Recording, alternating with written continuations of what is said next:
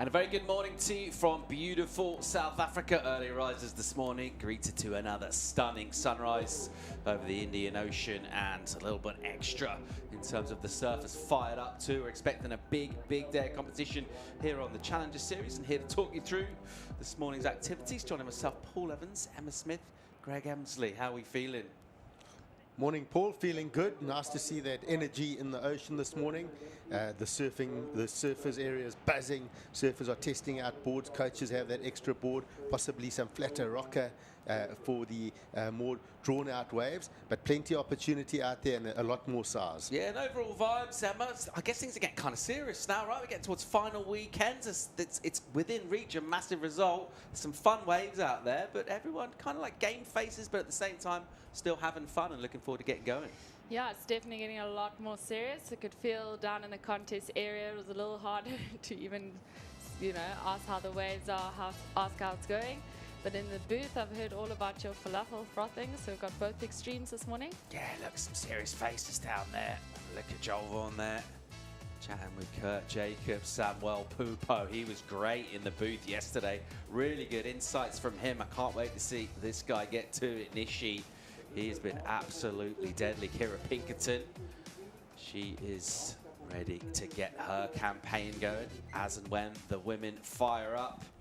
So there's glimpses of our competitors this morning, and we're looking at a beautiful overview here of Ballito with a little extra energy out in the water. Greg, we were expecting a little more juice in the water, and it's definitely delivered. Yeah, and we look at that overview. For me, there's, if you look at it, you've got the black rocks on the left-hand side of the screen, the black rocks on the right-hand side of the screen, and there's a little finger of rocks through the middle. For me, I'm seeing 4 opportunities of waves watching this morning. You've got a little bit just wide of the rocks at right-handers. Some of them are coming further out, then probably almost consistent through the middle part of the break. And then just inside of that middle part of the break, there's a double up right that's really running off the bank. You might have to do a little bit of duck diving, but a little point of difference for me, I'm seeing a left-hander coming a bit wider of the screen into that wind, that southwesterly wind, and I think that could give us some serious ram sections. A lot of options then is what we're guessing there. There's a lot going down. Of course, yesterday we ran a big day of competition, and well, we had some surprises with some big names going out the draw. We had some big performances as well. We'll run the highlights and have a look, remind ourselves exactly what went down. Things started off nice and clean and velvety in the morning, but the heats just came thick and fast, and we did see a bit of drama with some top-rated surfers struggling and some clutch performances going down as well. Yesterday was epic. I mean, some of those excellent rides we had, fantastic. Some of those air rotations were just next level, clean landing, and we saw some really solid hammers as well from our athletes, providing something for everybody. And that was some of those big backhand turns. You can see the surfers, of course, today will be resetting and checking out maybe some different equipment as well. Yeah, super clean in the morning, wasn't it? Saw a glass it was, and then just with a little bit of that sea breeze came through, we just clicked a gear and it turned into an air show. And with stuff like this, surfers quickly realizing there were big points available out there for going to the air, and we saw multiple launches and some really state-of-the-art surfing going down from our challengers. Oh, solid surfing, and it's some of those clutch performances we spoke about. Those last 5 minutes were always just there was a lot of chopping and changing in those positions, and just the nerves of steel from some of our athletes pulling off some major scores right at the end of the heats. No, to steal from the water cameraman there, Gouveia nearly landed on his head. but beautiful vision of it, and yeah, good job wearing a helmet out there from our water camera guy. Probably a smart move. Yeah, definitely. If you're the cameraman, high five the guy that's winning. Stay away from the guy in fourth. I think you could extend that to just generally around the contest as well. You say, hey, and then from side to face, look at the floor.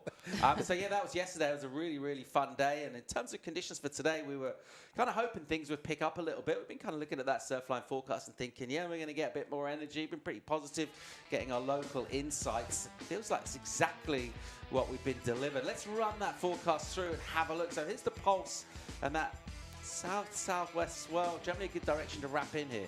Yeah, it seems to be wrapping in. I was a bit nervous yesterday evening. We saw Gouveia struggling to get in there, and through East London, heavy westerly winds holding that swell out. We've woken up this morning, and it seems to be picking up with that sunrise. So it's still not done. It feels like that energy is still coming in more south, and we should see it building through the day. So a little bit of winds picking up this afternoon. That's going to be a good win for Airs again, but with a bit more size out there. Maybe those ramps are going to be a bit tricky to find. Emma, just looking forward towards the next couple of days. Maybe the surf dialing down a touch. Still pretty clean though. Yeah, it's still clean, and I think tomorrow is still going to be really nice, which will be great for finals day, hopefully. Maybe not a full day. But yeah, like Greg said, I think the swell's still going to build a bit throughout the day. I think some of it is also just passing by. Yeah, we'll get to some of that southwest swell, but it's, I was sitting just before coming on air here and watching and definitely saw some of the bigger sets of the morning. And seems like that sunrise, as it does, has drawn that life out of the ocean and bringing that some of the more of those sets. In fact, one or two clearing further out than the surfers, a bit of duck diving. So a bit of decisions on what to do as an athlete, which boards to ride. Did speak to a couple of guys. They're looking at a flatter rocker for those bigger right-handers, draw a bit more out on the face, and then it does come onto that shore break quite quickly. So it comes from that deep water onto that shallow water. They're going to have to watch that bottom turn, not too long and deep on the bottom turn. They're going to have to get quickly up into that lip for that big, heavy dumping finish. Yeah, of course, the other significant change as well, just surfer on surfer heats this morning, so rather than having 4 of them in the water, just kind of going at it a little bit more strategy involved today, particularly to your point about the different options in the lineup in terms of positioning. Surfers are going to have to be very alive to how things change with the wind and with the tide throughout the day. Yep, new strategies, person-on-person heats. It's a reset. It's almost like you're going into a new contest now. You've got to have different strategies. Once you're person-on-person, you're only focusing on one other athlete. And then you've got your decisions under priority. You've got a couple of options to move around. That's the view from the studio. Let's get on the beach and check in with the Fruit Brew. Good morning, Mike. Morgan, it's on this morning. Your thoughts getting down here and seeing the swell fill in overnight? Yeah, I mean, it's pretty pumping compared to what it has been. So, yeah, always good to wake up to that. And, yeah, it's going to be an epic day. Should get better as the tide gets lower. So, yeah, it's going to be good. All the best in your heat. Back to you, Paul, in the studio. Thanks, Mike and Morgs. So there it is. Rugged up there with hoodies, those two. They look quite cute and cuddly, though, didn't they? They look comfortable. It's both cold of out them. there. So it's time to get this contest underway for the day. We'll get rolling with a couple of outstanding surfers who've been really impressive in the early rounds. Of course, as we mentioned, man-on-man heats this morning, having a look at Vaughan from Australia, taking on Keijiri Nishi of Japan. And Vaughan has looked so relaxed and comfy out here. He's definitely seems to be enjoying himself in between the action in the water as well. But right now it'll be game faces on, sleeves rolled up. There's vision of that swell from above, just wrapping in here on the rocks. Not really a true point break. It's almost like a false point as it bends in out the back, as Greg was mentioning. Multiple options along these various banks here, and a chance for surfers to attack some lefts, and that's exactly what's happening with Nishi. First wave of the morning from him, and a combo, and that incisive sharp blades is good enough for a couple of whips, and he'll get his campaign open this morning with that. Meanwhile, here goes Vaughan right behind him, and he'll load up off the bottom and just push one relatively gently off the top, and then that one with a bit more sting in it goes up vert in that white watery pocket. Just gets that tail released as well, pops up pretty close to Nishi. Might even see a little paddle battle here to get the morning's hostilities going. So a start on that left, as Greg was saying, maybe some good points with that left with a little wind going into it and some heavy sections going down. Both surfers opting for that left early on. We've got just small throwaway numbers for them, so that was a second wave each for Vaughan and for Nishi. But good to get this one going underway early on. We will see a different rhythm here, Emma. With just 2 surfers in the water, they can afford to basically be a lot more picky in terms of the waves they want to catch. Yeah, they can be a lot more picky, but, you know, as Greg was saying, I feel like having 4 options or 4 peaks to choose from does make it slightly tricky. We did expect to see more lefts today, which we have seen now, both of them with a smaller, earlier start. Finished it well, But yeah, when I was watching from the beach, there was also a very wide right. Here was Joel's left. Also a little bit grindy, but managed to ride it out of, I think some of the lefts that I saw this morning, some of those bigger ones from right further out, you know, they start off a little bit slow and like warpy, but then like Greg said, it hits that gnarly sandbank. So first heat of the morning, a bit of a brisk offshore go. It's a touch chilly, I would say, before the sun gets on it. Still pretty nice, really, overall, for considering it's midwinter here in South Africa. But just a touch of a chill. Good to get things going early on, and the heat gets scores. The judges will fire up their nimble fingers as well, tap in scores into their keyboards with similar kind of ways for these two. So let's see where these go. I think we could be in for that classic scale setting mid-range sort of fare. We didn't see anything necessarily to get crazily excited about, but it's decent sharp surfing. Possibly Nishi with his last turn. That was a little bit exciting. Let's see where this goes in terms of numbers for this pair, and sets ourselves up for essentially the day. And we're looking at a big day here, Emma. We've got quite a lot of surfing to get through. We've still got a few days running in the waiting period, but it'll be an important day at the moment. Speaking of important people with important jobs, water safety, they're crucial in our event here. Mike Frew is standing by for a chat with one member of that invaluable team. Water Patrol's Dylan Smith. Dylan will be operating the jet ski this morning. Dylan, you're a local from the Ballito area. Give us your thoughts on the conditions and what to expect, especially as we hit the low tide this morning. Yeah, the ocean's picked up a little bit, not that big, but as soon as the tide drains, the wash is going to start getting, so we're going to do a jet ski assist from the corner. We're not going to be in the lineup. We'll take the guys round the back. It just helps the whole contest run a bit smoother before they're having to paddle out, you know? Well, thanks for everything you guys have done to keep the surfers safe at the event, and looks like a busy day ahead for you guys. It will be. Let's see how it goes. Magic, Mike. Back to you, Paul. Yeah, thanks, Mike. So, Emma, generally, what we're getting on this coast, the east coast of South Africa, essentially looking at the currents come in to sweep with the swell, so from right to left, and that's true generally. And what we're expecting today is that to get quite powerful, and so surfers that end up down on the rocks at the end, the skis there to pick them up and get back in the lineup. Yeah, which is a huge help today. Like you said, I think with also maybe the swell building throughout the day, we're going to see that more and more. But yeah, the surfers also do need to decide if it's worth it, because there is a really good wide right, but the jet skis are only picking up from that third rock that we usually see in shot.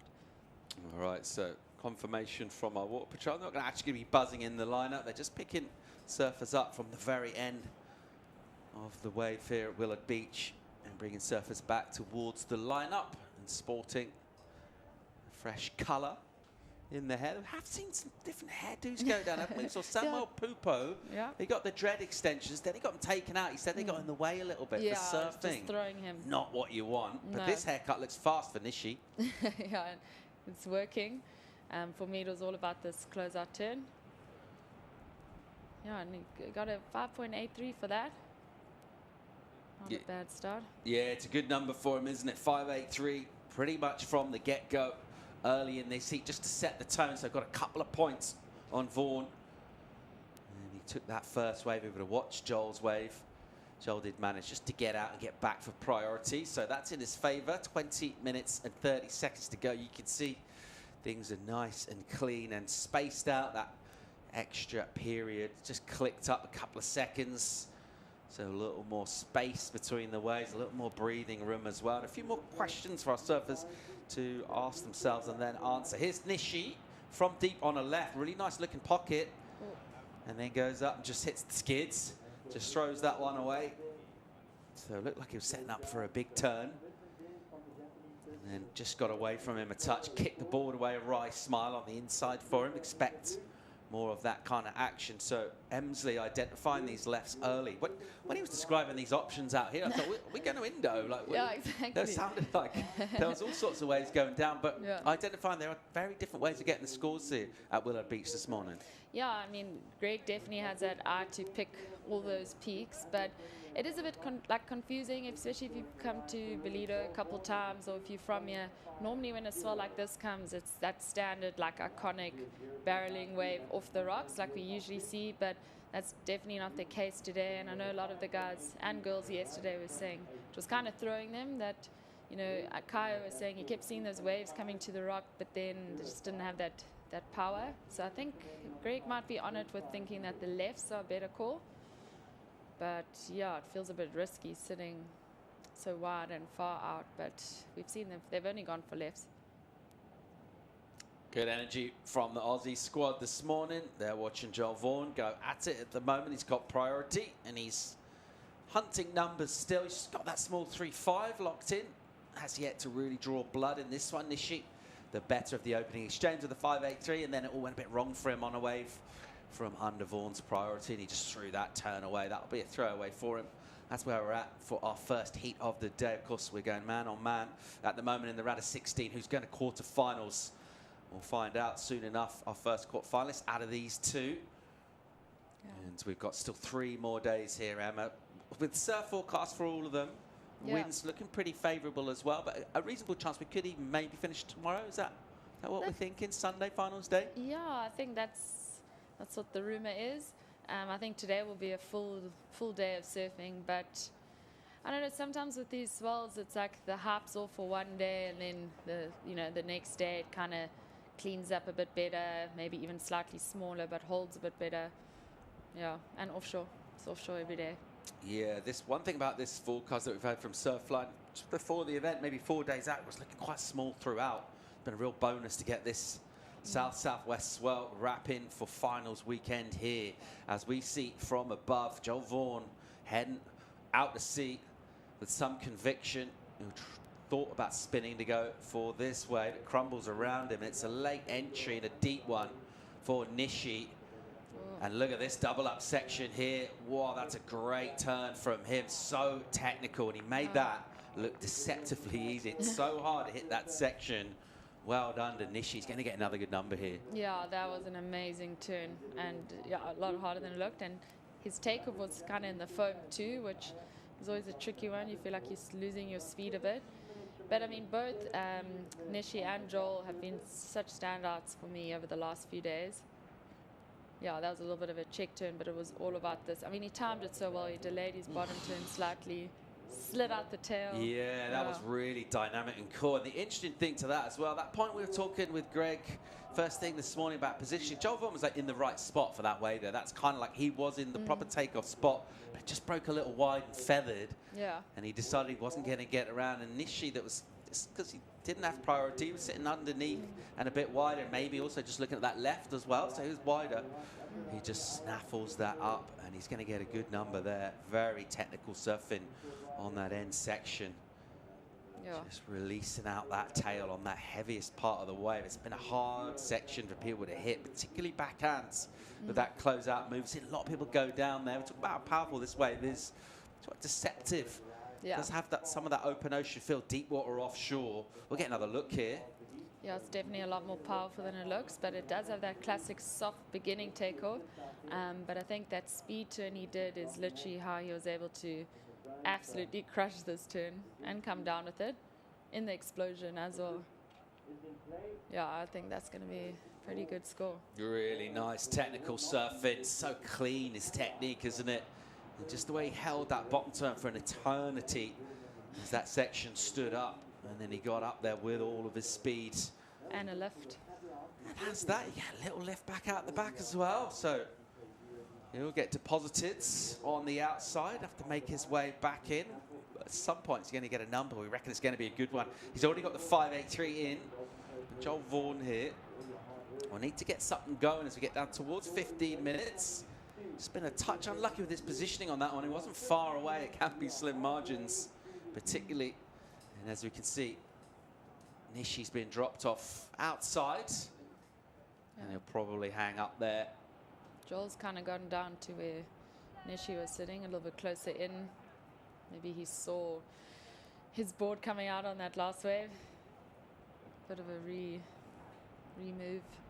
Yeah, something of a mellower day for the judges who've really just been fast and furious with numbers, because we've had 4 surfers out in the water, multiple waves being ridden. They've sort of permanently owed us scores, and I guess it'd be a little bit of a relief from even their point of view right now. They can look out to the ocean, realise, okay, there's no sets coming through we're going to give this a Yeah. score. They can afford to take their time to a certain extent with it as well, which just makes things a little bit more structured from their point of view. But you've got a feeling this is going to be a very healthy number for Nishi when this comes through. It's going to set him up in a great place in the heat. Beautiful scenes on a delightful Saturday morning in Africa. It's the Challenger Series stop 3 of 6. Ballito Pro presented by O'Neill. More live action from the first heat of the day, round of 16, right after the break.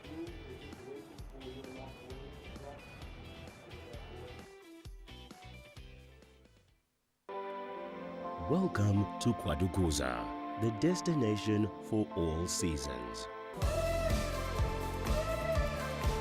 Nestled on the breathtaking north coast of the Zulu Kingdom, this vibrant town offers something for everyone. Kwadukuza boasts several beaches that have been awarded the prestigious Blue Flag, guaranteeing cleanliness and safety for all visitors. Our inland region offers a world of adventure. Get your adrenaline pumping with thrilling activities like ziplining, hiking and off-road biking surrounded by the natural beauty of Kwadukuza's landscapes.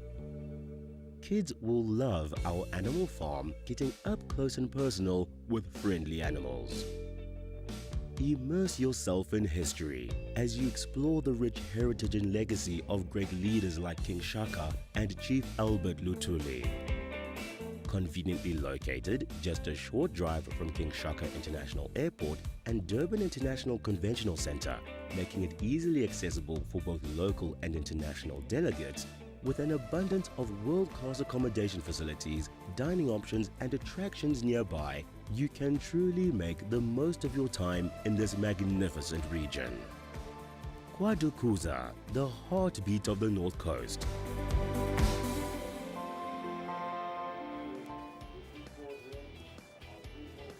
Welcome back to Ballito. Scoreboard news for Nishi. Piling on the pressure on Joel Vaughan. 8-point ride goes excellent with one huge backhand maneuver on that closeout section. Ultra technical, concise, crisp surfing from him. And a great, great number. We've had a feeling, Emma, this was going to be a good score. He's gone excellent. Yeah, and well deserved. We've said it a few times, but that end section is a lot trickier than it looks. And like you said, I mean, just him delaying that bottom turn slightly, he was able to hit it not only so well, but also, you know, nail that explosive come down. But yeah, great start. Yeah, so doing well. The Japanese surfer, and this so far, turn our attentions to Joel Vaughan. He's got priority. He's not got a lot going. He's in a combo at the moment. Needs a couple of numbers. Let's think about, well, let's call it 14 points. So a couple of sevens he's got to try and find. He's got 11 minutes to do so. And he's been, it was a touch unlucky just where that wave came through. It was maybe 5-10 meters out of position. It's almost like he was in the right position. The wave was slightly out of position. Just broke a little wider, didn't it? Yeah. Couldn't quite get there. In the opening exchange as well, he came off just a slightly softer wave of those two lefts that came through. So he needs to find some new energy here. Yeah, and it's hard, as you say, he was sitting in what has been the right spot, you know, the whole morning, even the last few days. And, you know, you could see he was scratching to get out there. And then there's nothing worse, you know, getting it on the head, duck diving, and then kind of just getting wind through the commentary that your competitor got that wave. Yeah, so that was a little bit just unlucky, I guess. So that's the size of the task facing Joel Vaughan at the moment. What's going in his favour is he has been one of the outstanding surfers in the early rounds as well. Capable of just generating those good and excellent numbers, really. He does have some real performance, and he's going to need to bring that. We'll get down towards 10 minutes. He's going to need a couple of waves here. There's been a little bit of a lull, actually, since from what we watched just before the horn went and the amount of waves coming through. And then we've basically had 2 sets so far in this one. It looks like here comes the third one right now. Let's see if Vaughan will get going. And he'll have a quick look left and then just try and get around this section that drops. And he goes into the lip and just, from the moment he paddled into that, there's just a little bit second guessing. First of all, he looked left. You could see a section tumbling in front of him. The wave was a bit stretched out and he arrived late, tried to kick the tail out with that layback and went down. And it'll be continued frustrations for the Australian. Yeah, that's hard. Yeah, when he took off, you could see it was a little bit second guessing that, and some of those waves. It's so hard when you're surfing a day like today, when you know there's big bombs, you know there's waves that are holding on that bank, but there's a lot of those like warpy, wobbly ones in between, and this heat's actually ticking down pretty quickly, so I think he's needing to get busy, and you can see by that what he went for at the end there, he knew he needed to just go big. Yeah, you can absolutely understand why he was trying to put in a big, powerful turn, but the section was a little sort of soft and also racy at the same time somehow. Just thinking about all those options that Greg explained to us first thing this morning. I think it's spot on, really, in terms of the variety of options available here. Of course, you don't want to have too many thoughts in your head at the same time. You want to try and kind of focus in, and that's much easier to do when the waves take that shape, but different things going on. You can just kind of second guess yourself a bit. Joel Vaughan here with second priority and needing a couple of numbers. He's comboed right now by Kajiro Nishi, who has been brilliant throughout this event so far. And he's had a little bit of luck in this heat, and that'll get you so far, but also when the waves come through and the opportunities do have to deliver. And really that incisive moment so far has been that 8-point ride for the backhand turn from him on that big closeout section. He's looking really good with the 8 on the clock. Let's have a look at Groggia. He's getting fired up. He mentioned, he said, I think it was to you, he was saying he was feeling a little bit poorly earlier on in the event, but he looks back in rude health right now. Yeah, I mean, he says he's still only feeling about 70%, but he's a lot better than he was. He was pretty man down. I think 2 days before the event, he just slept from morning till evening. But he says the South African meds are working, and he's still feeling good. He's got a tough heat taking on Morgan Cibilic, who we had the call with first thing with Mike Fruit, and Morg's got himself out of jail, really, didn't he? Yesterday, he was needing a number, and he absolutely blazed the score, got it by several points, and with a nice canter down the beach there, just skipping jauntily down the sand. Morgan Cibilic will look to go out and find some of these rights, potentially, to drop some of those hammers on the forehand, use the power. He's got great calves on him, or potentially have a look at the lefts as well. We saw the score come in, that first one. Nishi, the 5.83 on that left-hander right now. It's not very wavy out there, and it's not great news for Joel Vaughan. Yeah, and I don't know, I find this is one of the hardest situations to be in, like man-on-man heat, 4 different peaks, and jet ski assistants, and needing a pretty big score, and a fierce competitor who's going to follow you to one of those 4 peaks. Here goes Joel. Finds a left, and that one's way stretched out. He had a quick look just to make sure Nishi wasn't going, and that one just ran away from him. So it's been a little bit like that for him. He's not found much favour. Ballito's not offering him much this morning at all. It does seem like one of those days where you really have to be pretty selective as well. You can't afford to be selective, though, when you're chasing numbers, when you're comboed. Not a lot of time on the clock. And you can understand why he's trying to force the issue here. Every time you do that, don't add points, a little bit more time will tick away. You can imagine he might be feeling just a little bit like the universe is treating him harshly this morning. On the flip side of that, Nishi's loving the way his morning's going. I tell you what, his coffee's going to taste delicious if things continue like this. All right, here goes Joel Vaughan, and again, that one is just too stretched out, and it will close out around him. Nishi knew that was happening, that's why he wasn't interested in that. He'll just keep an eye on things. She can't believe how well this is going. Oh, yeah, it's hard. But, I mean, Joel's been surfing so well. And you can see he's got all the surfing there, and he knows what he wants to do. Just hasn't had opportunity to get it going. All right, here he goes. Let's see what he can do here. Joel Vaughan will load up. What's he got for us here? Section in front of him. And tries to go for that backhand rotation above the lip. Is she not tempted at all? Just watched him do that. That will be, again, not a number that Joel's after. Best thing maybe do is just try and pop out in a different spot here. If he can just get somewhere else in the lineup, try and find something. He's still got 5 minutes to find himself what will need to be essentially 2 7s. It's the kind of thing he's looking for. An 8 and a 6, something to give him around 14 points to attack the Japanese surfer Nishi, who hasn't done much in this heat, really. Rode small throwaway. Then he got a left for a good mid-ranger. And he found a bomb of a right and hammered it on the closeout section to get into the excellent range From above, it all looks dreamy and serene and blue and nice. I imagine it's quite stressful if you're in the lineup, particularly if you're Joel. Yeah, it is. Especially because you know, I mean, you paddled out for this heat knowing that there's waves, you knowing that there's good waves. There's a level of you that's just excited to surf, you know, good waves and show what you can do. But it's really hard when you're just not in rhythm. And I don't know if they all got that on their head or if the wave was ridden. Japanese squad didn't look overly enthused, did they? They're just dialing back the energy. I think they're saying, that's so far so good. Yeah, we're happy, but it's not over. Yeah. Yeah, there's not massive. I mean, compared to the Brazilian squads, you struggle to hear the beach commentary with how loud they scream. Yeah, it's still early morning as well, isn't it? I think we can expect our surface area to really fire up as well throughout the day. Right now, we are watching our opening encounter of Saturday as we get towards the pointy end of the Ballito Pro presented by O'Neill. 3.5 on the clock here. Nishi with a big lead combo. The Australian Joel Vaughan at the moment, as you mentioned, Emma. Joel's been surfing so well throughout this event. And somehow this morning just feels like the ocean doesn't really want him.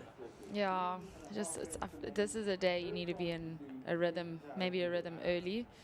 But I don't know, I think I guess it's hard when you have someone chasing you because, you know, there's that other peak that's just further wide that he could get some. This was that first wave.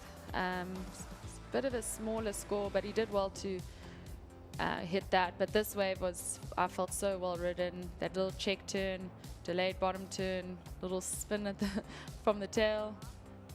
And yeah, we haven't seen much else. Yeah, he's been absolutely dominant, hasn't he? 2 best waves, he's been on both of them. And his surfing's been sharp, and crucially, I've seen a lot of surfers go down on that end section, and he never really looked like doing that, even though the technical turn just looks so in control. The drift, the slides, very nicely done indeed. Judges loved it. Excellent number was awarded to him. And since then, not a lot's happened, actually. Just Joel Vaughan's been scratching around, trying to find something. He's got nothing out of this lineup here in Ballito. And with 2 minutes, 20 seconds to go, he's in all sorts right now. He's still comboed. That's the shape of things. These two have moved right down the beach, though. We saw from the drone there, from that takeoff section on the right hand above the rocks to the south end, so to the right, as we look out to sea. That's where Nishi got that bomb right-hander. These two have gone quite a bit down the beach to the north. Yeah, I mean, I think Joel's just trying to get any wave and just get someone off his back.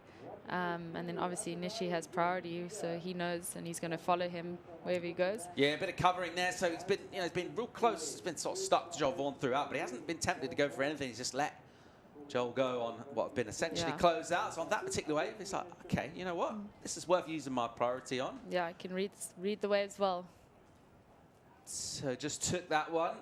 There won't be a lot in terms of points for him. Certainly won't go into his top 2. But now priority will be back with Joel Vaughan, which is good news, sort of. He's got under 90 seconds, though, and he's going to really struggle to find the numbers that he needs right now. He's still in that combo. If he can just get one nice wave, I think he'll possibly feel slightly better about it this morning, but he's been a bit unlucky. And sometimes it's like that. You just, doesn't really matter what your form is. Sometimes if the ocean's not super cooperative, it doesn't feel like there's a whole lot you can do. Yeah, and sometimes your competitors just having a day where they are not only in rhythm with the ocean, but surfing well and surfing smart. You can't control the ocean or your competitor, so it's a really hard one. But I think for him mentally, Joel will want to just try end this heat well, because like we've said, he's surfing so well, and he's been surfing so well this whole event. Well, it will be Kejiro Nishi is going to advance to the quarterfinals, because with 30 seconds on the clock, Joel Vaughan's campaign looks like it's going to come to an end here. So a disappointment for the Aussie squad, particularly thinking about him being one of those surfers potentially to go very, very deep in this event. But we'll count down here, and it will be a very stoked out Japanese squad who've watched one of their sort of rising stars, someone we don't know as much about, some of the more established names from Japan, Kejiro Nishi, and set himself up with a big result here in Ballito. He's already into the quarterfinals. He hasn't had to expend a lot of energy to get there either. And you have to say unlucky to Joel Vaughan, who's shone brightly early on, but just ultimately couldn't find any favour from the ocean here this morning. Sometimes that's just the way the sausage rolls. Kejiro Nishi will be through to quarterfinals. Joel Vaughan will bow out of competition. We'll look forward to seeing him The US Open at Huntington Beach in August, and that'll wrap up our first round of 16 heat of the day. We've got our first quarter finalist locked in, and we are looking at a big day of competition. Next heat will feature Edgard Groggia taking on Morgan Cibilic. Another great-looking clash. More live action from the Ballito Pro presented by O'Neill right after the break.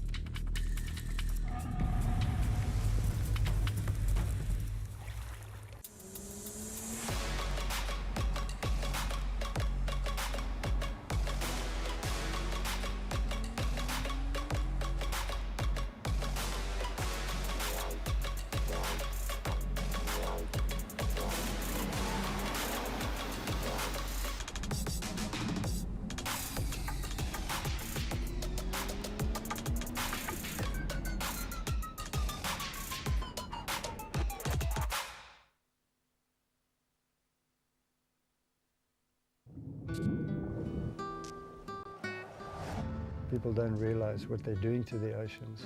We got to hand it down to the next generation. It's going to be such a pity for people not to be able to experience what we've experienced.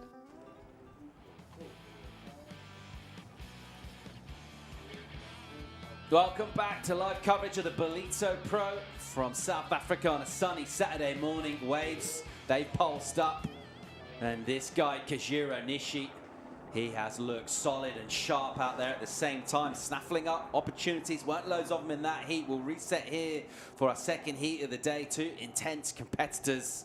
Edgard Groggia of Brazil, who's been struggling a little bit with some illness early on. He looks recovered. He looks in rude health. He's taken on Morgan Cibilic, who ripped his way with a bit of a buzzer beater from a tough heat yesterday.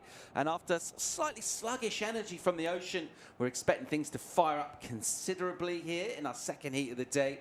Joining myself, Paul Evans, Greg Emsley. And mate, your analysis, I've got to say, before we started here, of the different options going down the beach, pretty much spot on in terms of where the scores came. They went the left early on that ran across and then flipped over to the main right peak, which offered up an excellent number for Nishi. Paul, it is tricky out there, and we do see a left-hander here. All right, live action. Here goes Groggia on the tools early on. Sets up his first turn, does a little bit of footwork off the bottom to set himself up to do that. Some nice hang time, and he goes down. So surfed himself all the way through to the inside section. It couldn't quite hang on to that, and he'd be disappointed there. Yes, and yeah, he wanted to get that finish. It's they would have taken notes from that first heat. A little bit of like a bit of morning sickness. You see how close together those two waves on screen are, and this is a point I'm wanting to make. There's a new swell almost overtaking an old swell, so a bit of a muddled lineup, and this is during the break. Morgan Cibilic is getting some nice drive out of this board and whips it up off for the finish. I did take note that he was checking out his equipment this morning. He's got a sharp eye, and this one's actually got a sort of a thumb to sort of pintail, just for the slightly more bigger surf. I think he opted for this board. There's a sharp eye. He did look at the sort of squash tail and opted for the pintail. So I think he's looking for a bit more drive. It looked good on that wave. Could see it was holding in nicely with a bit more water moving around. Yeah, interesting to see their position. They've identified this left, haven't they? It does feel like the more consistent wave. Every now and again, to your point, that newer swell, there are bombs on the right out the back by the rocks, but there are fewer of them. And if you're kind of pinning your fortunes on that, you could be sitting there waiting a long time. So these two, they've gone down the beach to the north, and they've been looking at this left. And it's an identical number, actually, to the opening score from Nishi in the last heat of 5.83. Groggia, second wave for him. What's he got for us? Slopier section, he just chops one off the top. And then a small inside, it gets nice and steep, and he'll tag that one, and that'll feel a lot better to get a finish. You got to be thinking, probably not going to be as high as the number for Cibilic, so it looks like the better of the opening hostilities will go to the Australian. And it's all about deciphering this lineup, figuring out opportunities, doing that in live action. Good looking wave here for Morgs as he belts that and goes back up to a really heavy section. And some bravery to take that on, but it looked like, just in terms of the momentum, he's always going to come off second best there. Oh, just going for it. But that first turn had points in it. That slightly, maybe it might even be a step-up board, giving him some nice drive and coverage through that first maneuver. Lots of spray. So again, judges will look at that single maneuver and see what points he gets out of it. But Morgan's looking strong. Edgard, a nice start there.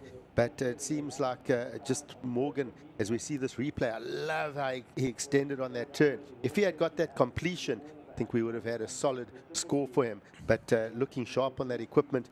And we think back to 2021 and Narrabeen, those sort of lefts, how he was surfing. He loves that backhand attack, those heavy hitting turns.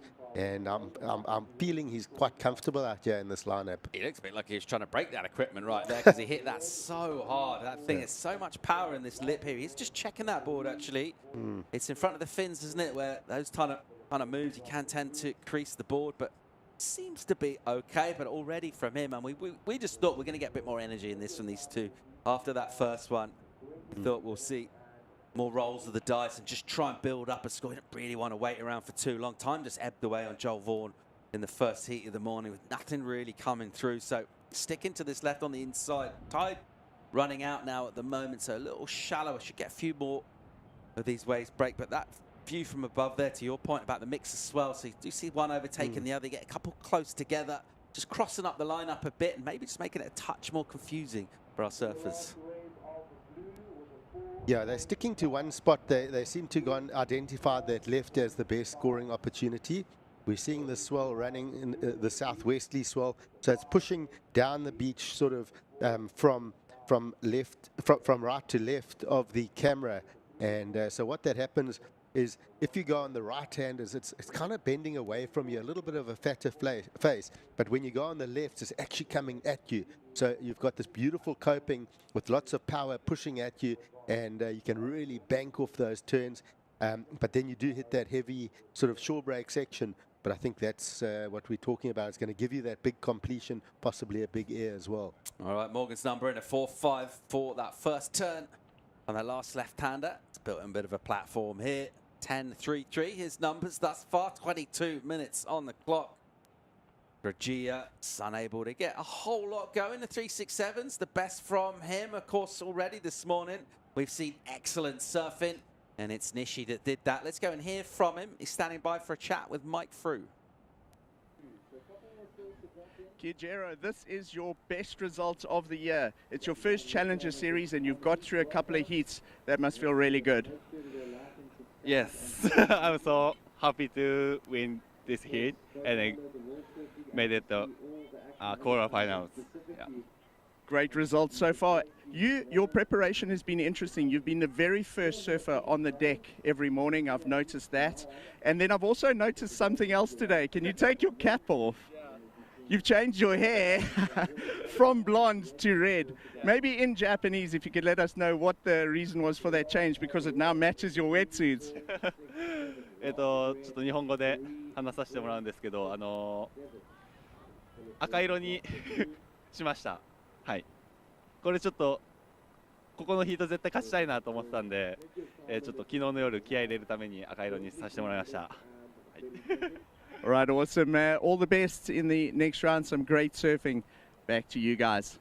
Thank you. Yeah, thanks, Mike. What a character. He's absolutely loving it. It's through to quarterfinals here. A brilliant result on the Challenger Series. I tell you what, he's got there on merit. He's ripped this place apart. He's looked really good and comfortable in his heats. Obviously, he's happy now that he's made it through, but he looks pretty calm throughout the way he's competed. He's never looked rushed or particularly bothered or flustered. And we've had some tricky lineups, some confusing top. Where am I going to these rights? Less, where am I going to position? He's got a lot of experience here. He's looked like, I'm not going to say he's made it look easy, but he's just made it look calm, comfortable. He's adjusted well with the conditions and made it happen. All right, here goes Cibilic. What's he got? Here's that right hand with a soft opening, and then that wave will run away. But just because he put that first turn, put himself all the way back in the pocket, unable to go down the line and attack the lip. That'll leave Groggia now with next move out in the lineup with priority. Under 20 minutes to go in this. Cibilic hoping to get one of those right-handers that ran down past the rocks in the middle, all the way towards the end of the beach, just by virtue of the fact he extended that turn back all the way to the white water. We'll fly by over the beach here. The crowd filling in, getting their coffees. And as that sun pokes through for midwinter, is pretty balmy on this part of the South African coast. Lovely beach days that we've seen throughout competition here.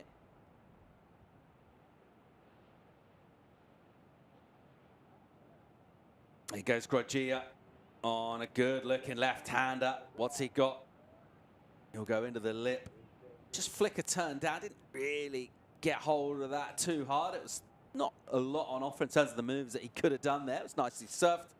It's not going to be massive in terms of reward from the panel, but it does crucially get a completion as well as certainly improve on his position.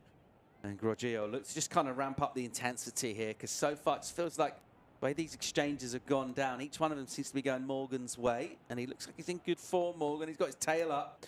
He looks interested, doesn't he? He's kind of looking around. He's looking for opportunities. And when he's like this, he can be really dangerous. To mind ourselves, of course, Cibilic surfed really well at Bells Beach earlier in the year as well. And in the championship tour, we talked about that season he had back in 2021. Of course, it really burst on the scene, Greg. Not a lot of people knew loads about him. And then we wondered for a while when he was going to get back there. But this year, all the way for quarters finish at Bells, are solid. Solid, such a polished surfer, and he should be on tour, let's be honest. His surfing is that good. And this year, I'm seeing a point of difference. He's so focused. You just mentioned it, and I saw him in the competitors area warming up, sticking to his own business. And you can just see on the CT level, waves like Bells Beach, his surfing just matches it. Of course, top 5 finish in 21 with surfing like this, clean, solid rail maneuvers. And yeah, he just fits the part, and I think he's going to get back there. I can see he's got that body language. He's super pumped. He's not here just for show. He's here to do some business. Yeah, he's on the inside right now. He's just ridden a wave. Actually, just statistically, he's something of an anomaly in terms of surfers that have fallen off tour. He hasn't managed to get back yet, and that's actually pretty rare. Most surfers that have fallen off the cut have either got back immediately the next year or the season after. Meanwhile, here he goes on the left. That was huge. Yeah, that's a good replay. The replay is pretty good of that last turn, and he just seems to be getting a little bit more out of his surfboard on these lefts this morning. There is more power in the waves, and we're not saying it's huge surf, but there's strong surf, where in comparison Edgard's on the same equipment from yesterday. It was really good for him yesterday in those softer waves, getting over those sections, flicking into those big airs. But today Edgard just seems like he doesn't have enough board, or he's not getting enough push out of that equipment. And he's a strong lad, is Edgard. And I almost feel like he could have slightly more surfboard to push around on these lefts, get some more extension out of the turns. And for me, we're seeing that from Morgan. He's getting nice extension out of the turns, and he can push hard on those closeout sections and release that tail. Yeah, he pushed hard there. Didn't he? Got a 5 from our panel for that. So his lead extended now, just nudging up that requirement as well for Groggia. It's got priority. Hasn't got a lot going in this.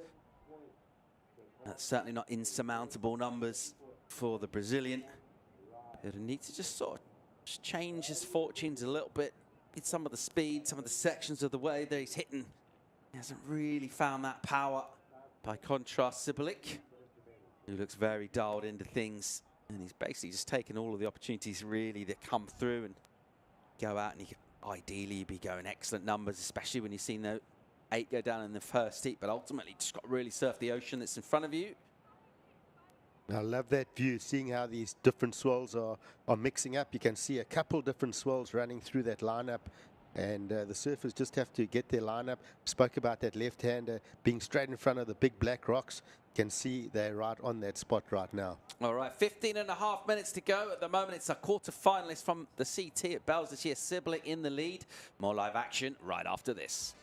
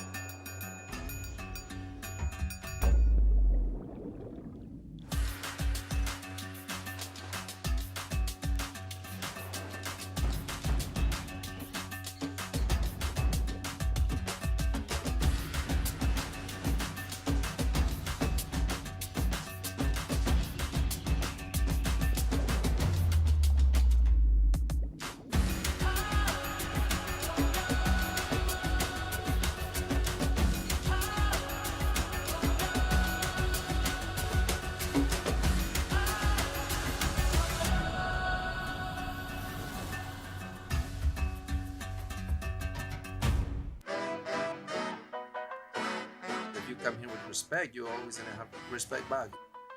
Also, the wave itself can put you in your place.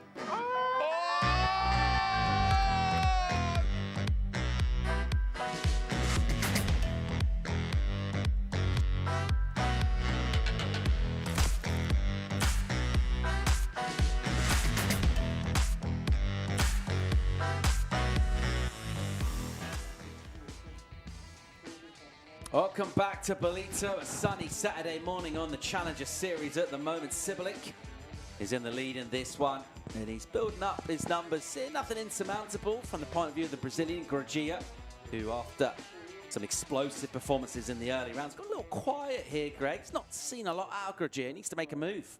Yeah, he needs to get busy. He's got his support crew down there. The Brazilians came down smiling this morning, looking pumped, and they don't have any coaching staff or anything with them this year. They're actually watching their spend quite carefully. You know, they're saying if you in the championship tour, you take your coach, etc. As we do see live action. Cibilic trying to come from behind on a right. Look at this section in front of him. He's looking at something down the line. He's eyeing up to hit this closeout. And that's something of a signature turn from him as he releases that tail on the closeout. But we've been mentioning how hard it is to do here with those sort of two big sections converging in there in that gully. And he gets bucked off. So that'll be an incompletion for him. That would have been a decent number because that's a technical turn to do. I think so, but I also think he wanted to test a couple of these right-handers out. He's got 2 scores on a left, and I think he just wanted to test the panel, see what he could get out of these rights. And he's had 2 right-handers. I think he's probably going to reset and go, okay, well, I'm going to stick to the lefts. It's working better. These right-handers are a bit trickier, and I would imagine he's going to look to just better his scoreline going left. And just getting back to the Brazilians, so they do say at championship tour level, they do have coaches, but let's just watch this one during the break. Edgard finding a right, so nice looking wall for him, and whoops up over that first section, massive first click. So he's actually looking better on the rights than what he was on the left. Can he get the finish?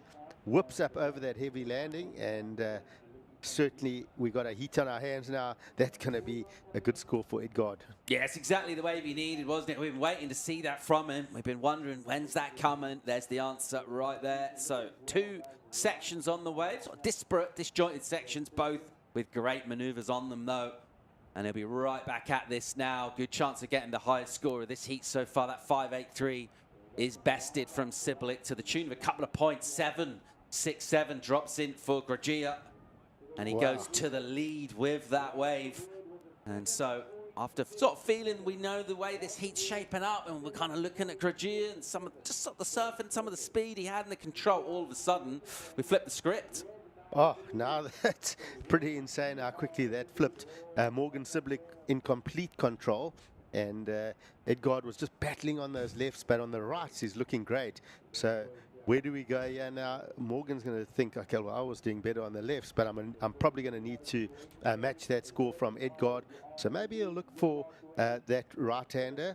The bonus of surfing those rights is you know, you do get swept down the beach a little bit towards the sunrise break. Along the inside there is that wash, but you can hop on the ski and get put right back in the lineup where the left hand is a bit of a shorter paddle back. And let's hopefully we get this replay here in slow-mo. So big section, and this would have looked great from the judge's view, and pushed really hard, holding back nothing on that opening maneuver.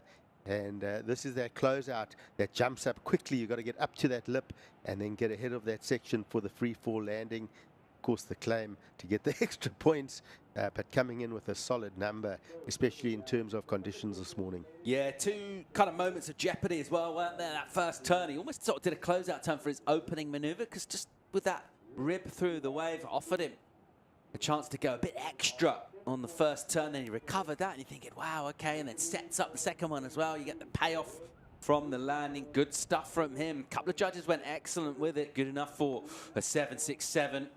And to really take the fight now back to Morgan Cibilic. How's he going to reply? Cibilic, as we mentioned, with that experience from the championship tour and at this level, has been outstanding throughout the seasons. But now he's been asked a question. He does need a number. It's not a big one, though. 5.68 is the requirement. We're looking at our #1 rated surfer, Samuel Pupo. Really cool to have him in the studio yesterday, giving us some insights. He was a bit gutted to see his brother go down, but he looks fresh and sprightly and in fine fettle. Meanwhile, Cibilic here, soft opening section, a little bit trundly, and that wasn't exactly what he wanted to do with the priority there. So he'll have to think on here. He does not need a big number, just a little flat splash of frustration from him. The requirement is still very, very gettable there. He only needs a 5 here, Greg. Yep, it's, yeah, if he can look for another solid backup, he'll keep that pressure on Edgard. That wave of Edgard's was special. It had those sections. You saw Morgan's wave just tapering out, going a little bit soft and fat on the wall. And a replay of Edgard on a left. So looking good on that first turn. Oh, and then spins a tail. Yeah. So just come completely alive. He really has. Everything I said at the start of the heat, I'm going to take back. Your requirement's going to go up right now because he was on a 3.83, and that's toast. That's gone. He will improve that for sure when that number comes in. But it's amazing how you can start a heat and not feel great, and even your board does, and then you just have a bit of something, and suddenly your feet have maybe shifted slightly on the board with the bigger surf. And the last 2 waves, he's been complete contrast to his opening couple of waves. And Edgar's going to be on 2 solid scores here. Yeah, let's see where this goes with the panel. It's going to make it tricky for Morgan Cibilic. Number comes in 6.23, so he's going pretty well now in this after a sluggish start to it, and that requirement for Cibilic now. He needs an excellent number. He's looking for 8.07 to advance. He's got priority. That's the good news for Morgs. But what a place, what a way to reply Groggia. And that is impressive surfing from being in a little bit of a hole and maybe the energy kind of not going with him. You feel like it was ebbing away a bit the way things have gone in the earlier rounds, and he can respond in a couple of ways to that. Brilliant surfing from him. And now all of that pressure back on Morgan Cibilic.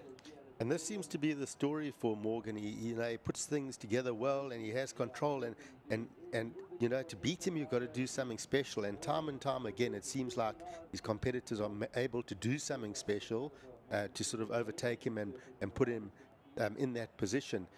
The only reply that I have for Morgan is to do something special himself. He's going to need to go excellent. Both of these two already jumping up considerably by being in the round of 16. Of course, they can get into quarters. They'll seriously thrust themselves up the ratings on the Challenger Series.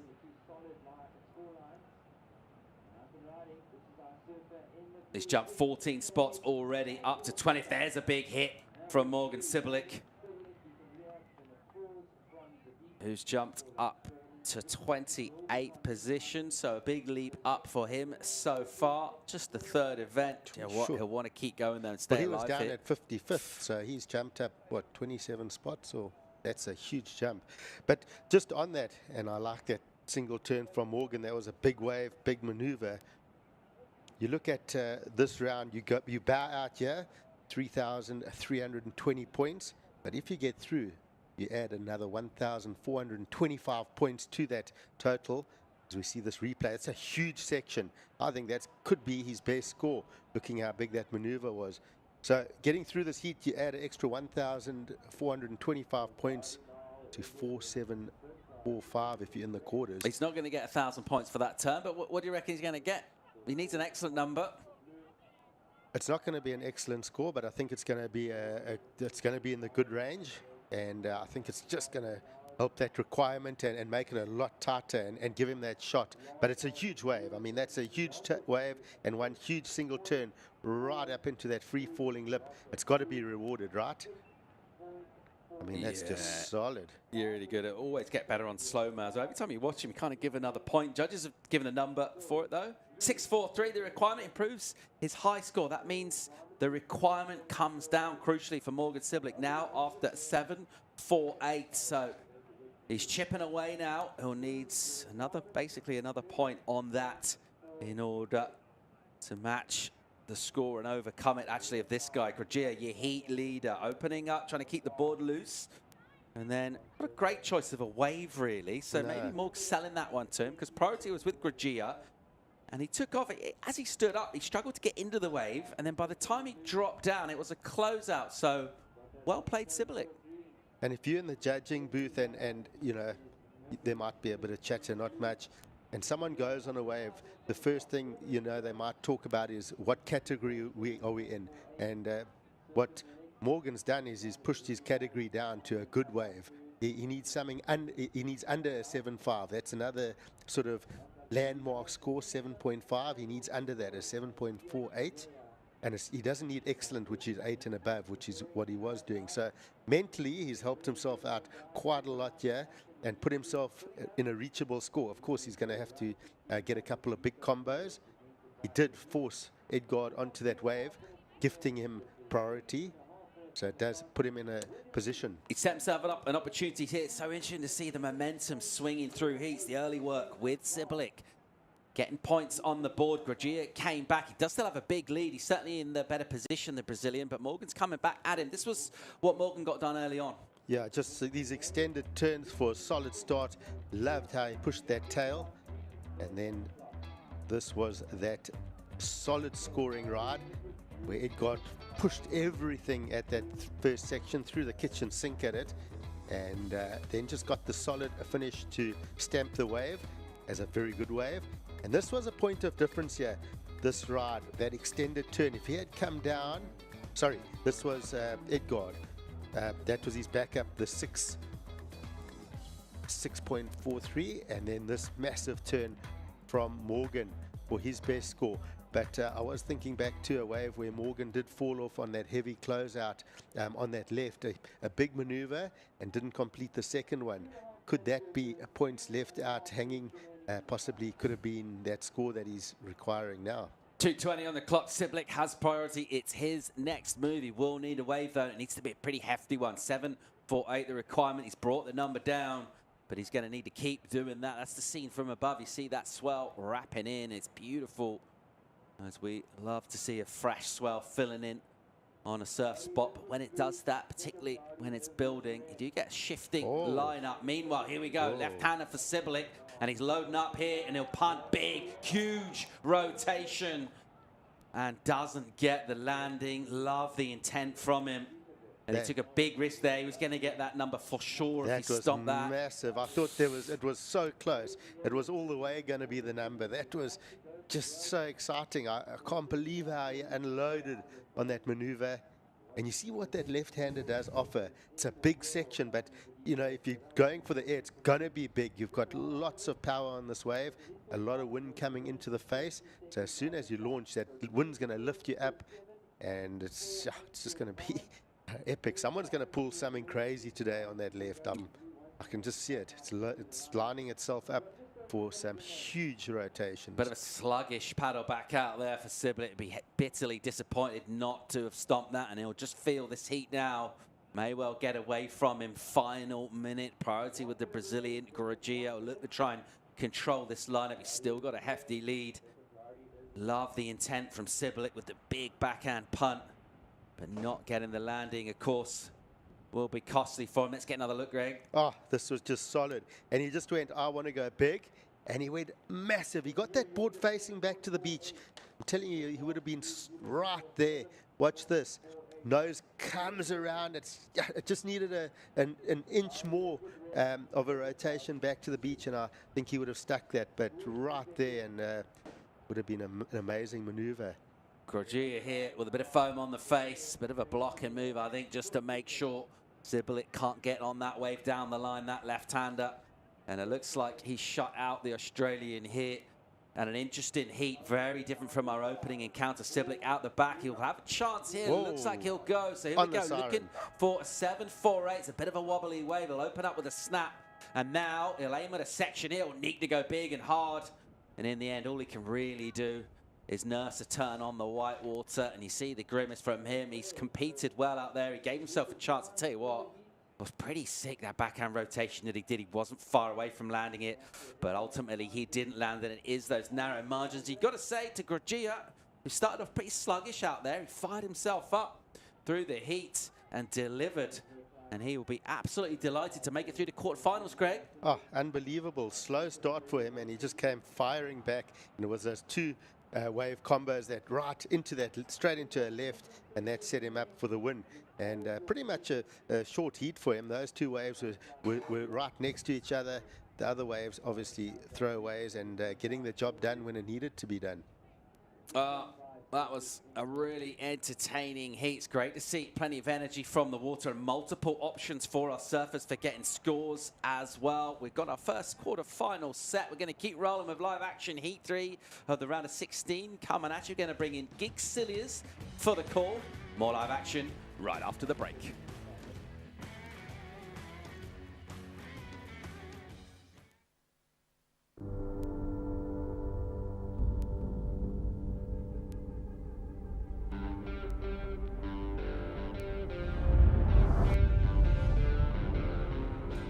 The Hydro board short is something that I've used for quite some time now. One of the main key factors still is the no tie fly.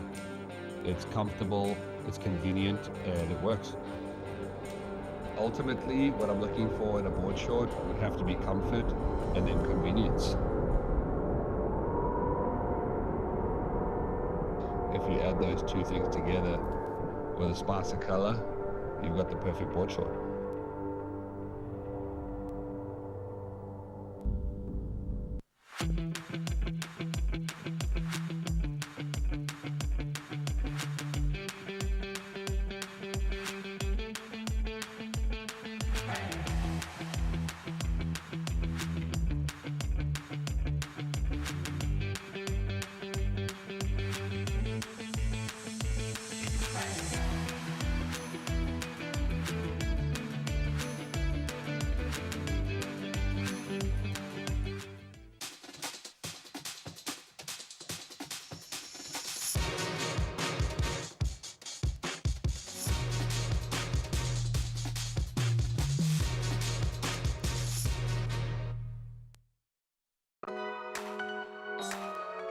The Ballito Pro presented by O'Neill is brought to you by Quaducuza Municipality, by O'Neill, by Monster, by SMG Yamaha, and by Corona. This is living. The Ballito Pro. This is the battlefield.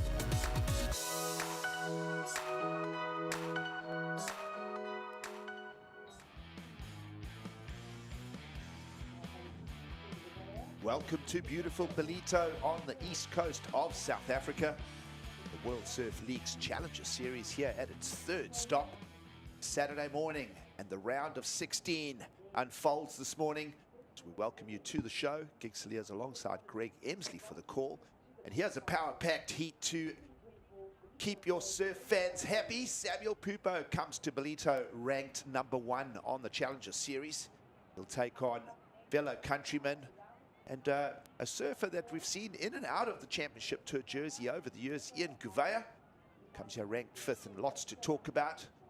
It's a beautiful overview of Ballito here, and of course great to have the drone in action as well, Mr. Greg Emsley. Absolutely, we're getting such good perspectives of the break from that drone this morning, Giggs. And as you mentioned, Samuel Pupo up against Ian Gouveia. Friendly fire.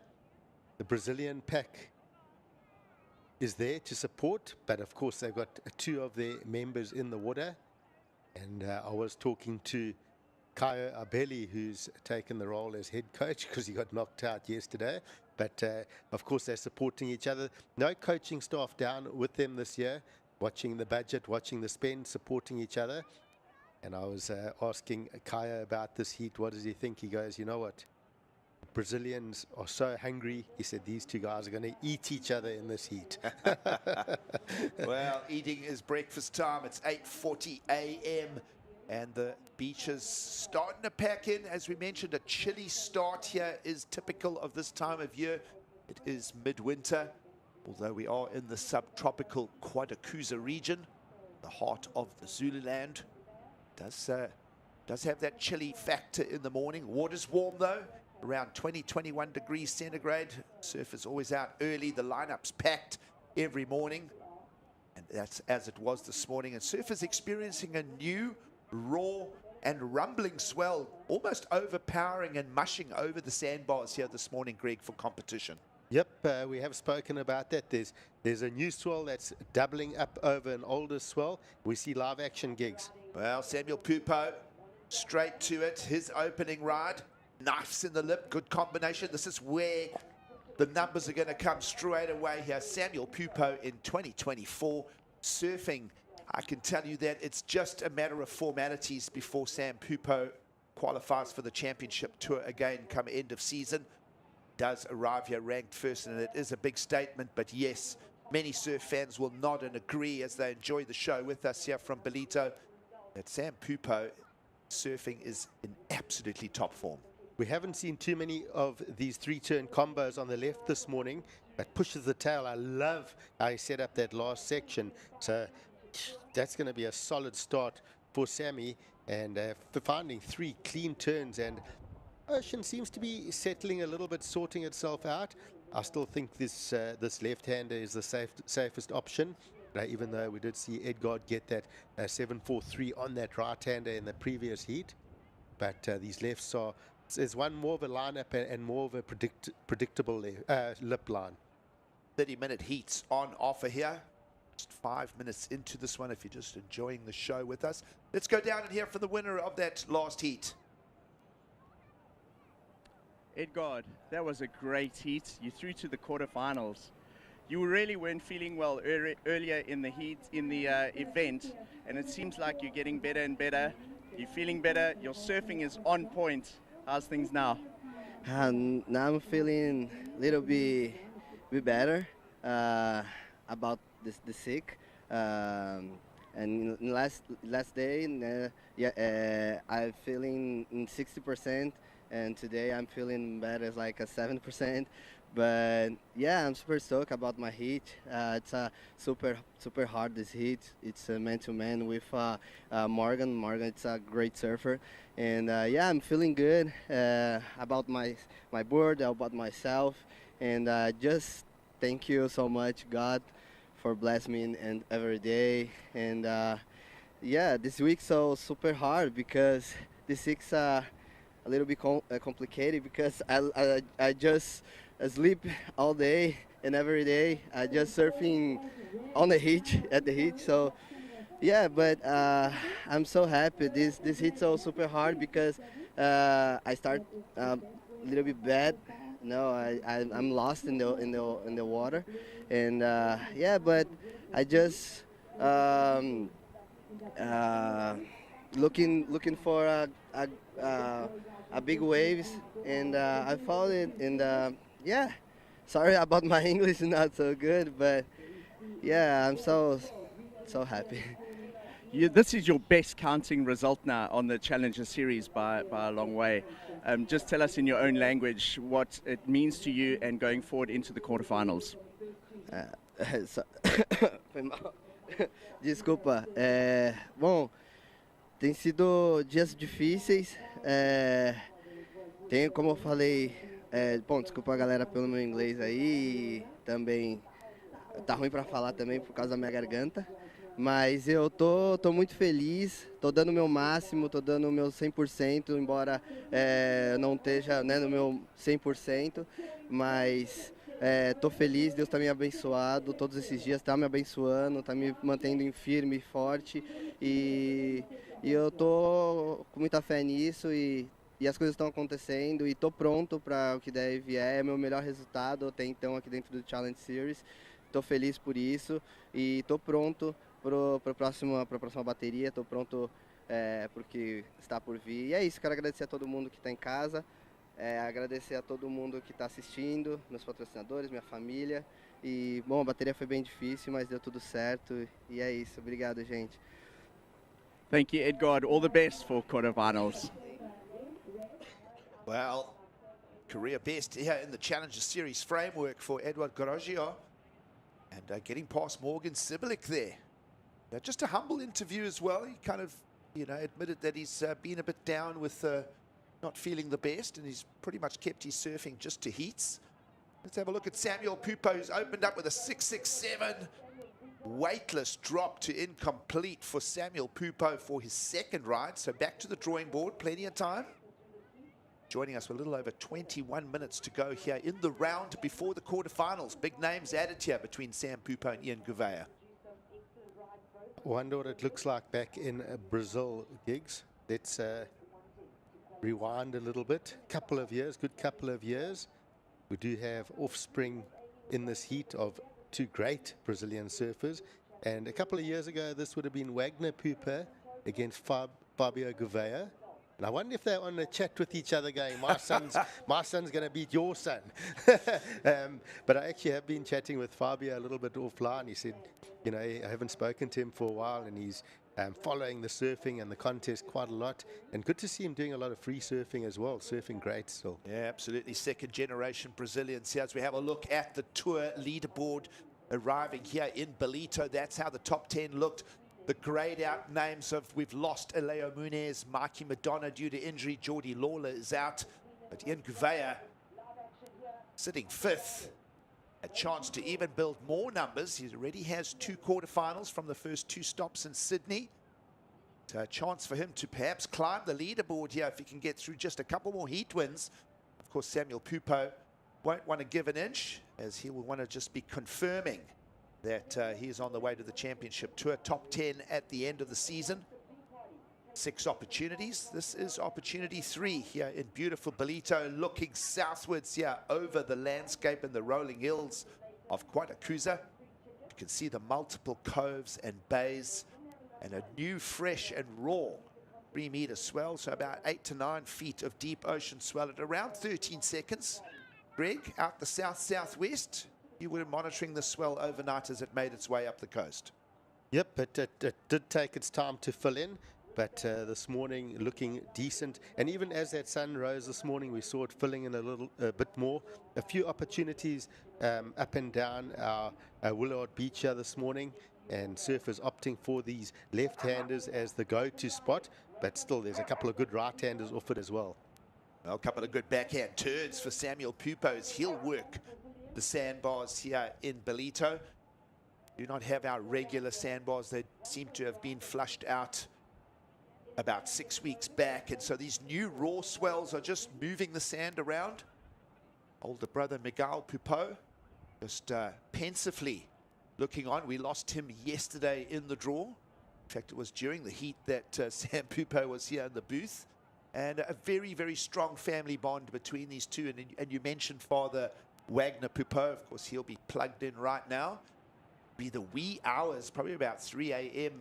in Brazil. But that won't stop Dad from being supportive of his 2 sons. And it's so awesome. I mean, we know we've got kids gigs, and kids obviously fight and quarrel. And I love that 2-turn combos again. Just solid up into that lip. And we talk about kids quarreling. Imagine the little fights these guys would have had growing up, and sandbars, etc. I'm sure the normal kid stuff. But it's amazing when it comes to competition, how you see families supporting each other. We see it all the time. I see it with my kids. They see their sibling in the water and they want nothing more for them, their brother or sister, to win. We see that a lot with the Lepron family, and just people that travel around together. The support of each other is awesome. And even though you have your little fights, when it comes to competition, family first. Exactly. Overview of the lineup here. A raw swell rolling into Ballito this morning. Medium-sized wave here on offer for Ian Gouveia. He'll knife into the first. Now a combination coming our way. This is going to be a meaningful score for him. Wow. As he puts that one down. So Ian Gouveia surfing to exactly what the judges' notes have said. They want to see critical turns in the lip line. They want to see combinations of maneuvers on these bigger raw opportunities here in Ballito this morning, Greg. And Ian, hailing for the ski. Not often we see Challenger Series events with jet ski support, but we do have that in place this morning here in Ballito. Yep, Ian definitely surfing to what the judges have scored this morning. Of course, the scores coming from those lefts, but our biggest number have been on those right-handers. If it was a normal day, he would take a good 5, 6, 7 minutes to paddle back to the spot, because you've got that southwesterly swell and that sweep pushing you down the beach, and with that you'll have that heavy closeout bank that will keep you there. And that jet ski assist, beautiful. But watch this replay. First turn, up into the section, nice and critical. That turn was fire. Vertical, and then the strong finish, really winding it down. Sure, that's going to be the best number of the heat for me. 3 very solid put together maneuvers. Well, it's going to be interesting to see how Ian Gouveia goes up against the opening score of Sam Pupo. Now, Samuel built it with 2 turns on a left-hander. Ian Gouveia's gone the other way. My thoughts as we make that a talking point, Greg, is perhaps Sam Pupo's wave stood up a little more, gave it a little bit more of a lip line. Ian Gouveia, with that, you spoke of the drift, you spoke of the breeze, the wind blowing right to left across screen. Perhaps a more lateral run down the line for Ian Gouveia, but still some punchy sections on the backhand. Yep, I saw that. I'm sort of just going on what I saw from the last heat. It got Groggia just getting that better score on that right-hander. So from the judges' view, they seem to be seeing more out of those rights. I think it's the distance down the beach. So I'm just weighing up on what I'm thinking on what they've scored so far. Well, today. You weighed it up well because it's a 7.5 for Ian Gouveia. So strongest wave of the heat coming in as we hit the halfway mark. 15 minutes to go. And now Ian Gouveia will look just to back himself up. Right now, Samuel Pupo also softer backup score of a 4.17 and plenty of time here.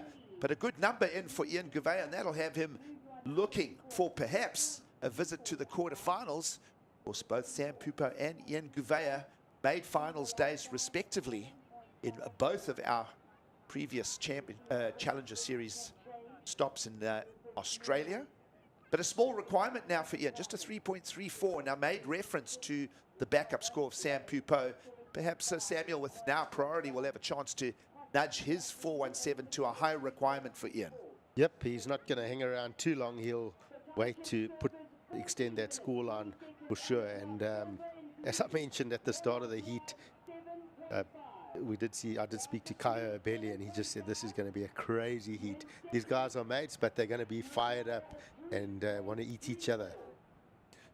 Well, of course, about 8 years separating both these surfers. Samuel Pupo, just 23 years of age, the younger brother of Miguel Pupo.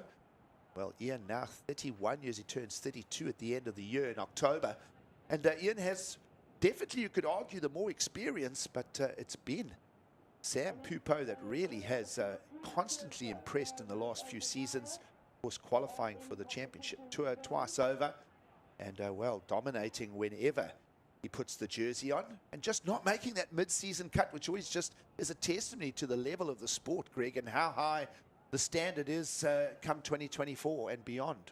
You wouldn't have guessed it at the start of the year. You would have gone that he's one of these guys that are going to be challenging for the top 5, right? But that's what we saw. We saw that storyline with Morgan Cibilic. Samuel Pupo definitely has the X factor.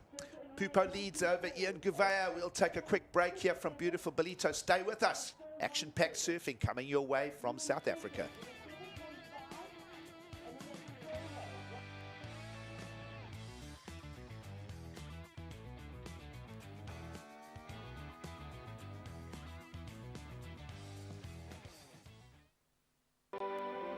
Welcome to Kwadukuza, the destination for all seasons. Nestled on the breathtaking north coast of the Zulu Kingdom, this vibrant town offers something for everyone. Kwadukuza boasts several beaches that have been awarded the prestigious Blue Flag, guaranteeing cleanliness and safety for all visitors. Our inland region offers a world of adventure. Get your adrenaline pumping with thrilling activities like ziplining, hiking and off-road biking surrounded by the natural beauty of Kwadukuza's landscapes.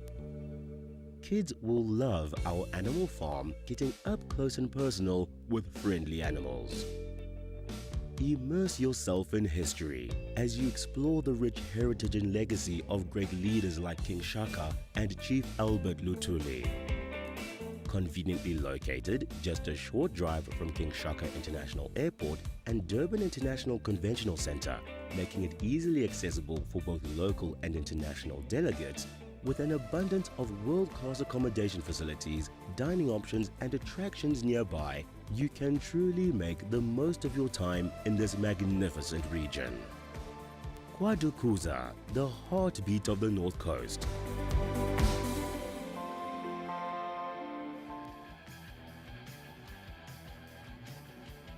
Welcome back to Kwadukuza on the east coast of South Africa. You're with us for the Ballito Pro, proudly presented by O'Neill. The World Surf League's Challenger Series stop number 3. 11 minutes to go on the clock. Gig Saliers alongside Greg Emsley for the call. And while you're away, no score updates. Still have Ian Gouveia chasing just a 3.34. Samuel Pupo holds priority, looking to improve on a 4.17.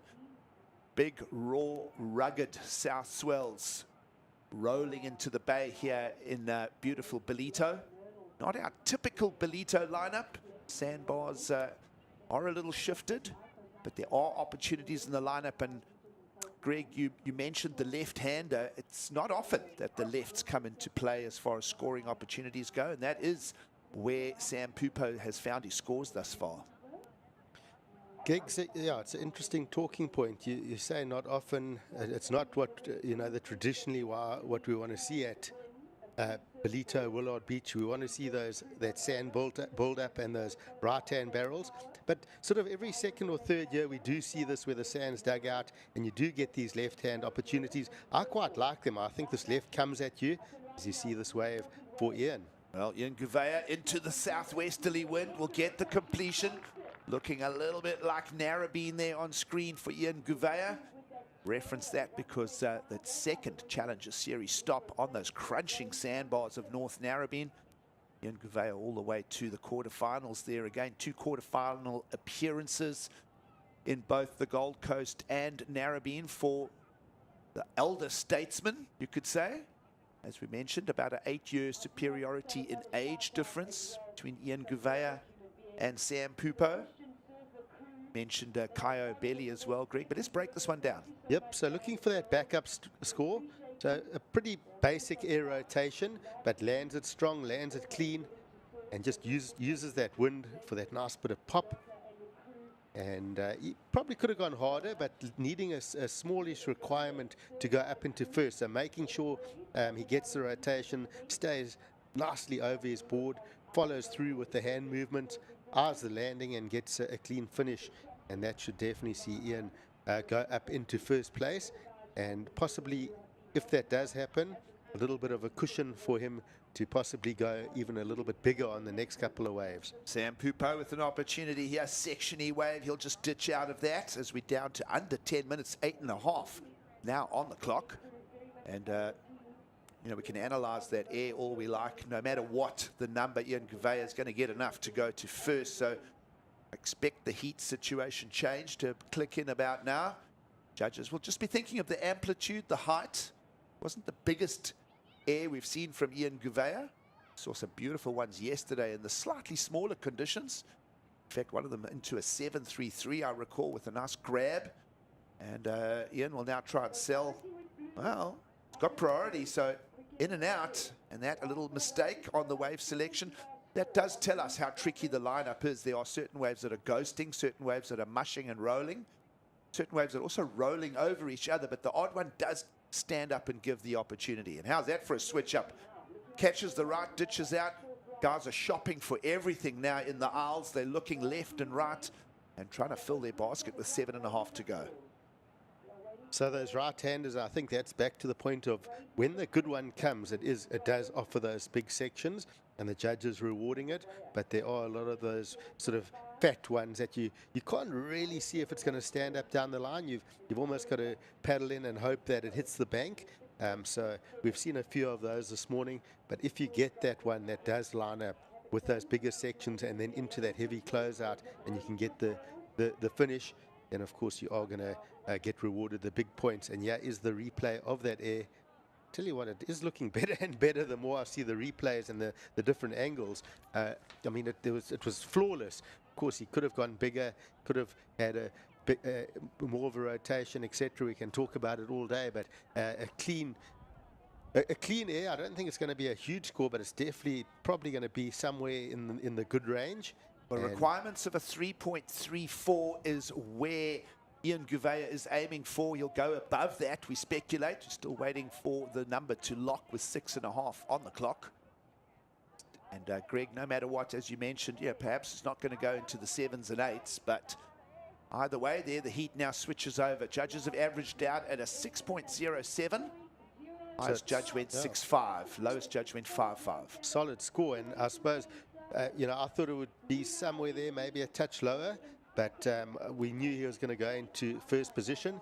But I guess when you look at the judges' script and what they look for height number 1. And on those replays, it looked good. It actually got better and better. It was one of those turns that got better. He did get the height. He got a good rotation and a clean landing, so it's hard not to give it points. Hirota Ohara on screen. Pensive as he reads the Ballito lineup here. Taking on David Silva, former championship tour surfer, former winner here in Ballito. And definitely not stock standard Ballito that we've come to know, Greg. Of course, you know, you've competed here over the years as well.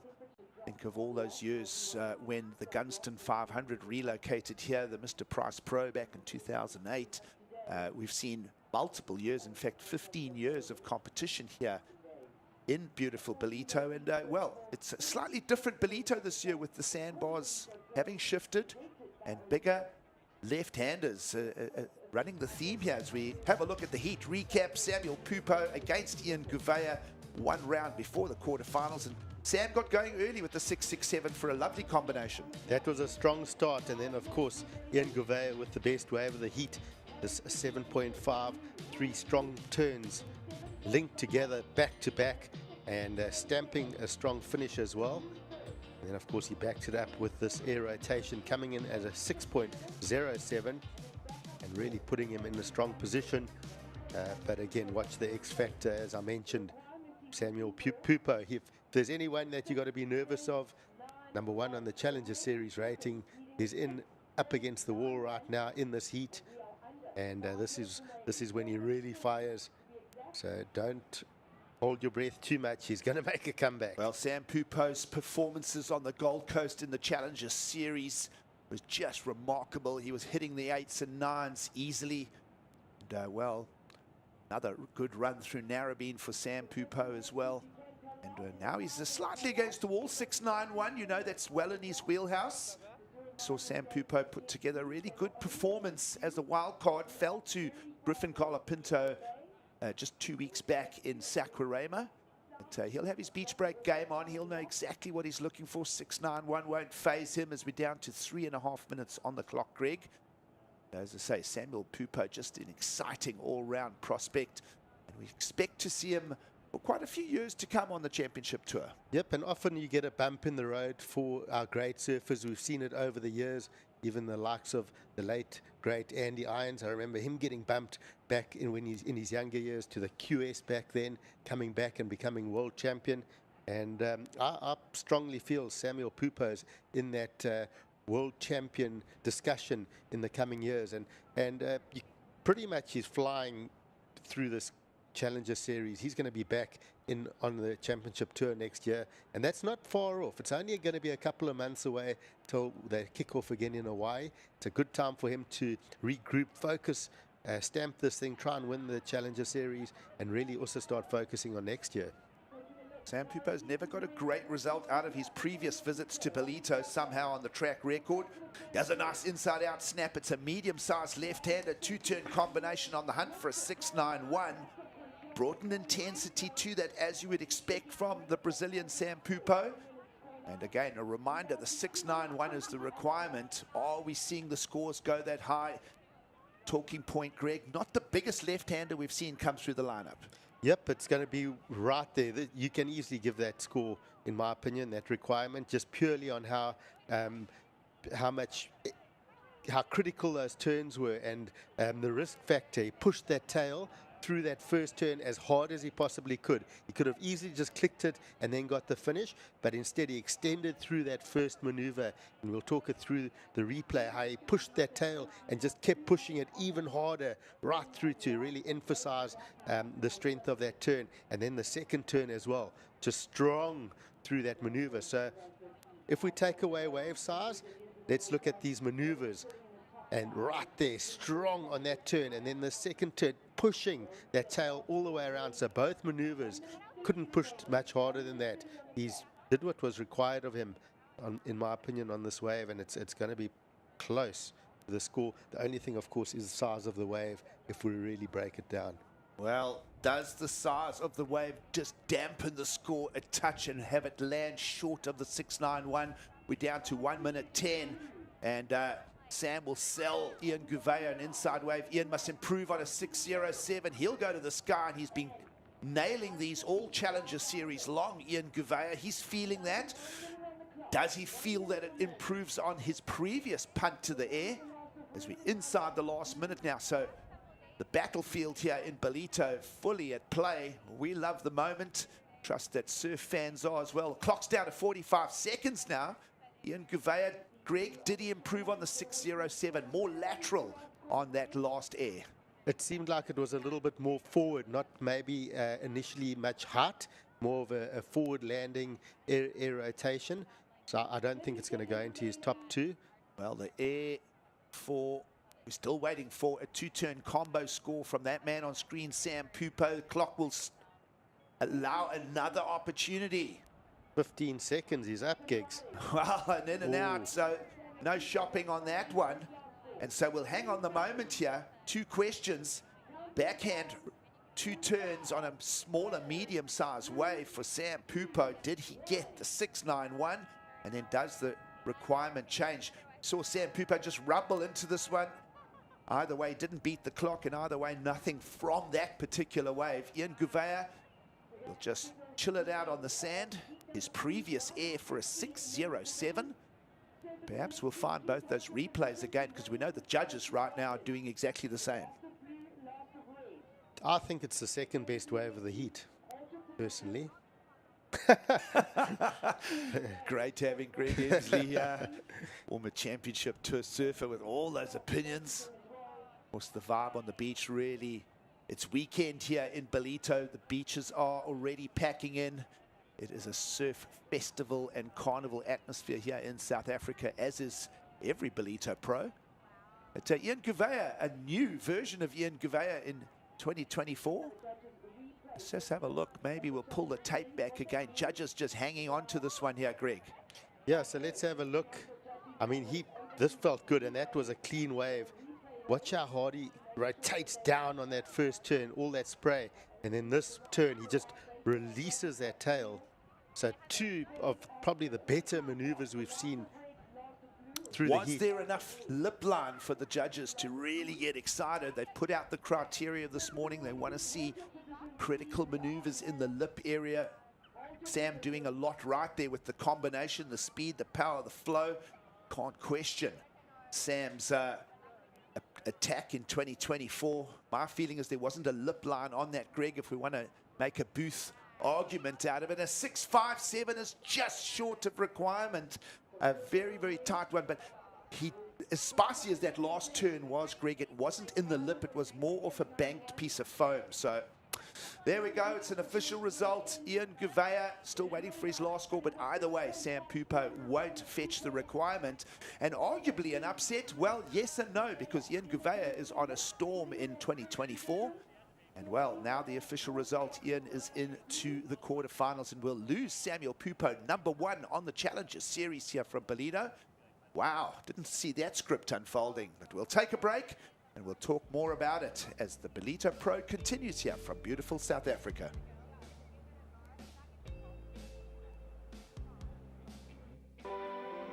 Welcome to Kwadukuza, the destination for all seasons. Nestled on the breathtaking north coast of the Zulu Kingdom, this vibrant town offers something for everyone.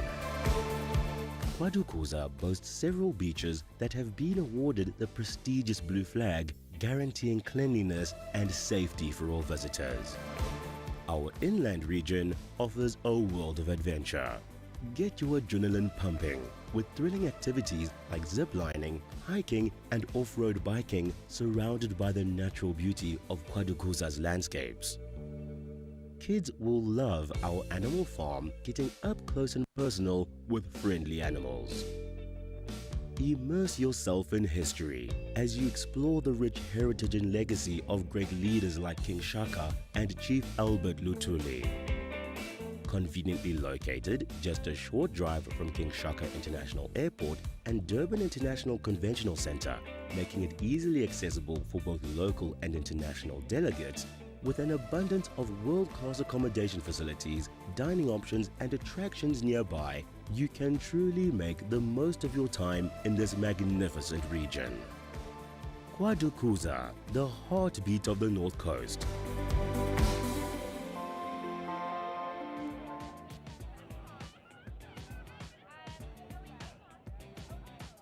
Welcome back to the Challenger Series from the Rainbow Nation of South Africa. Beautiful views over Ballito this morning. It is the weekend, it is festive and the beaches are packing in as we have another big heat to unpack here in the round of 16. It is the round before the quarterfinals. Silva, former winner here, former championship to a surfer, in a man-on-man against Hirota Ohara. We look forward to calling this one with you. Gig Salia is now joined by local ripper Mike Frew. Welcome back to the booth, Mike. And well, technically, you could argue an upset result with Samuel Pupo out of the draw here in Ballito. Yeah, he came into this event rated #1, Gigs, and the Pupo name at the event has been strong with his brother here as well. But I'd call it a bit of an upset. #1 in the ratings, probably one of the most experienced surfers in these rounds at this stage with all the championship tour experience, and a little bit of a shock there, I reckon. Well, second wave quickly rolling in for Hirota Ohara as you join the live action here in Ballito. It's a Saturday morning, just after 9 a.m. The water is warm. The swell is new, fresh and raw as it rumbles over the, what can we say, slightly dented sandbars of the 2024 version of the Ballito Pro. Yes, Gigs, the traditional takeoff spot, which is next to the rock here at surface on your right-hand side of your screen there. Not a lot of sand, and it's actually going pretty far to the left of the screen. This is also quite a straight sort of swell moving up the coast, so it's lost a little bit of that easterly direction in it. Down at 27.5, plenty of time. And let's go down and join Emma Smith. She's down there with Ian Gouveia, who has upset the apple cart and is on his way to the quarterfinals. Ian, you just took out our ranking leader and probably your friend. How are you feeling about that? Yes, stoked with that one. The two past event I lost for the Pupos, so now I'm stoked to get one. And yeah, we're really good friends, everyone, especially me and the Pupos, our family, our Ohana. It seems our dad, they used to compete together, so that's the next generation. And we have our daughter, so next generation will be on the women surfing. Nice. Amazing. So you're obviously leading into the quarterfinals. What are you thinking going forward? Yes, that was a crucial hit for me. I know that every hit that I make here counts a lot, so just gotta be foot down and keep forward. Cool. Well, all the best for your next heat. Thank you. Let's go. Well, Ian Gouveia, for the third time this year on the Challenger Series, is into the quarterfinals. Did make reference there, he actually lost both of his quarterfinals. Lost to Sam in the Gold Coast, and he lost to older brother Miguel in Narrabeen. But, well, gets one back on the family, and his worst he can do now is another equal fifth. Yes. When he was doing the interview, I thought back there to the old Gunston 500 days. We used to see his dad come through to South Africa when the event was back on the Durban beachfront in the early 90s, Gigs, and the late 90s. Yep, one of the smoothest surfers on tour. He was doted as one of the best styles, along with Tom Curran, Flavio Gouveia. He'll be picking up the phone and phoning his mate, Wagner Pupo, and just going, well, you know, there we go. Settle that one for the weekend. So now into the next heat, and no numbers just yet to report, as you are with us in beautiful Ballito. Had a couple of whales and dolphins come through the break this morning. And quickly into wave number 3, Hirota Ohara. That is a little more of what the judges want to see. Judges putting out a fresh note to the competitors overnight. Bigger, raw, rugged swells. They want to see combinations of turns in the critical sections. That's where the points will garner. And well, Hirota Ohara trying to play that as he goes up against former championship tour surfer in David Silva. No rides yet for the Brazilian if you're just joining us. Of course, always fun to talk about our competitors and their histories. David Silva, as we mentioned, a former winner here back in 2019, Mike. And that was a great addition of the Ballito Pro back then as well. So that was actually the first year that O'Neill took over the event, and Paul Canning and his team worked hard on establishing the O'Neill brand and bolting it onto the Ballito Pro event, and we've had it now for 5 years, and it was a great year that David Silva took the win with some backhand turns on a similar size swell that we had this year. I remember we had Sal Masakela over as a special guest as well, and I mean, he really enjoyed his time here in the beautiful Quadacusa region. I remember him on the call in that final, and David Silva just produced some of the most unbelievable dynamic backhand turns in that final against Jack Freestone. And well, Sal Masakela is jumping out of his chair all the way through that final, and well, we send him greetings, and of course we send all of you all around the world fond greetings from the beautiful Quadacusa region. Love having World Surf League's championship Challenger Series stop. Of course, this year no championship tour stop at J-Bay, but we did 2 weeks back have a very successful speciality event. So the South African community still opening their arms up to a number of the world's best. We had Stephanie Gilmore just loving those South Swell lines in J-Bay. Of course, Josh Kerr and daughter Sierra spent those warm-up weeks in J-Bay, now here to campaign at the Challenger Series stop in Ballito. Adriano de Souza was down in J-Bay as well. He's in and around the coastline. Just a great place to be this time of year. Yeah, it's also great to have the champion of the J-Bay speciality event, the women's, Sarah Baum, still in the event here. We'll be seeing her coming up in her next heat a bit later on today once the women's rounds get underway. Gigs? Well, Saturday morning here in Ballito, and round of 16 men's unfolding, and we'll transition through to round of 16 women's. These are the rounds, one before the quarterfinals. So a fallout here, second place will leave you with a 9th place finish. And well, quarterfinals and beyond, it's where everybody is trying to get to, because that is where the limit we feel it lies, is you've got to repeatedly make quarterfinals or more to finish at either the top 10 on the men's or top 5 on the women's to qualify for the championship tour of 2025. Gigs, both of the surfers in the water at the moment, Hirota Ohara from Japan and David Silva from Brazil, they both got a 9th on the Gold Coast, so they, at this stage, they equal their best result of the year. And then they both got a 49th at the Sydney Surf Pro. So they're exactly the same results at this stage. So whoever progresses through this heat will count as their best results of the year on the Challenger Series so far. Can't count too many 9ths in the campaign, so important heats unfolding here in the round of 16. A big weekend teeing up for surf fans. Everybody in and around the greater South African region will be trying to work a way of getting down here for the weekend. It is warm. There's a beach and, as we mentioned, carnival atmosphere. A smaller version, you could argue, of what we've just seen in Saquarema. Of course, the streets are buzzing. There's carnivals, there's retail stands. We've got nighttime festivals and bands, DJs playing in and around the contest venue itself. Gigs, I took a walk down onto the beach yesterday afternoon, and through the event I've spent quite a lot of time in the booth, or I've been on the hospitality deck or on the competitors deck, and I haven't actually been down to the water, which I did yesterday afternoon. And I looked back towards the beach, and it actually was quite astounding to see the number of people that had come down. I expected to be pretty packed again today. Well, here goes a roll-in priority being used by David Silva. This is the first time we've seen competitors over to the south end of the break as the tide drops out. And David Silva on a softer wave, nonetheless, gets a little backhand repertoire in.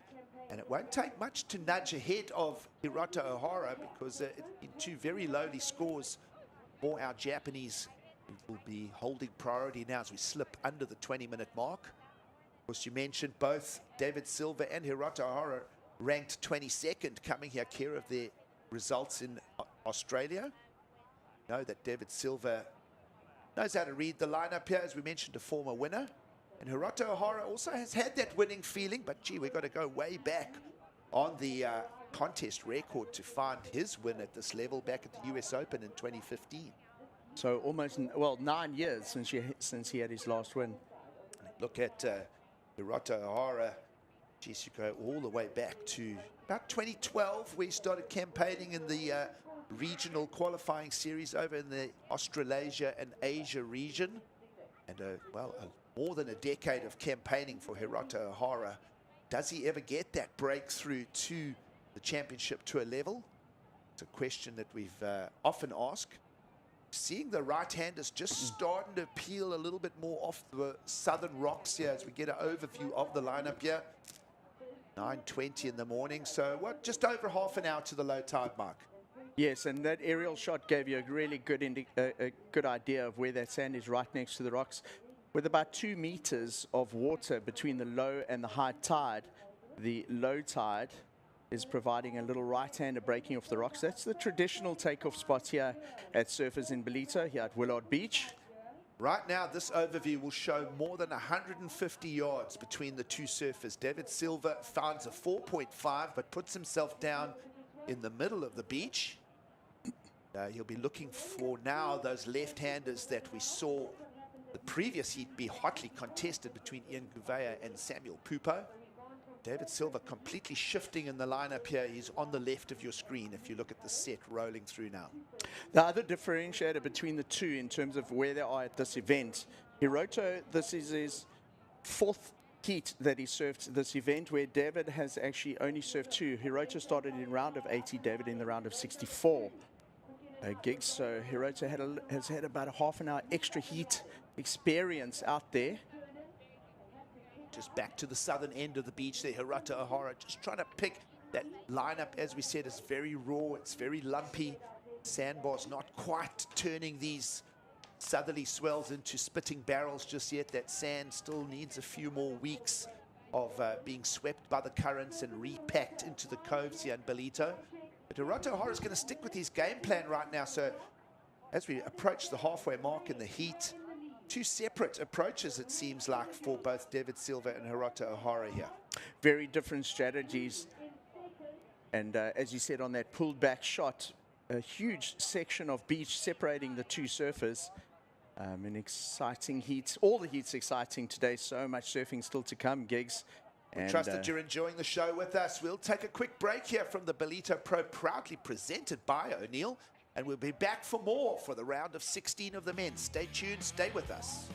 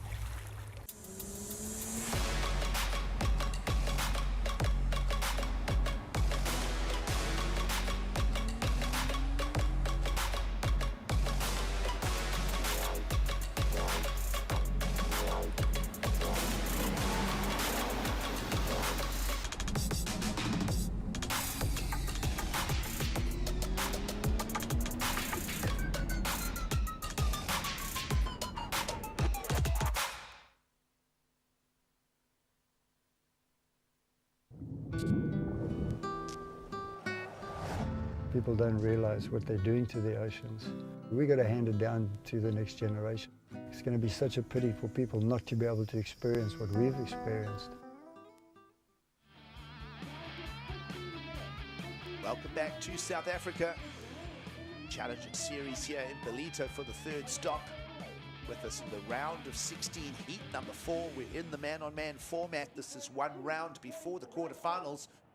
Already established some quarterfinalists, one of them being Gouveia over Sam Pupo in that previous heat. Now does fellow Brazilian David Silva find his way to that quarterfinal for that matchup, or does this man Hirata Ohara, who'll be feeling it, finding his first meaningful score, we feel, in the lineup?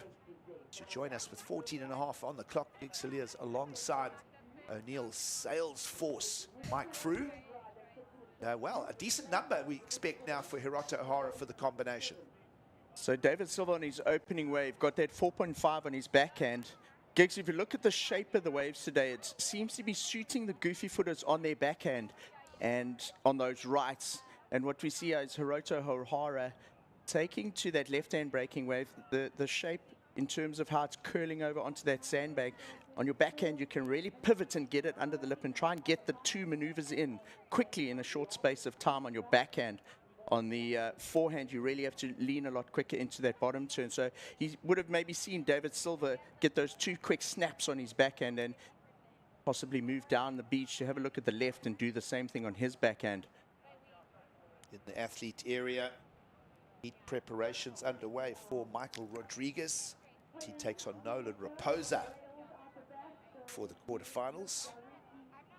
It's Emrod. Seen him for many seasons showcasing his talent at the championship tour level. Can he get back there in 2025? There seems to be a push from the older, more mature Brazilians in 2024. It's like they had an off-site meeting before the Challenger Series started. Leo Muniz has soldiered well in the season thus far. Ian Gouveia, an absolutely rejuvenated Ian Gouveia in 2024. Does Michael Rodriguez buy into that collective energy of the older generation of Brazilians? Yes, Jadson Andre, the sort of almost ringleader there, rallying the troops and the older guard for one more big push on the Challenger Series tour. Numbers peppering in now from our panel of 5 judges on duty. Of course, 5 is the panel at all of our events. Doesn't matter if it's qualifying series this year, the Challenger Series, or the Championship Tour. Computer system, once all 5 judges lock in, one more judge to go, then the average computer removes the highest, so the 7 will fall out. Computer will all extract 6 for a lower extraction, and then the remaining 3 get divided for the average by 3. So that is how every single wave is numeralized. And well, a 6.5 in for Hirata Ohara for an early lead here.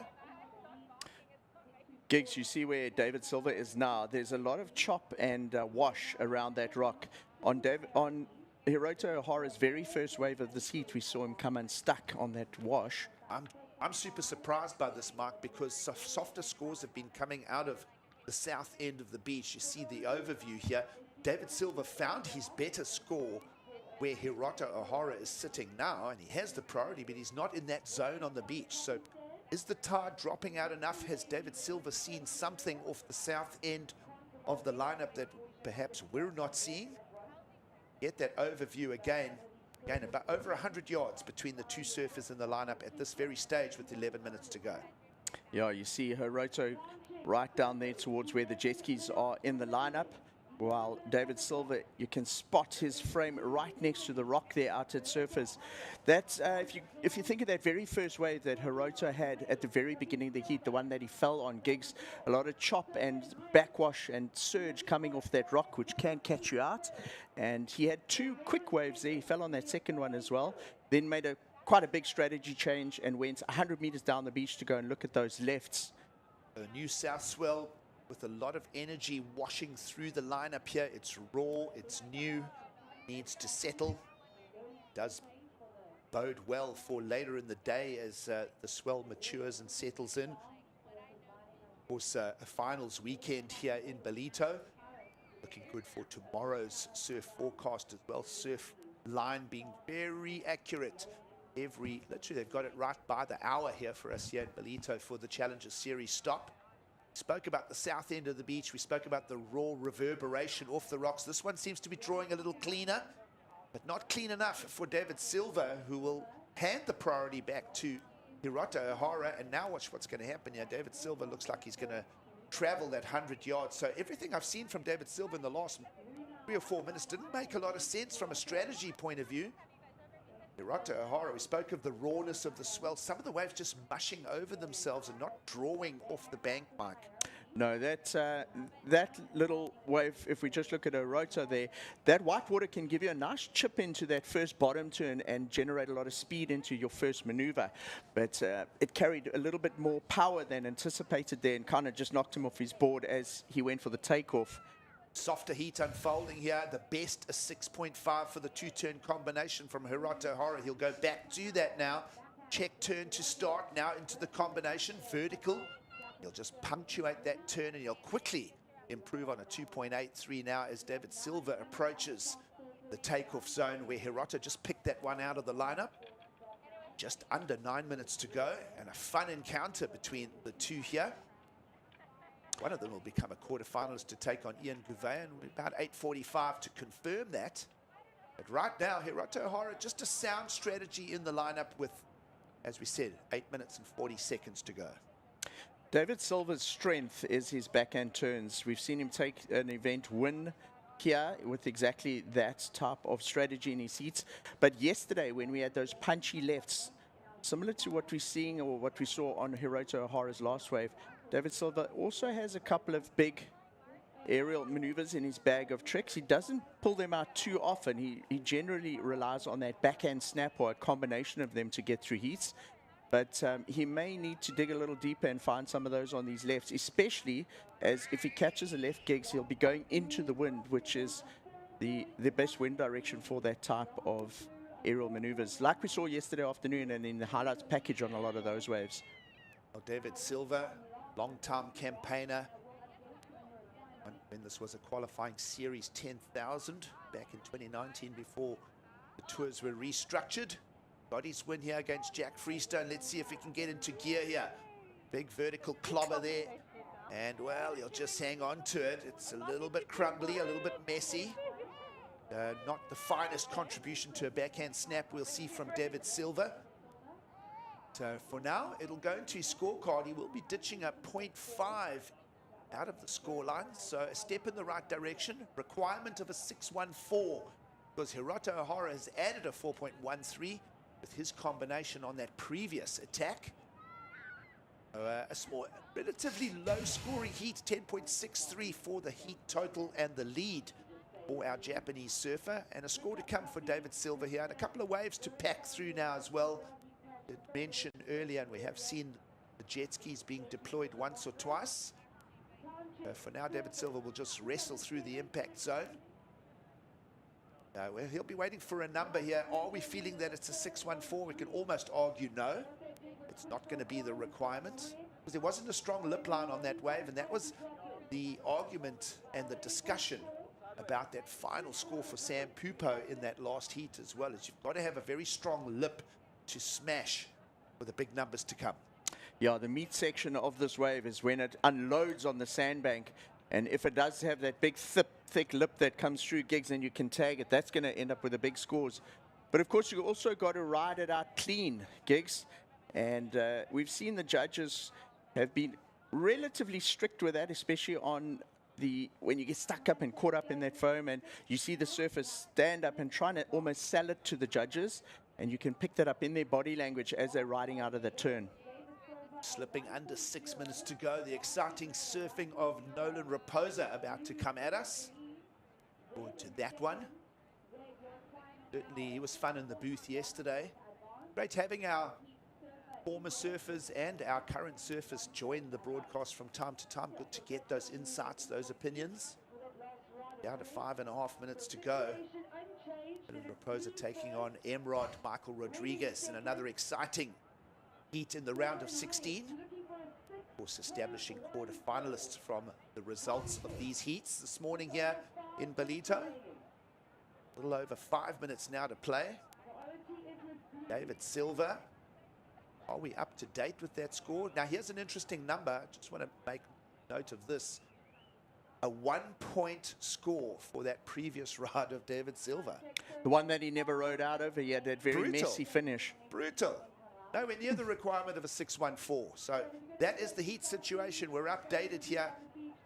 10.63 requirement for Hiroto Ohara, and he's holding the priority as well.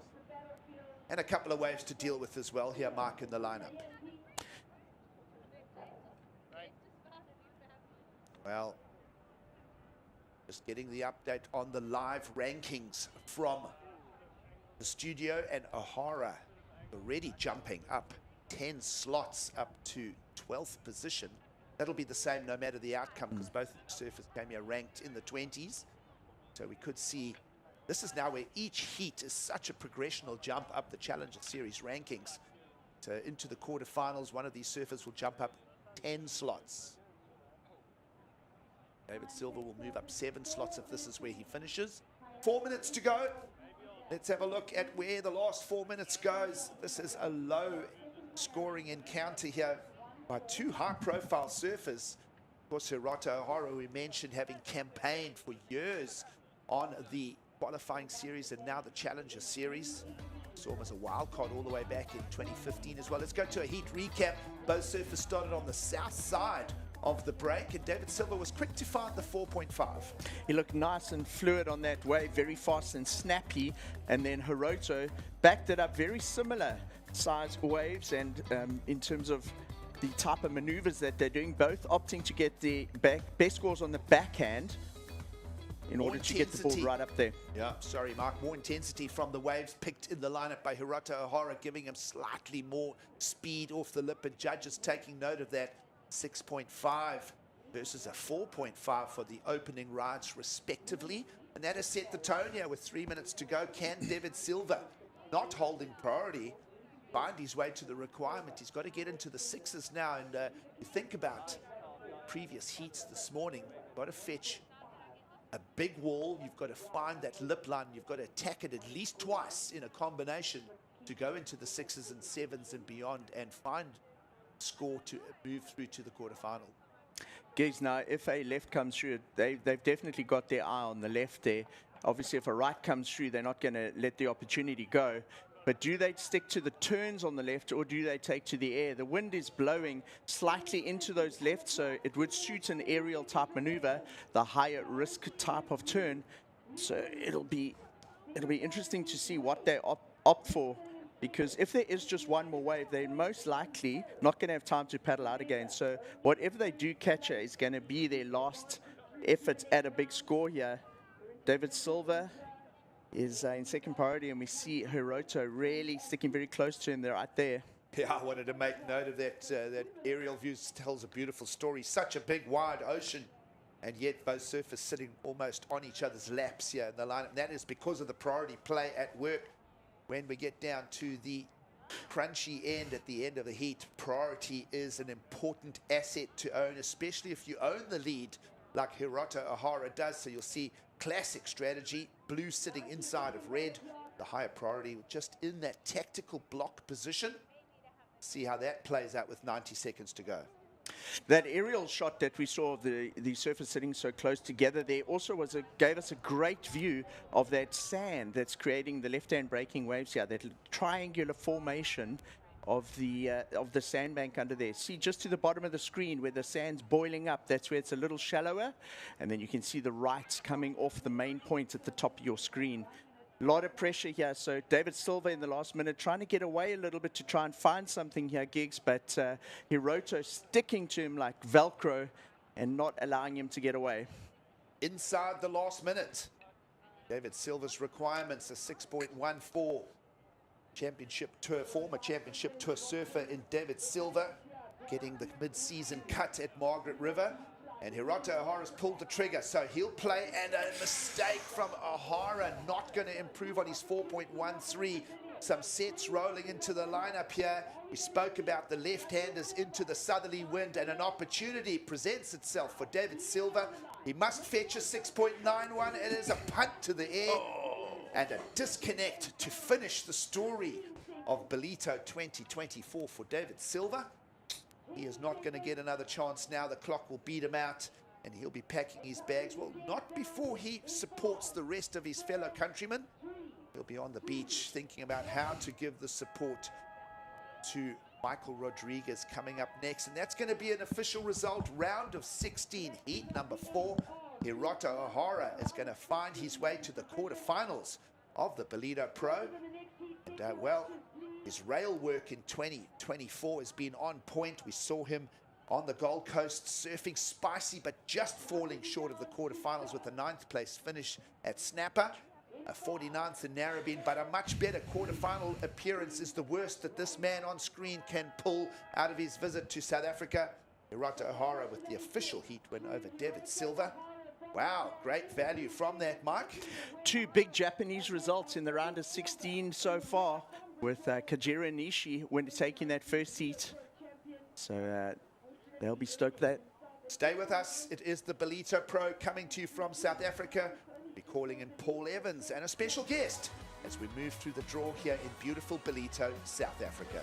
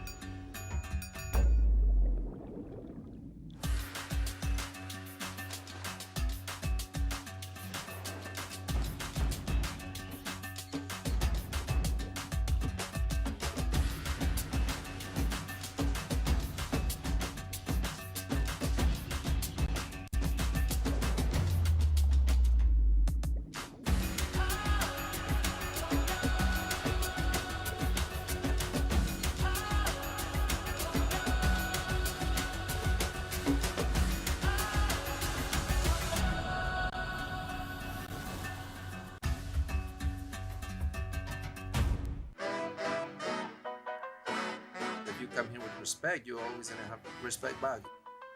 Also, the wave itself can put you in your place.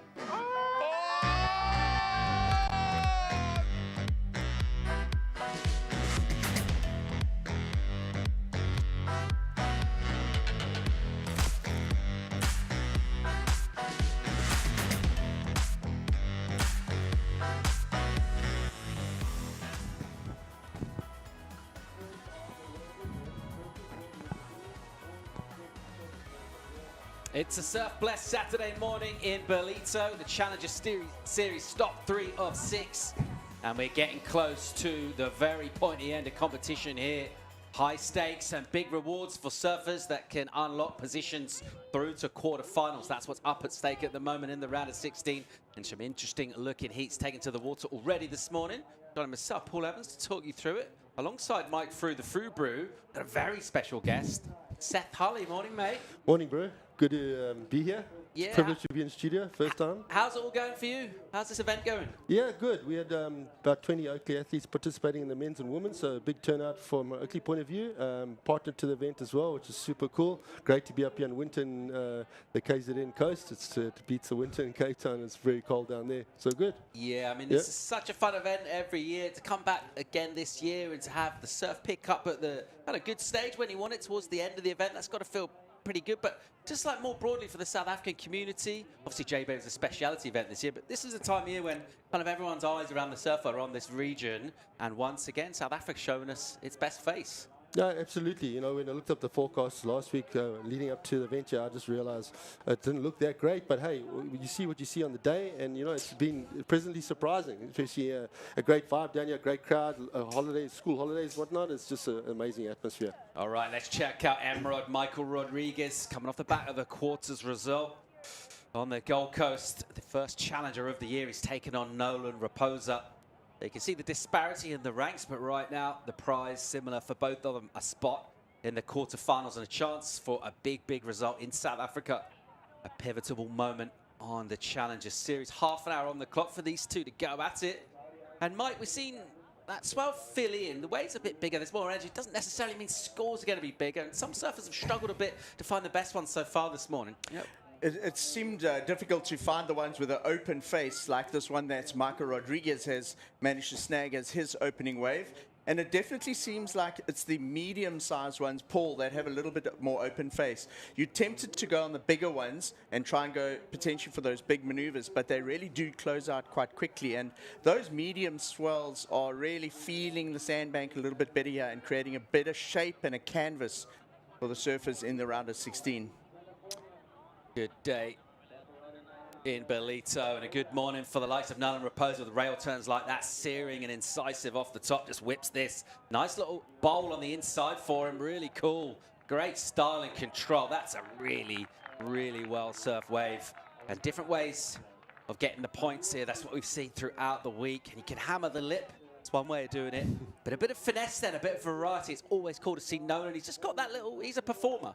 Yeah, absolutely. He's got a very strong backhand, and I've seen him predominantly going, obviously, on the rights until now, and he's looking like he's opening up pretty with some. He's got a very open way of surfing with some great power turns, and I think it's a great start to the heat for him. Yeah, let's see where this number goes. It'll be first score to drop for him. A couple of small ones for Emrod, who we know all about Michael Rodriguez and his performance down the years. We know about his crazy air game that he's got. Pretty wily competitor as well. And he's always in any heat, wherever he is, whatever situation, you know he's going to be dangerous. Let's have another look at this left for Nolan. Wow, I like that big hack off the top. He's known for his very snappy, sharp, and spicy surfing on the left. He's no stranger to the air, but I think, Paul, in terms of his capability, that was a relatively conservatively surfed wave there for Nolan. And just looking to stay on the face of the wave, bank a couple of scores, and post a foundation on the scoreboard here that he can build the rest of his heat on. It was a solid wave in terms of an opener for him with still 25 minutes or so remaining. Pretty tidy finish though as well. Maybe feel he didn't have loads of points already, so he got those 2 turns in. I liked it. Here goes Emrod. Big turn for him. The first one, so much whip and speed, and a massive hammer again with a ton of spray. So a really cool exchange there. That'll be with the panels. They'll compare the multiple turns of Nolan with those 2 crisp hits for Emrod. But just showing his class, Seth, you know, we know about him on the C team, what he can do. It really is a quality surfer, Michael. No, absolutely. He has a lot of speed in the surfing, and he can go to the air. He's got a really good frontside hack. I've always been super impressed with his speed and his power and going to the air ability. Going back to Nolan's wave, I mean, Nolan, good to get the feet in the wax right in the beginning of the heat and get the nerves and get settled and get into it. He comes under the lip on that one. Look how he flares the tail out. He does it again, throws an enormous chunk of spray into the air. This is proper power surfing on your backhand. Both of those turns, I thought the first turn was strong, but then the second one was just radical. He really threw everything into it and illustrated a lot of power with those turns. And I think we've got a big heat on our hands here. Those were 2 solid opening waves. Yeah. It's to create the battle, yeah. Huge number in for the American. 8.33. He's got excellent on his first wave on that left. So judges paying off that incisive work. That first turn off the top. And the 2 for 1 on a technical finish goes excellent with the panel. And right behind him, Rodriguez, 2 big hits, 7.33. So just following up that last heat where scores were a touch modest. That's exactly what we want to see. And good numbers coming in early for these 2. And we expect it to get more spicy from here. They've both got big characters. I don't know, Nolan, like once he gets a bit of momentum going, definitely won't want to go out of competition at this stage. This is a massive opportunity for him here at Ballito. It sure is. He loves Ballito. He was here last year. He's staying with Shane Sykes, one of the well-known locals here. So he's getting some good local knowledge too. And I think that they would have kept an eye on what happened in that last heat and seen the guys not getting much next to the rocks, and they both opted to open with the lefts. It's been a good morning so far in South Africa for the Japanese crew. Let's go and hear from their charismatic leader, Hirota Ohara, who's standing by for a chat. Hirota, we obviously arrived to the beach this morning with a lot of waves. It felt pretty consistent, but your heat was pretty slow. What was your strategy out there? Well, it was super tricky, so I didn't really have any strategy. When I in the water, David was sitting on the right side on the rock, so I was like, oh, I'm gonna sit him, like just surf with him, and then whatever goes on. So that was my plan, and then when I sit on the right side, and I feel like, oh, maybe this is the potential to get a scores. So I was sitting like like 15 minutes, but I couldn't really get the like wave I wanted to, so I just moved down, and then I saw some guys was catching some lefts, so yeah, I changed my strategy to catch some lefts, yeah. Nice. And are you riding a step up today? What are you riding? I know that waves have kind of dropped just before your heat. Yeah, I've been riding like half-inch shorter than my shortboard, so it's similar than my like Groggia small wave boards, but it works well. Like in here, especially this model, Golden Child is good for like standard like nice waves, so it feels good. Yeah. Cool. Well, look good and good luck for the quarterfinals. Thank you. Thank you. Yeah, thanks. I tell you, I would love to see that guy on tour.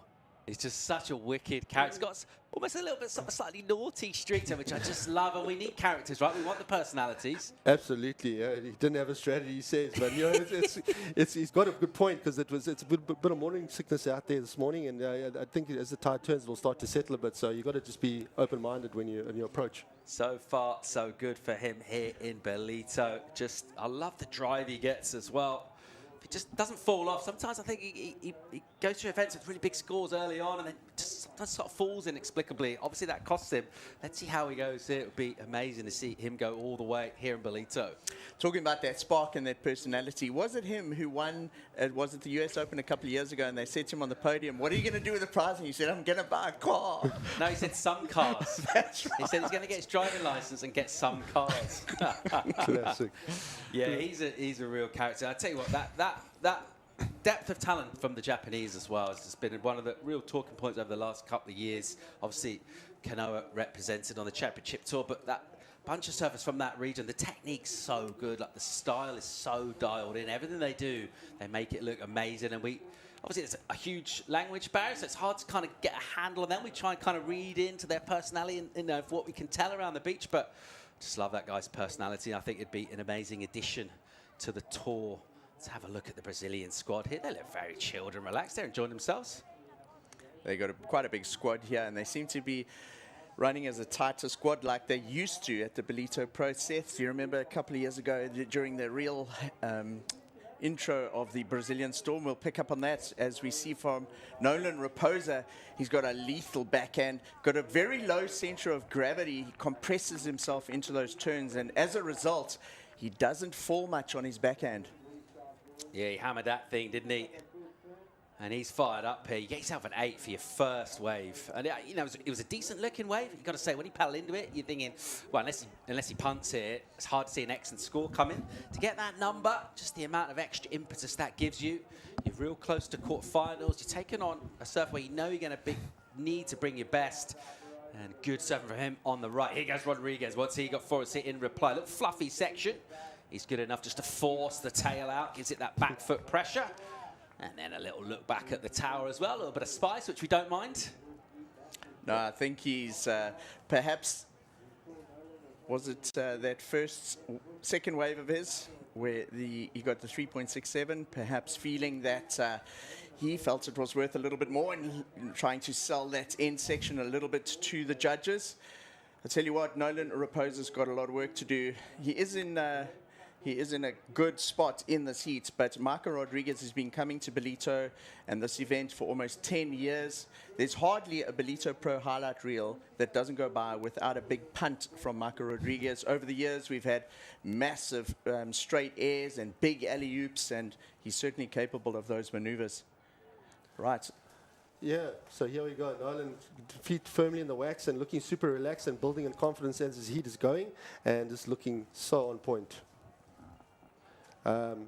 Michael here, also smaller wave, two massive turns, kicking up a lot of spray, and like you said before, Mark, he was trying to sell it to the judges for the little extra points. Yeah, when you're tangled up in the white water, I mean, it's tight technical surf. You just always feel the score's going to have a bit of a lid on it when there's all white water around you rather than a legit lip. But I like to see the fire from him and that spark, and you really want to just poke him a little bit, you know, maybe just poke the tiger and really get the best out from him. I reckon he'll be feeling that way at the moment. We're going to get another score come in for Nolan shortly, just under 16 minutes to go in this one already. A really entertaining clash. Heat 5 of the round of 16. Rodriguez under Nolan's prio will go one here from a little bit deep. A soft open, and then it doubles up and stands up, and he'll wrap one, and then winding off the bottom. And clicks one, throwing up plenty of spray, and a very neat and tidy finish as well. So not waiting around, not sitting there. Get straight back on the tools, surfing all the way to the inside for the completion. 3 turns. Let's see where this goes. Yeah, it's a smaller wave, getting busy, trying to manufacture the score there. He knows that he's up against it with Nolan doing what he's doing out there. The wave's slightly longer. Michael just needs to get that length of ride going as well. He gets quite a flat section on the inside of that wave. That third turn showing a lot of flair, and another clean finish. And once again, having a little look towards either the judges or his support team, because I know they'll be giving him a little bit of an indication of where to sit in the lineup, and they'll be helping him break it down whether he's in the right position in the lineup in this heat. Just over 14.5 minutes to go. Here it's the American Nolan Raposa, the goofy at the moment. Big numbers in already for him, a big total. Can Michael Rodriguez come back at him in the back half of the heat? Find out when we come back from break.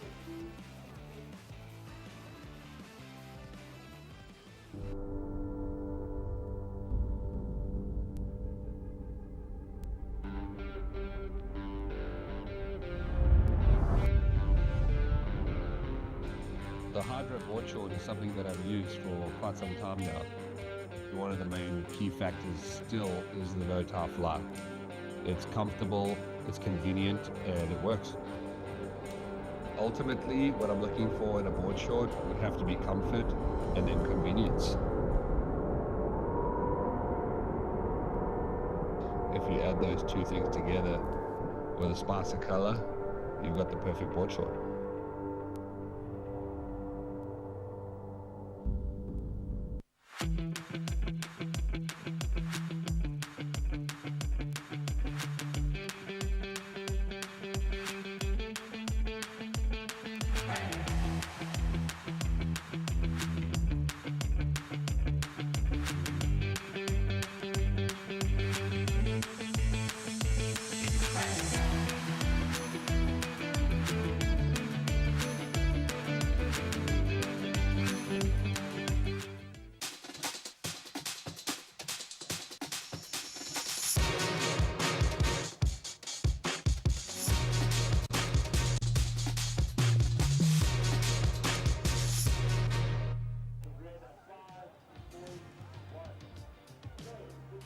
Welcome back to Ballito, round of 16 at the moment. Hostilities between Raposa and Rodriguez in the water. A spot in the quarters is up for grabs. It's the American with the better of it thus far. Rodriguez is trying to come back. He's rallying. He's got himself a couple of fives for his last 2 numbers. He's still trying to fight back at Raposa. That 8-3-3 locked in for a left early on in this heat. First wave for Raposa. Matt Myers is pretty stoked. He's coaching Nolan Raposa. So far, so good for his guy. You got a surfer in the water. They got nearly 15 points on the board. You can relax and breathe a little bit.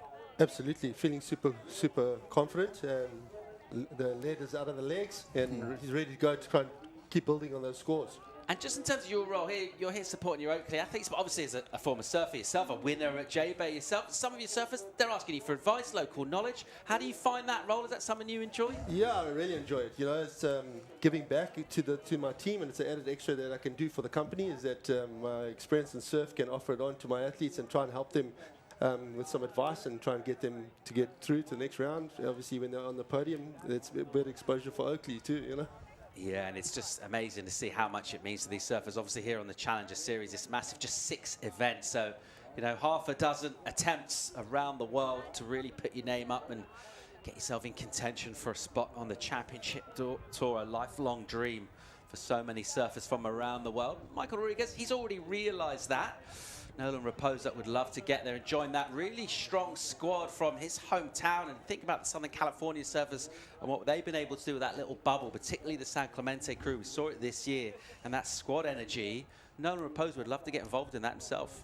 He's here with Matt Myers, and I saw they posted something the other night of all the winners that Matt's got through so far in terms of who he's coaching. I've also noticed it with the Japanese guys. I think you've seen them on that surface deck as well. They're all sitting on the left-hand side. They're very tight crew. And then we've got it going with the South Africans. They haven't had the best run in this event so far. Their kind of pack leader at the moment is Luke Thompson, but with Sarah Boehm still in the event, we're seeing that too. All right, I guess Raposa here, a bit of a woolly one from the takeoff. And he'll cover a lot of ground for not much return. In terms of points, Rodriguez will swing as well here. Steep open in section 4. It realizes there's not a lot and says, you know what, I think I'd rather hang on to Prio. Nolan Raposa was riding an epoxy board in his heat yesterday, and he did, on his very first turn, he landed in the flats on one of those big airs, and he actually creased it. He had a good look at the board. I chatted to him afterwards, and he was going to come in and swap it, but it was just like sort of a hairline crack, and then he rode it the rest of the heat, and it got progressively worse. Fortunately for him, it didn't break, but it'll be interesting to check if he's still riding an epoxy out there or if he's changed to another board. We've been talking about how heavy that end section is as well, how much power there is. There's a lot of water and there's not really anywhere for it to go, right? So this beach, a big bounce in there. Been a really tricky end section for everyone to make. We've seen a lot of surfers go down on this end section. Yeah, you know, going back to Mike's point about it'd be surprising if he is still riding it because the board's going to tend to flex a little bit more and get less drive out of it, and especially a little bit more power today. You'll be on something that's a little bit more rigid, give him that extra drive. So this one just settling down a touch after a fairly breathless start to it. Raposa still with those big margin on the board. Bit of a lead. 7-6-1 is the requirement for Rodriguez right now. He'll be looking for his 8th wave. He does have priority. And there's a bit of a bomb coming through. This will catch Rodriguez a little inside, but Raposa's a little wider. And he's got a section here. He aims at a big hammer turn. Massive hit from him. And he loves it. So it's almost a repeat of what we saw in the very first heat of the day when we saw Joel Vaughan just a little deep and caught inside by a bomb on the outside, and the surfer in second priority a little wider. And that thing just stood up sweetly for Nolan Raposa. It was begging for the treatment, and he didn't need asking twice there, Seth. He draws out that bottom turn so nicely, and his timing is so spot on, and he cracks that lip, and the spray just obliterated off the back of the wave. It just looks amazing. So full of fire is Nolan Raposa as he paddles back out, and this heat just gets better and better for him. He's finding good opportunities. Let's get another look here, Mike. So his effervescent personality comes out in his surfing. Bang! One of the biggest backhand turns I reckon we've seen this event so far. He jammed it right up there. Look at how engaged that rail on the bottom turn. We saw 2 fins come out on the bottom turn and rides it out nice and clean with a little bit of flair, and one of the first claims I've seen from him at this event. Well, we've already seen 8-3-3 for him. That's multiple turns on a left, so just one hit on a right. This is going to demonstrate how there's different ways to get scores. Multiple maneuvers or just one hammer is going to go excellent again. It comes in just under his high, but it's a massive number. Another excellent score, 8-1-7 for the American Nolan Raposa, and his total right now, huge, 16.5 out of 20 with 7.5 on the clock. Rodriguez has got a bit of a mountain to climb here. Nolan has put in a lot of efforts into his physical training for this event. His girlfriend is a yoga teacher, and he does a lot of yoga, and he's very involved in keeping his body limber like that. He's also very light-weighted and light-framed surfer, and he said he's actually been struggling. He's been trying hard to put on weight, and he's put on an extra 10 pounds just before this event. Throwing it all into that turn.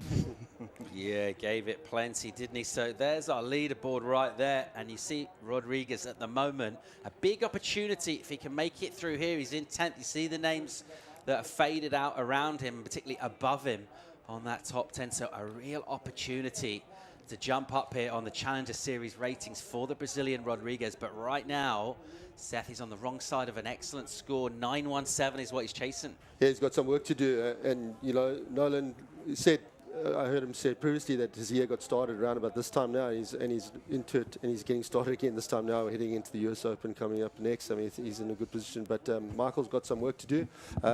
Looking for a big score. I think he's going to have to look for the slightly bigger waves than what he's been catching up till now. try and manufacture that big score. So 9th place coming into this one. And actually, as of the start of this heat, he jumps up to 7th place. So a couple of spots moved up, which is great news for him. But you know what? When you're so close to quarters, you're so close to a result, he'll want to just keep going here and go deep into this one. And he's going to need to find something under that 6-minute mark now. Looking for 9:17. Mike, we talked about his air game and what he's been able to do. Do you reckon we're going to see him do that? If he's going to do it with one wave, he's going to need something really spectacular. Maybe he'll be looking for a ramp here. Maybe he'll try and get 2 waves. Just about enough time for a couple of 8s. It's going to be tough for him to do it. And this is how, because Raposa started off and just tore this left apart. I really like that first turn, and that was his indicator, exactly what he was going to do for the rest of the heat so far.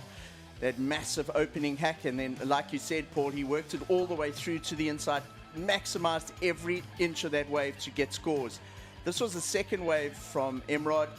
2 big hits and a huge second crack to throw a chunk of spray into the air, and he was stoked with that. Then Nolan got a little chip into this one and just blasted it off the end section, used that little bit of extra weight that he's put on over the little training session that he had coming into this event, and hammering that lip. It was one of the best backhand turns I think we've seen the whole event on a proper set wave here in Ballito. Yeah, it was a really big section for him. There's Alistair Reginato. He's got a tough heat taking on Jackson Bunch, who's been sprightly and light and all over these waves, above them as well. Reginato, he'll know exactly what he needs to do out here by now. Watching the last few heats, in a couple of his crew go at it, the Australians, trying to pick out some of these sections and find some points. Just watching that recap there, bit of an anomaly that wave. We haven't seen many excellent numbers for those multiple turns like that. We've normally seen a couple of hammers, maybe a combo, huge hit on the inside, maybe a big air. Can't think of many 5-turn waves that have gone into the 8s. No, just rolling Nolan on that last left. Probably more turns than we've seen on most, because what a lot of the surfers have done in previous heats when they've been presented with that kind of section was get the first 10 in and then focus on that end section down the line for a big ramp or a boost. He definitely had a different strategy on that wave, and possibly was told by Matt Myers, look, if you get that kind of opportunity, squeak some turns in, bank that score, and then you can build it from there. All right, Seth, you got 3.5 minutes to go. You need a 9:17. You're Michael Rodriguez. What are you thinking here? What are you doing?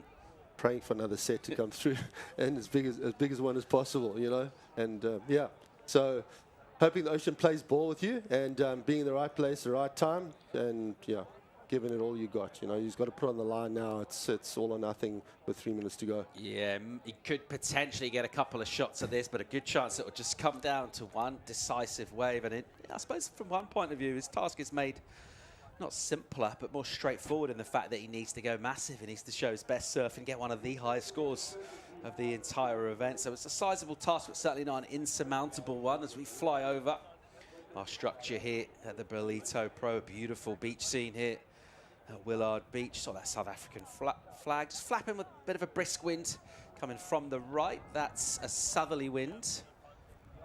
It's still pretty clean out there on the face. And thinking about the position of Raposa, he's jumped up 34 spots by getting into this heat. So he hasn't had a result so far this year. This is absolutely huge for him. And it's really lighting a fire under his season, of course. Where we'll be heading next is his home state of California and the US Open, where he went all the way for a semi-final finish last year as well. Got equal third over there at the US Open. He would love to replicate that, possibly even go better this year. But before that, he's still very much involved in the Ballito Pro, and at the moment he is heading to quarterfinals and heading there in some style, actually. Big total on the board. We talk about confidence, how much it means to get through a heat. You squeak through, you need a 5 and you get it. But coming through with 16 points must feel pretty amazing, Seth. Oh, absolutely. Going, you feel, like I said, you almost feel like there's no stopping you now. You know, you're going all the way. You got the confidence. The board is looking on point. He's surfing precise with a lot of flair, and it's looking super, super good for Nolan. 90 on the clock here. Priority still with Rodriguez. What's he going to bring us? He's going to have to find a wave, and he's going to have to go at it hard. And he'll know exactly the sort of thing he needs to do. Be very surprised if he doesn't try and find a ramp. But of course, he's going to need a wave. to be able to do that. And he's just having a bit of a speculative paddle. I'm not sure if he's actually necessarily heading. In fact, he'll swing and go back the other way. Just trying to stay in motion here and conjure something up. Looks like we're picking up a wave here. And he's going to go this. Rodriguez is up on a left, and he's pretty deep on it. First turn's big one. Look at the speed he's got. And just by virtue of the fact that his first turn was steep and vert, he was never really going to get around that section and find himself in a place to try and do an air, if that's what he was going to do. And right now, Raposa is heading towards him. Going to keep a very close eye, because Rodriguez will get back in the lineup, but with about 30 seconds and underneath the priority of Nolan. When he took off on that wave, I thought, here we go, it's on. And straight after that first turn and the power he put into it, I thought, yeah, he's quite possibly going to get it. I don't know what happened on that bottom turn. Just after that first maneuver, though, he completely lost the momentum going into the second turn. Yeah, the other interesting thing was he was actually heading that way to get wider on that left. And he turned back and came back and went deeper for his takeoff. And maybe actually his original position was favourable. It's easy to say with hindsight as well. Benefit of the drone from above. We can see exactly where he is in the lineup as well. He's just trying to feel out a score here, but it's not going to happen for him. We're going to wrap this one up. And a really emphatic, solid, electrifying performance from the American Nolan Raposa. He's seen off a very highly rated adversary in the form of Michael Rodriguez. And he'll be carrying in massive confidence into quarterfinals here. A big result from him. As we mentioned, he's jumped up 34 places on the Challenger Series ratings so far. And he could go a lot better than that yet as well. He's in quarters.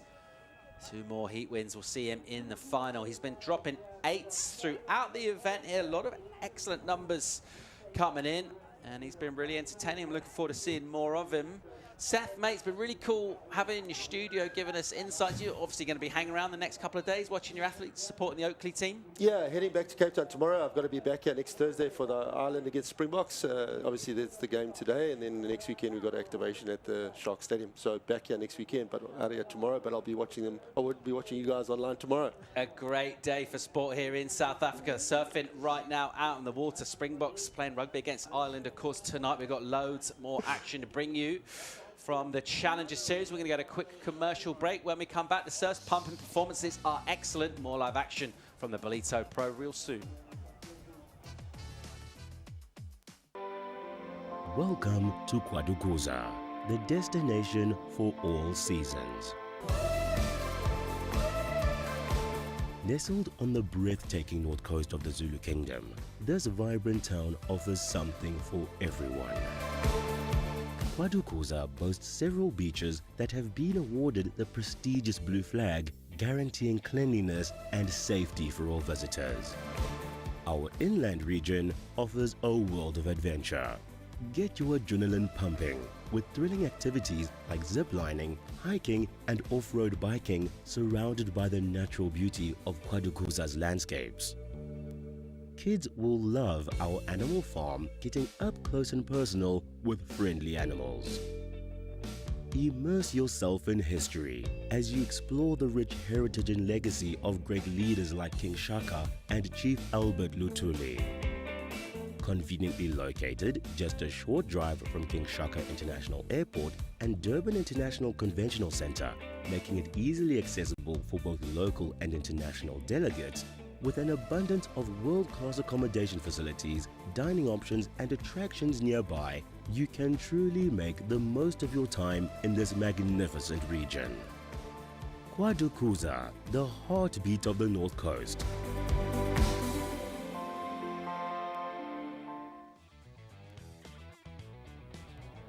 Welcome back to Ballito. We'll fly over Willard Beach here and have a look at another great heat hitting the water. Up for grabs, a spot in quarters. Having a look at the Hawaiian Jackson bunch, who's been brilliant in this event. And he's straight down to biz. Here he goes. He's loading up. I think we know what's coming. There's that rotation. Doesn't get the land in that time, but a little shot across the bow there of Alistair Reginato.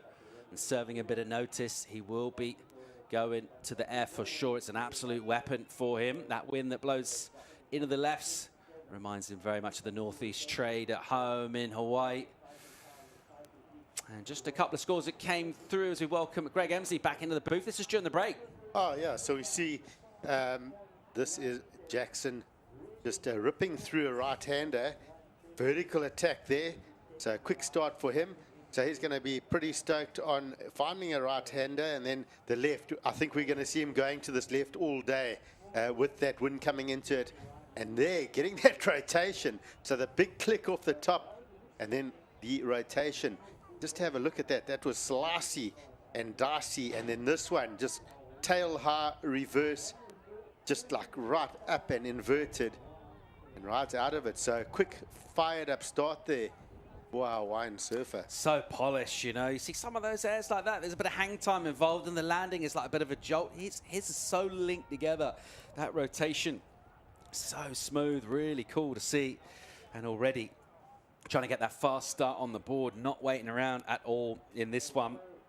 And just trying to pile on pressure onto the young Aussie, Reginato, at the moment. I think he'd be overly phased by the kind of numbers coming through. It's a 5.17, the best of it.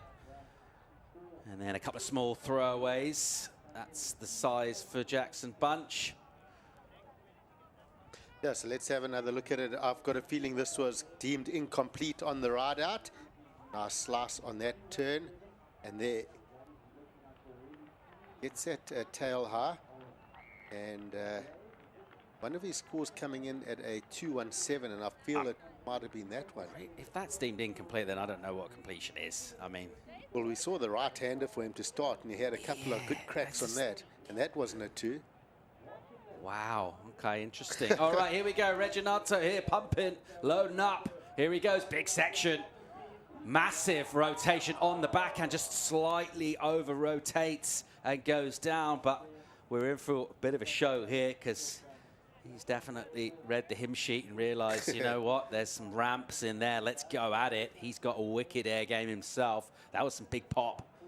This is like a bit of a boxing match. They've matched up similar surfers. The one's obviously natural, the other one's goofy, but both of them electrically fast surfing.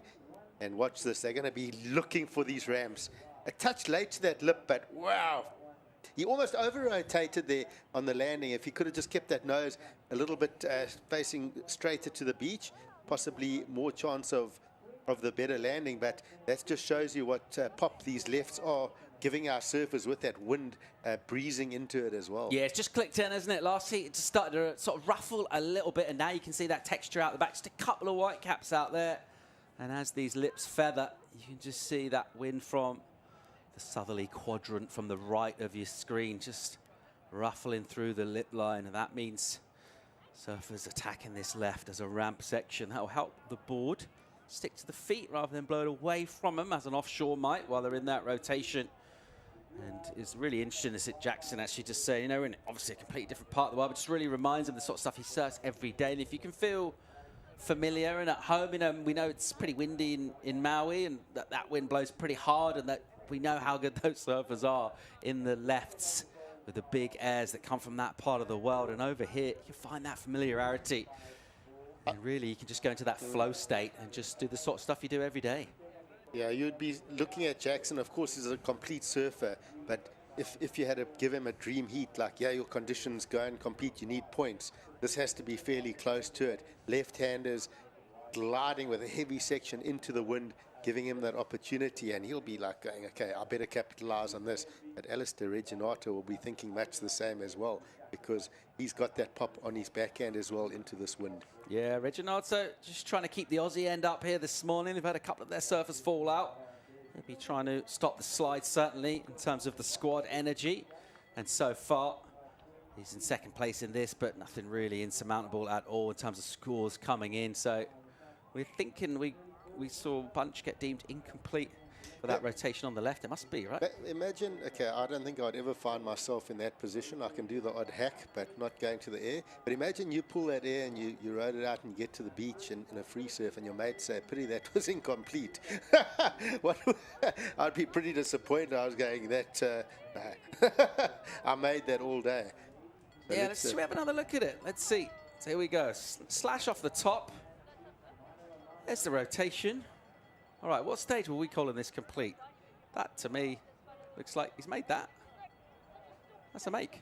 It's a make to me, but I guess it's such a fine line, and those judges are basically saying they really want to see a clear line, and I suppose that board's got to be right ahead of the whitewater. I guess they do have to make a call somewhere on but they seem to have been exceptionally strict and really want to see that board well ahead of the whitewater on the completion, not sort of a little bit stuck at all. But I would have thought his board did clear the whitewater there for a moment at least, and I would have had it as a ride out. The view from above just showing that texture on the sea surface. You see some of those sort of doubled up waves coming through. Just see a little bump getting through. Do have a little wind protection in terms of the water surface from the rocks that separate Willard from Bathers Beach. And then that wind's providing plenty of opportunity for surface to go to the air. That is an option to go to the air. The other thing you can do is hit power hammers. That's exactly what Nolan Raposa did in the last heat. Let's go and have a chat with him. He's with Mike. Nolan, big result. That has moved you up 44 places on the rankings, up to number 20. Big heat win. Tell us about those 2 8s. Yeah, it's exactly what I was hoping for. I was actually kind of hoping for some 7s, but I'll take a couple 8s for sure. The left today, the lefts were really good today, and me and Myers were saying it's 50-50, whatever way I want to go. And that first left came up, and I was like, well, this thing's perfect. I'll take this. Score came in, and I was really stoked about it. I wasn't sure where it was going to go. And then on the other 8, I'd seen that section from a mile away and just held my bottom turn rail for as long as I could, so as much speed as possible, and just hit it as hard as I could. And knew they were scoring big on those big sections, so thought might as well give it a go since I already had a couple scores under the belt. But yeah, it felt really good. Yesterday, on your very first turn, you said to me that you creased your board. There was a hairline crack, and you were in 2 minds whether to bring in and swap it or not. And the damage got worse and worse as you progressed through that heat. Is this the same board, or have you changed equipment? And tell us about what you were riding in that heat. Yeah, no, the board was too buckled for the surf today. Also, the waves kind of picked up, and that was like an E-poly as a poly blank with a epoxy glass. Today, I went out on a remake of that board, but just poly. Didn't feel that good in the free surf, so then I switched it over to this one, which is pretty new. Three sessions I've had on it, and I didn't even ride it this morning. So when I went out there, I was really surprised and really pleased with how good it felt. So I think I might have to stick with this one for the rest of the contest. Great job, Nolan. You're through to the quarterfinals. We look forward to seeing you in that, and amazing surfing. Well done. Thank you. I appreciate it. I'd like to give a little shout out to the guys at Paizel too. DJ specifically, he's really made me some really good boards and rushing me a couple of really good ones as well. So shout out to DJ, and I also like to shout out 805 for supporting me this whole season. They've been huge to help me out for the whole season. So thank you guys, and can't wait to see you guys at home.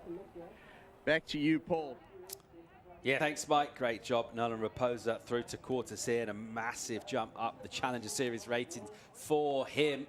Let's see how deep he can go in this event. We've had an illustrious list of names as champions here on the coast of KwaZulu-Natal. Let's see if he can add his name to that right now. Looking for a spot in the quarters. It's Jackson Bunch and Alistair Reginato. This one not really fired up as yet, Greg. Yeah, there's been a bit quiet. I thought I would have seen a lot more hunting in this heat, especially when you see the pedigree of the surfers and how quickly both these guys can turn an average wave into a good or excellent score, just with their techniques and ability and, of course, skills. This is Alistair having a look here, Paul. Here he goes, opening up the body with a set up first turn, and then just to blow out the tail. Not quite getting it done, so after a prolonged period of inactivity out the back, you'll have to think on here. Wasn't the finish he was looking to that way. But you can see why he was trying to surf up the potential there, realised there's not much point just kind of snipping away, then windscreen wipers through for a 3, so did try and flare up and maximise the scoring potential. But of course, the bargain that you're making there is the extra risk being taken. So there's that wind on our flag, so you can just see that whipping up a touch. That is favourable for the airs into the left, which is why this one got off to such an entertaining start with the likes of Jackson Bunch and Alistair Reginato. Reginato went huge on that backhand rotation. That thing was absolutely massive. Love to see him get a couple more opportunities like that. As our crowd fills in here on a Saturday, they're up for a big day of competition. It's going to be a really fun day. Full day of competition. You'll see a lot of our crowd wearing the Springback rugby jersey today, because we do have kickoff against Ireland at 5:05 this afternoon, South African time. number 1 versus number 2 in the world. So they treated to a day of surfing, and when we wrap up here this afternoon, they'll be straight into the rugby. Got some bad news there, mate. Bit of a timetable clash. There's something else happening. England are playing football, mate, against Switzerland in the quarterfinals of the Euros. Will I be watching that on my own? Is that what you're saying? Absolutely. You can watch your soccer, and I know how you footballers don't like to call it soccer. No, mate, you can call it that. That doesn't bother me. No, I'm joking. You know what? Let's get 2 screens up in our flat, and we watch both. Yeah. Get the Barbie on in the middle. Something for everyone. The bra we had in South Africa. We'll get the braai going. Get some veggie sausages for me. Oh, come on. I feel like I'm a bit of an outlier here. In lots of ways. Stop talking. It's not the first time I've heard that. 16 minutes to go in this. It's Jackson Bunch right now with a slim lead over Alistair Reginato. The Australians just got a couple of ones in. That 5.17 is the only real bit of quality in this. And after a banger of a heat with excellent numbers for Raposa going down, this one, yeah, it's just a little softer in terms of action so far. We'll wait and see what these two can do to fire it up. Of course, the prize available for an advancement here remains the same. It is quarterfinals, and from there, as you mentioned earlier this morning, obviously it's not exactly equal the way the points are distributed between the rounds, and the further you go, the bigger the gap between the previous round. So, I mean, it goes without saying you want to go as deep into the event as possible, but once you get into those quarterfinals, you've really set yourself up for a keeper result on the Challenger Series. And I think we've seen for the last few years, some surfers can dominate, but also you get a bit of a spread, and it might come really down to those slim margins. So really important for surfers to set themselves up with a platform and a big result here in South Africa. 15 minutes to go in this one. It is still the surfer out of Maui, Hawaii, with the lead in it. And it looks like we'll see him in action here. So he finds himself wide on a right.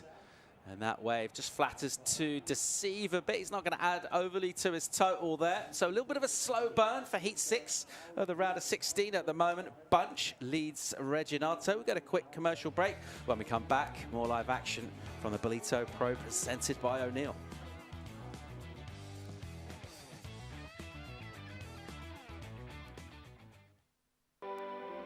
Welcome to Kwadukuza, the destination for all seasons.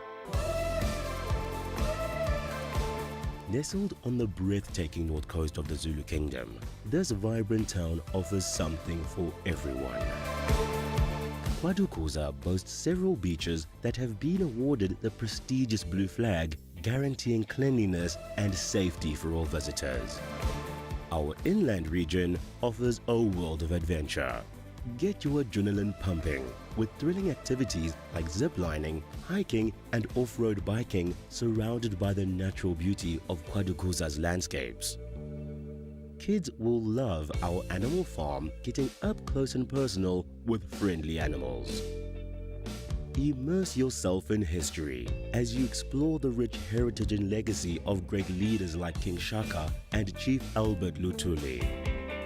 Conveniently located just a short drive from King Shaka International Airport and Durban International Conventional Center, making it easily accessible for both local and international delegates, with an abundance of world-class accommodation facilities, dining options and attractions nearby, you can truly make the most of your time in this magnificent region. Kwadukuza, the heartbeat of the North Coast.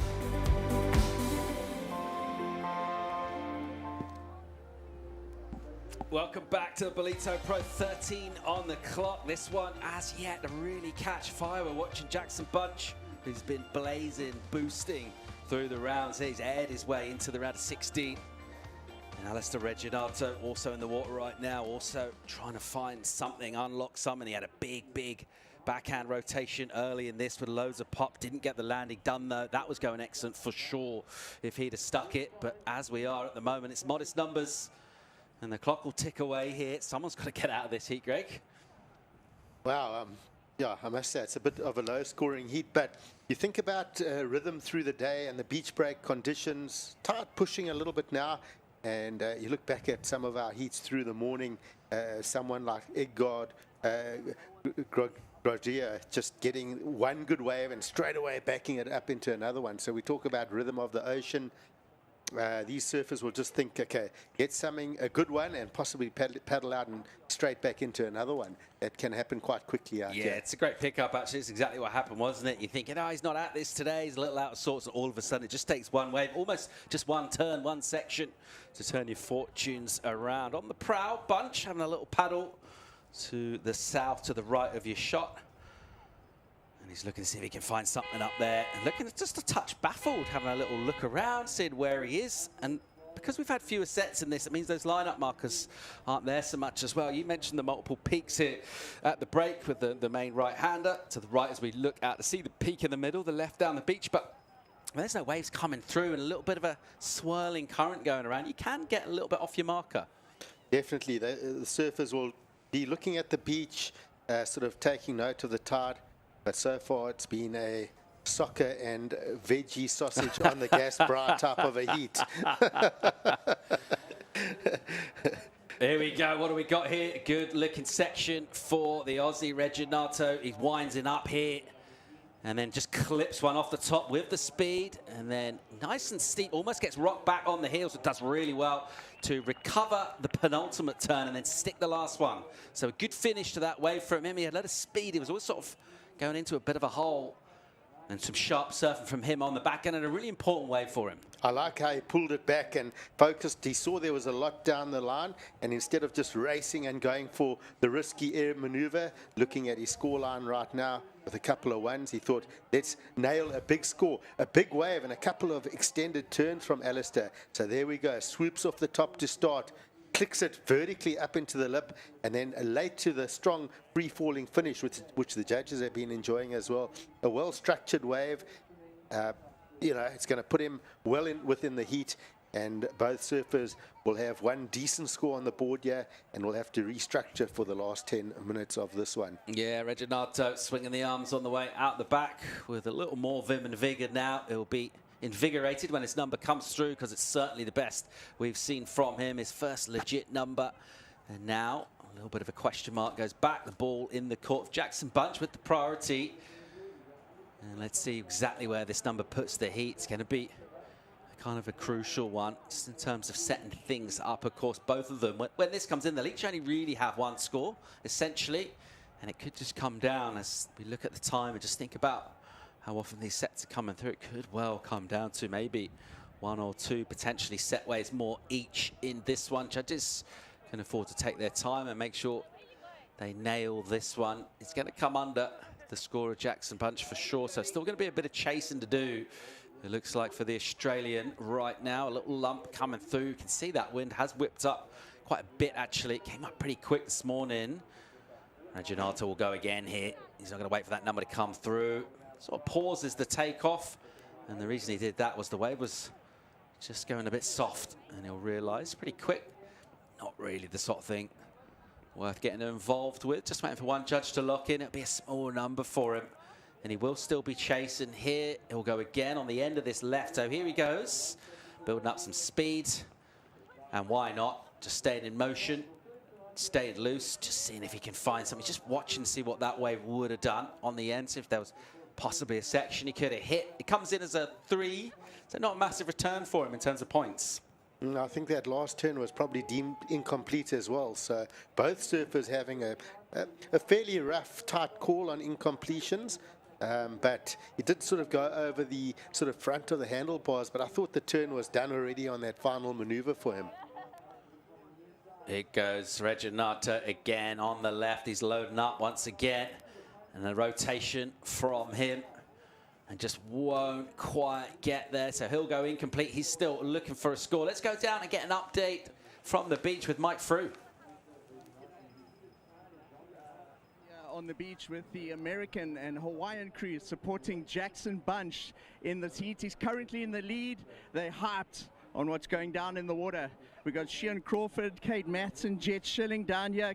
Sheehan, how's this heat going for you guys? How's Jackson looking out there? Yeah, Jackson's looking good. He just needs to catch a wave. I think there's a good wave coming in. He might just drop a 9-point ride right here. But yeah, he just got to get going, and he is going right now. So taking in, dropping in. Woof. Okay, he's got to launch. Oh, he's gonna. Oh, it's auto. Doing. going! Right out. Okay, let's go. Yup, just like that. I don't know. So there you go, Paul. Big stoke. Lots happening on the beach, and we managed to time one of the waves well. So the Americans, Hawaiians, all very stoked with the performance of their competitor in this heat. Back to you, Paul. Yeah, shot, Mike. I guess the bro booth. You got your bros doing commentary. They're like, yeah, he's probably going to get a 9 here. That's the kind of positivity I need from people around me. That's great. I think they know what Jackson's capable of. He's very dangerous in live action. All right, here we go. Reginato, wide stance, got a ramp. There's the rotation with speed. And once again goes down. And it's continued frustration for him. And he's looking to go onto that left and go the backside air, which we know will bring in points, but it does need to stomp one. And if anything, it feels like they get slightly further away just from that first one where it was so close to landing, the biggest one of them all. It's just drifted a bit. I think that's just the quality of the sections he's finding, actually. That first one was a really nice looking ramp with a lot of speed. Just maybe forcing it a touch now, Greg. Yeah, let's watch the replay. And a couple of slices into that air rotation, and you hear his gang shouting, ride out, ride out. They know how important it is to make sure you ride out of these waves just like that, get ahead of the whitewater. So, yeah, it's being drummed into our surfers. Get the completion right out nice and clean. 5.5 on the clock here. Good number for Bunch. 6.5 drops for him. Crucial. So turning the screw and ramping up the pressure on the Australian Reginato, who's somewhat on struggle street here. Looking for a number 8.67. Bunch will go again here. He's in the lead in this one.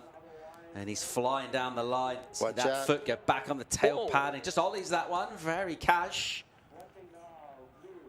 Just pops it. Meanwhile, all right, here we go. In motion, Reginato, a couple of quick, angry slashes. Don't mind it.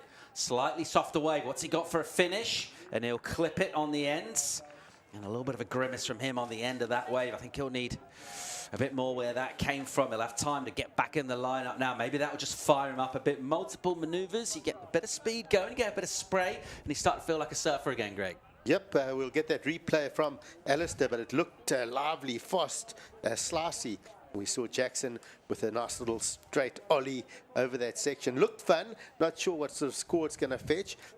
More of a, that section, he did spend a lot of time and a lot of distance setting that up. But then Alistair finding something that looks like it could well put him within reach in this heat and give us a really good last couple of minutes here. And this is that little ollie. They're pretty cool. I don't think it's going to be a serious score, but I'd like to get this replay here, and let's see what Alistair did on this one. Big snap to start, lots of spray, snaps it back in the pocket, then a couple of carve wrap turns, and then the finish. So mid-size wave, but 4 maneuvers. We're not seeing a lot of that, a lot of, getting that linking of turns, the flow. So that could just put him well within reach in this heat. Yeah, the first time was really nice and aggressive, wasn't it? Let's see what the panel make of that. We're waiting for scores for each of these. Just that ollie for Bunch. And then the multiple turns on the backhand for Reginato. It's been all about the left for a little while in this one. And mostly about looking for ramps on the left, but on the face, into the lip, the Australian on the attack. And the board for really slowing down throughout those turns. Pretty much going from top to bottom throughout. Judges tend to like that.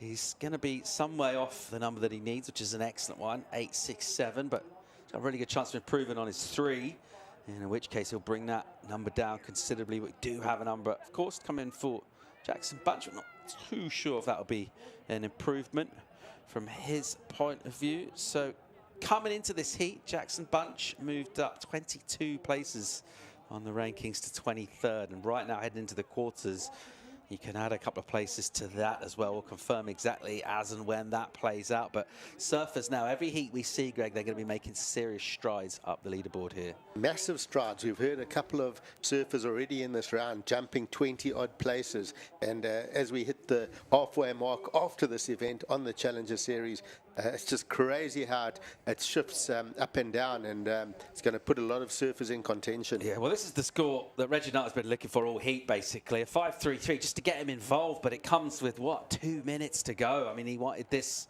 20-odd minutes to go to really fire up this encounter. It's just not gone his way. He's had 7 scores under a 1.5, under the priority of Bunch, He'll go, make a little bit of room for himself on a right. It's a little soft, so he faded it just to see if things would get a little more exciting in front of him, which they didn't do. So it will just be a quick in and out. But the crucial thing about that 5 is now that requirement much more manageable. Much more manageable. It comes in as the second highest score of the heat. So it puts him within shooting distance of that requirement. And check this replay, that first right from Jackson Bunch, just solid up into the lip. And this just gave him that solid score to set a nice base and control the heat from the beginning. And then this wave with a slicing turn off the top to start, and then loads up for the best score of the heat and rides out of this one comfortably.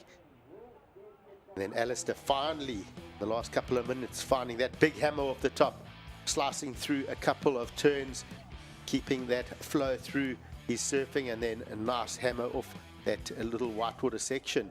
So puts himself in the game. 1 minute to go. He doesn't have priority. Jackson Bunch is going to keep him very much within his grasp. Yeah, well, this will be one of the toughest sixes Reginato's ever tried to find right now. Jackson Bunch will be all over him here with priorities about 50 centimeters away from his rail, and just keeping in step with him with the paddling as well. Just follow him around the lineup here. What Alistair wants is a couple of waves, ideally, and just a bit of elbow room, just a chance to have a swing at something, try and find that 635 that he needs. And it's really the waves in this one. They're just underwhelmed a touch. That first right that we just saw on the recap there from Bunchman, it feels like a sort of a different day almost, because it's just gone a bit soft and a little scrappy. Nevertheless, you won't care if you're Jackson Bunch and you're making it through this heat. Final 15 seconds, whip off the top. Here's a bit of a meteor right. That one will run away from him.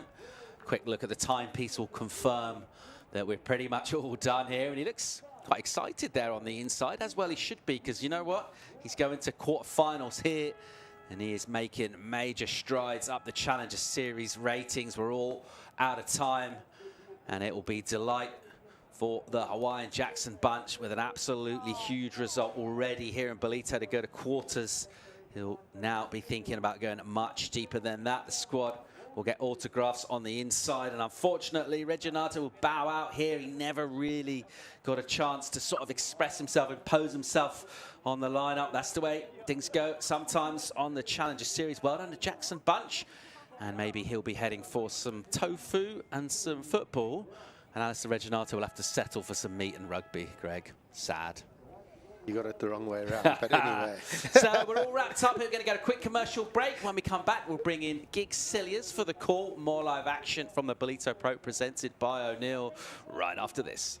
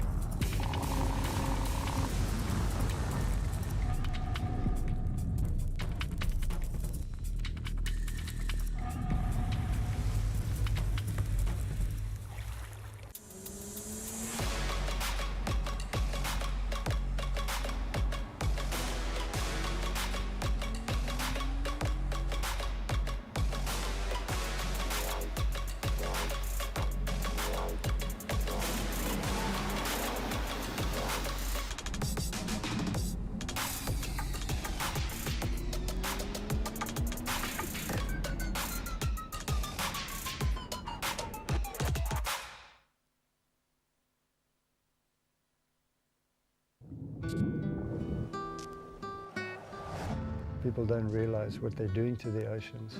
We got to hand it down to the next generation. It's going to be such a pity for people not to be able to experience what we've experienced.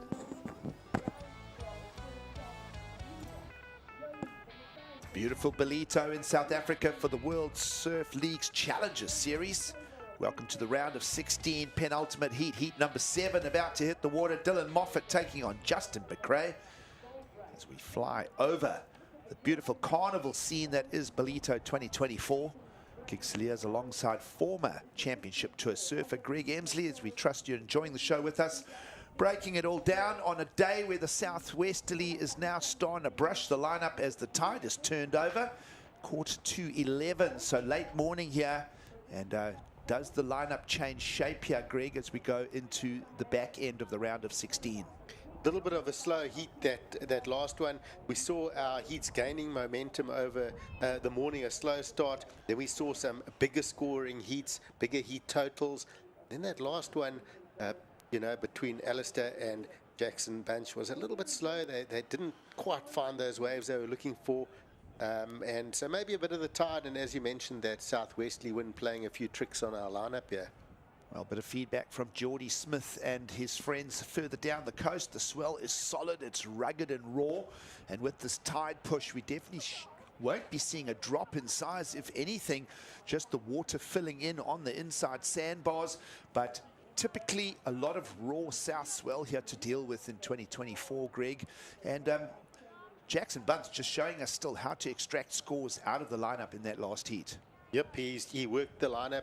You could see he was looking to really have a fun heat, lots of waves, going for air rotations, and it didn't end up being like that. That's competing at this level. You've got to look at the situation, look at what your competitor's doing, and compete accordingly, and he adjusted to that, and he would have just been begging for some of those ramps, especially with his air game. But both surfers got a little bit wave starved, and the heat had to adjust and ended up being a little bit of a lower scoring encounter. Beautiful view of the Dolphin Coast here as we get into motion here. Dylan Moffat, a 133 in the scoreline, will give way to the high priority of Justin Becrae as both surfers come into vision. And still plenty of time here. Tours and competition setting out 30-minute heats for us for the round of 16. We'll carry that through to women's round of 16 coming up. Of course, 8 heats in the round on the men's draw, as is the women's. And we are into person-on-person, man-on-man heats here as we emulate the championship tour. And that is the focus, that is the end goal for all of the surfers here in Ballito. Of course, 6 opportunities on the Challenger Series. August 6th, we see the Lexus US Open of Surfing getting going. That'll be on the other side of the Olympics. It's sport season all around the world. Of course, Greg, you've been mentioning the rugby about to come up. We heard Paul Evans, fellow commentator, mentioning the Euro football. Wimbledon is on the go as well. So, yeah, just happy sporting people all around the world. Let's have a look at the replay as we break down Dylan Moffat. Yeah, without priority, just gets a click, and you see he had to quickly turn out of the way of Justin Becrae because he had a higher priority. Remember, when you've got that higher priority, it's unobstructed right of way. You've got to clear right out of the way. So dicing with a bit of trouble there, Dylan Moffat, but I think he'll be safe with all of that. But yeah, you just got to be careful on those sort of situations. Clear the runway when you see the man with priority coming. It's been an event with some discussion over priorities, but that there we don't see any complications. Moffat expecting a wave number 2 score to come his way. Justin Becrae waiting for his opening ride. Of course, perhaps both of these surfers making their way to higher profiles in their sporting careers. Dylan Moffat hails out of the east coast of Australia, Justin Becrae out of Senos in France. So 2 opposite ends of the surfing world, so to speak. And, well, looking forward to how both of these young surfers campaign through the Challenger Series of this year. Already a 9th place for Dylan Moffat, the Australian. No real results out of Australia for Justin Becrae. And, of course, both of them have made the odd quarterfinal at the Challenger Series level before. And we'll look to see who gets a personal best here in Ballito. None of these surfers have made quarterfinals here before.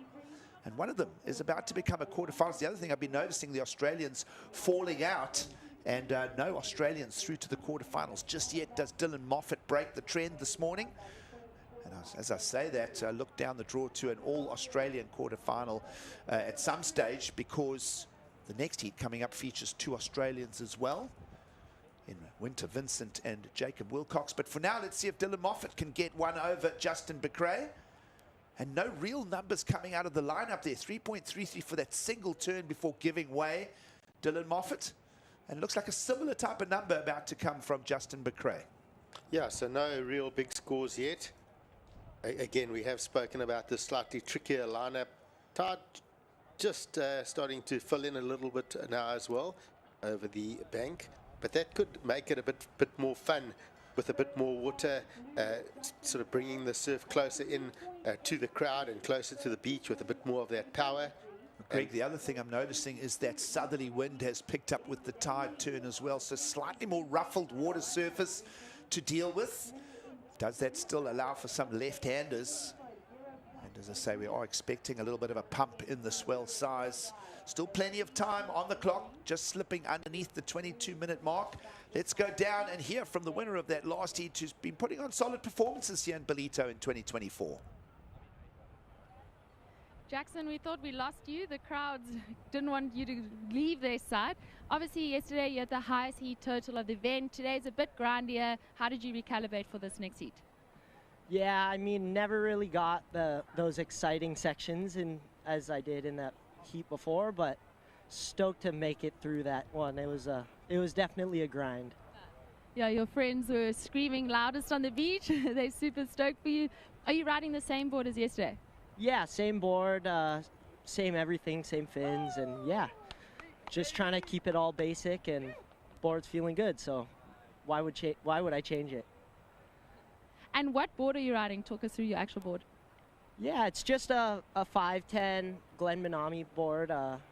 It's epoxy with a thick stringer, so it's light and lively, but the thick stringer keeps it a bit stiff, and same as these rail grooves make the board a bit more stiff, and yeah, it has a lot of pop and it's working really good. Amazing. Well, it's definitely doing the job, and back to you guys in the studio. Thank you. Well, it is looking good. Jackson Bunch into the quarterfinals for the first time here in Ballito, and certainly on that Glen Minami shape. Greg, looking perhaps for a contender here for a title win in Ballito. Looking good, and as he mentioned, why would he change equipment? That's been working for him beautifully. We've spoken about that board through the event already, that Glen Minami, a legendary shaper from Hawaii. We'll see he's got those grooves down the rails of the board for that extra strength. And Paul Evans gave it a good name, the love handles.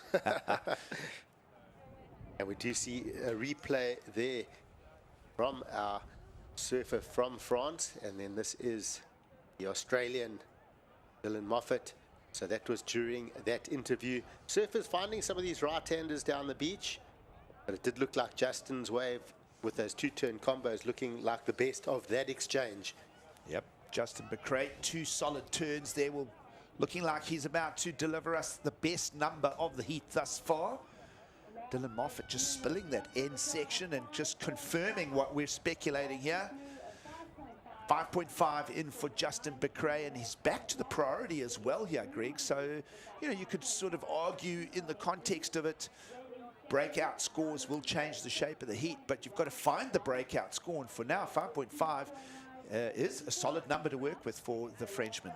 Yep. Justin Becrae swinging that DHD through the sections.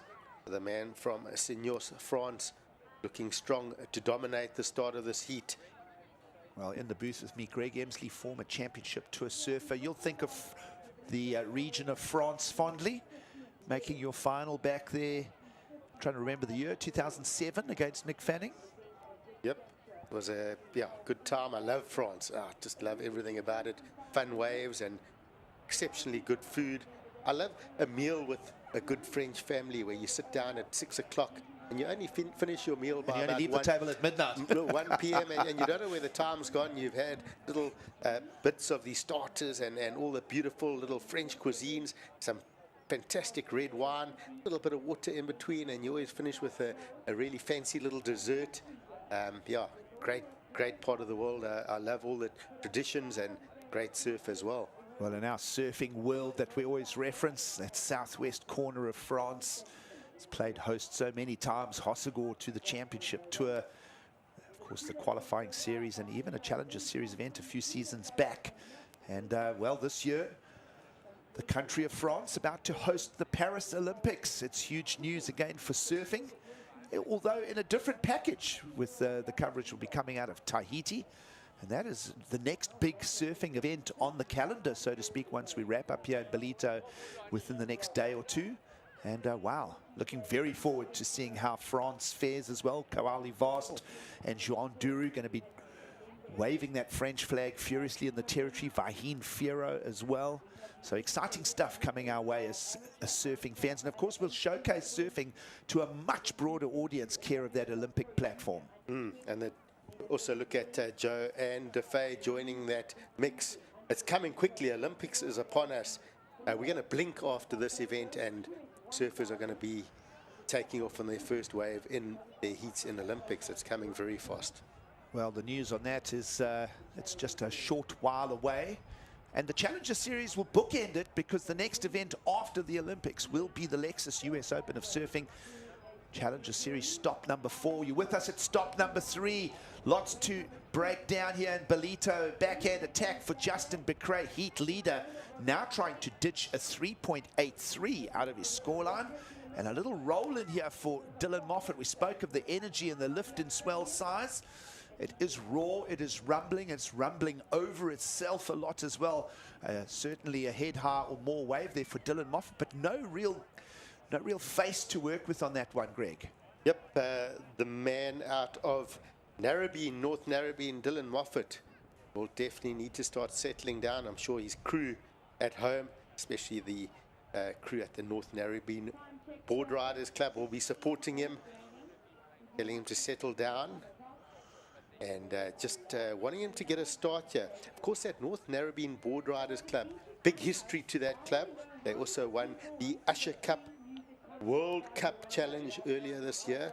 So they're a tight-knit crew, always have been, and they'll definitely be behind Dylan here and cheering him on, and hoping he can just get some sort of a start. Still quite a bit of time, just over 15 minutes, but he needs to settle with some sort of a score to challenge that 5.5 that Justin Becrae has in that scoreline. Two very successful Challenger Series stops over the last 2 seasons down in Narrabeen. And as they ponder the solution to Dylan Moffat's heat, we'll step back, set back, and just allow the sets to roll in here at Ballito. Stay with us. We'll be back after the break from beautiful South Africa.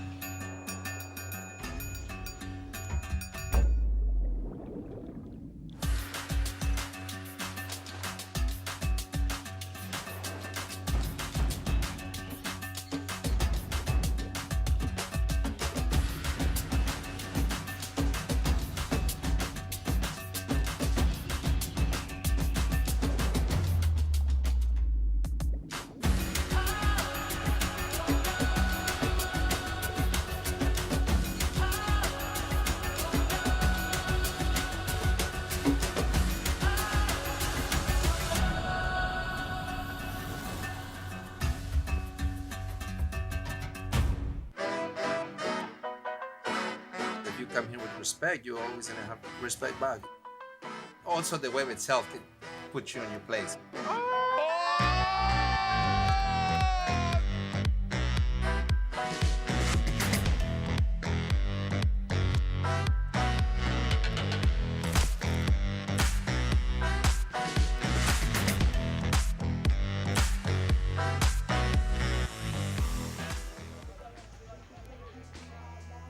Welcome back to Ballito in South Africa.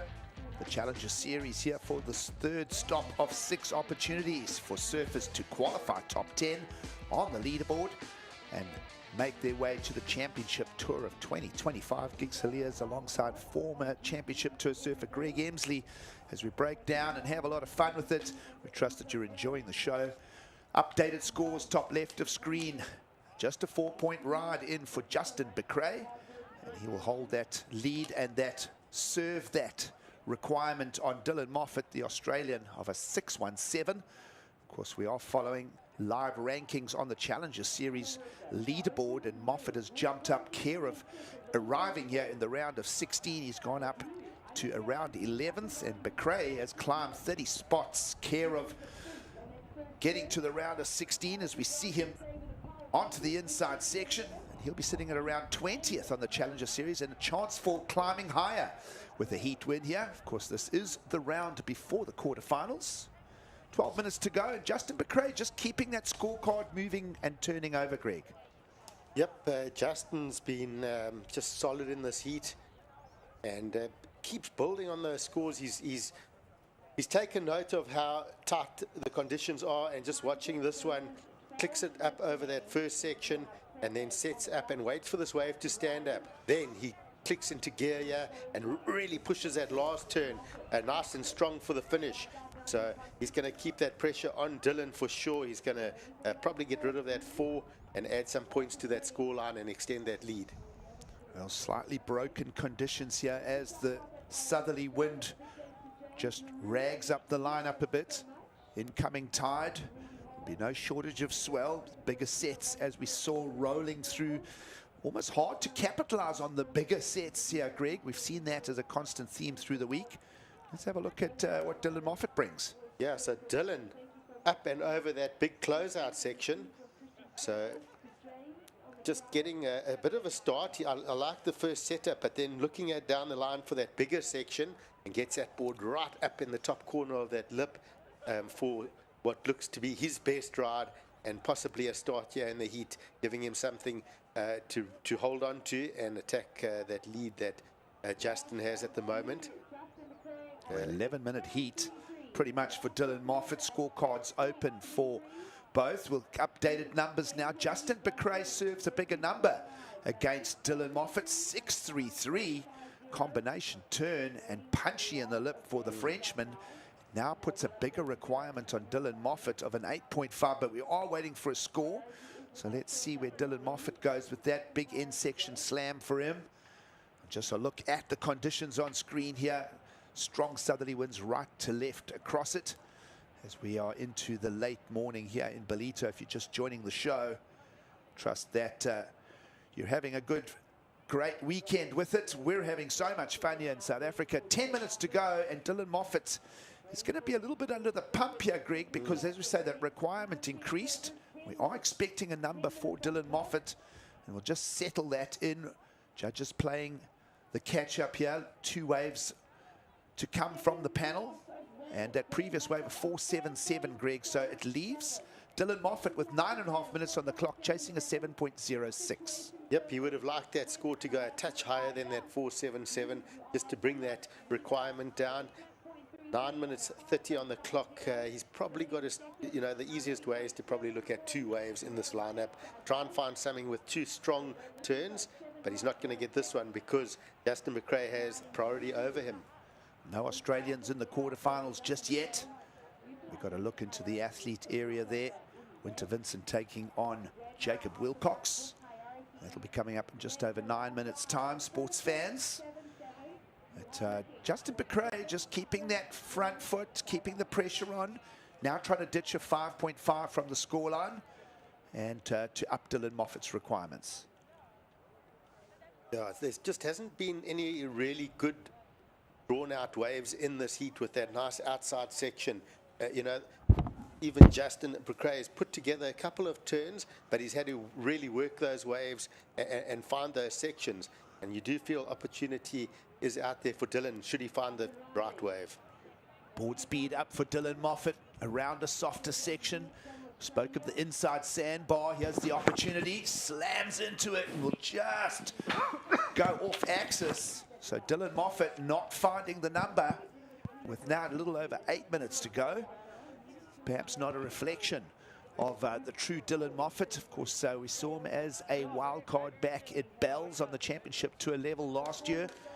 Got that round 1 heat over Zhao Chianca and Matt McGillivray as well. We know he can roll his sleeves up and do it with the best.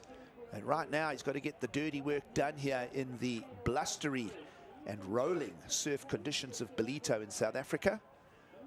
And we'll just keep with it here with Becrae back in position holding prio.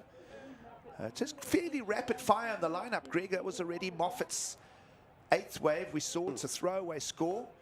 You see again, switch of direction. Jackson Bunch previous heat was going left and getting numbers. We've seen the left-hander into the wind, and perhaps with that tide filling in, someone might find the unlock with the left-hander here with still 7 minutes to go. Yep, but it's, you know, 7:06 to advance. Very capable of it if that wave arrives. We think Dylan Moffat, that first heat, a lot of fortune with Luke Thompson getting that interference, and Dylan Moffat suddenly finding himself through into the next round. He had a great round of 32, took the win, but now under the pump. Can he roll a double 6 here? Well, the dice clutched firmly in Dylan Moffat's right hand. Everyone around the Narrabeen board riders will just be, you know, kind of throwing a few dice of their own and hoping that the heat unfolds for this Australian, Dylan Moffat. There's the requirement again, 7:06. So no real big numbers over even a 5 for Moffat at this stage. And you did mention that he got that little nudge through the rounds with that interference call. It's been a big topic of discussion, but of course, right on the playbook, right on the rule book, Ian Gentile had taken off just before the horn. The horn blew and it cancelled out the priority. And a big mistake for the South African, and we've drilled into that, but it's always fun to talk about it some more. Yeah, it's always a topic, and it's part of the rules, and yeah, those rules sometimes are a fine line, and Luke Thompson just getting on the wrong side of that rule book. Heat number 7 of the round of 16 just before the quarters. Let's recap with Justin Becrae getting out the gates early for a 5.5 mid-range score, and he's kept the pressure on Dylan Moffat the whole way through, Greg. Yeah, just really lively off those turns, working this one through, and I love how he doesn't rush it. He waits for that section to approach and slams the door shut on that final maneuver. And this is, of course, Dylan Moffat whipping and driving over that section. Well, a 4.77 for that wave we've just seen of Dylan Moffat as we recap. 6.33 for the previous Justin Becrae wave. And that is the situation. We are awaiting another score, though, as we switch back to live. We'll pull back the tapes for you surf fans. Dylan Moffat in the lineup looking for a 7.06. And here it comes, switching to the left, Greg. Yep, and Dylan Moffat up and riding on this one, slices off that section and whips up over that. Rides it out, so drifting the fins beautifully, putting it in his board into sports mode. The Mayhem Driver 3.0, slicing through those couple of turns. Well, you look at the requirements, 7.06, softer lip line. We had this discussion in the Sam Pupo versus Ian Gouveia heat. And Sam Pupo just coming out short, doing a similar turn though, slamming the end section, showing spice and variety. But without a solid lip line to launch off, it's hard to get into that excellent category scores. As we see heat prep underway here, 2 Australians. So we can safely confirm that we'll have an Australian quarter-finalist as we tee up for that final heat of the round of 16. Let's have a look again at Dylan Moffat as he approaches that section, Greg. Yeah, just pushes the tail, slices that first turn. So I guess what he's going to be wanting to do is get rid of that 4.77, get a better score in that scoreline, and then attack this requirement in 2 waves. Well, he's just done that, Greg. 5.73 in from the judging panel for the 2-turn backhand combo. Dylan Moffat lowers his requirements to a 6.11, and he's right in the same lineup as heat leader Justin Becrae, who holds the prio. But 3.5 minutes, anything can happen. Yeah, so what I like here is he's been struggling in this heat, Dylan Moffat, but what he's done with that last score is it's the second highest score of the heat, which means now his requirement to 6.11 is not actually the biggest score of the heat. It's so there'll be a comparison. If he can rip apart a wave, he can attack the scoreline. Or maybe a sell, but either way, Moffat looked at it and priority being deployed by Justin Becrae. Nice wiping turn there, but that's one of those waves that has run flat. So successful sell. Door open now for the Australian. Moffat with 2:50 on the clock. We've slipped under the 3-minute mark. And Greg, as you mentioned there, 5.73 on the last attack of Moffat. It's brought him right into the picture here, an achievable 6.11. And we'll just watch the lineup closely here. You'll see Moffat pretty much dead center of the beach, just off in front of the judges' tower. Meanwhile, it is the Dolphin Coast for a region. We'll try and get our cameras zoned right in. Is this the good luck charm? The Dolphin pod right in on the contest zone here in beautiful Ballito. They love to come in with set waves, Dolphins. So, you know, a 6-1-1. Dylan Moffat, he's, okay, one of those minutes have gone. He had 3 minutes with priority to hunt that score. One of those minutes are gone. He's still got 2 minutes, and this is what surfing is. We often see a change in the end. He does sit with an opportunity, and he has priority. Are the Dolphins ushering in a motion change in the ocean is the question that we ask. We've seen it many times. Greg, you were part of that 2005 J-Bay finals day where Kelly paddled up the point. The Dolphins came through and he turned around and got that 9-point ride to beat Andy Irons. We love the story of the Dolphins all the way up and down the entire South African coastline. But an abundance of marine life here in what we term the Dolphin Coast. Beautiful Ballito, everybody loving the festivities. And Dolphins always do bring just a sense of calm to everything as well. Yep, a sense of calm even when we approach the 1 minute mark. But yeah, it's, you know, obviously we want to see surfing winning at the end of the day. And I would like to see one more opportunity. Even better if there's 2 opportunities, one for each surfer, to really put a big stamp on the finish of this heat. Well, Dylan Moffat holds the priority, chases the 6.1 as we're down to 50 seconds on the clock. Is it achievable? Couple of sets approaching here. We saw the Dolphins usher through the lineup just a half a minute back. And Moffat just holding position, holding priority here. Just follow every paddle stroke of our 2 surfers. They're right in the same zone. We saw a successful, we saw a successful sell for Moffat.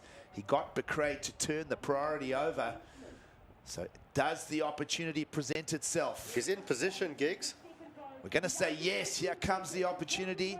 It's a tapered left-hander with the clock on 10 seconds. Moffat chucks the first turn. He's got to do something special here. Lip line crash. And that was a structured lip, and it just crashed out on the sandbar. Reminders again of a 6.1. Well, I'm going to lean back and on the opinion of former championship tour surfer Greg Emsley here. I'm not going to ask you, did he get the score? I'm going to discuss the elements of did he get the score.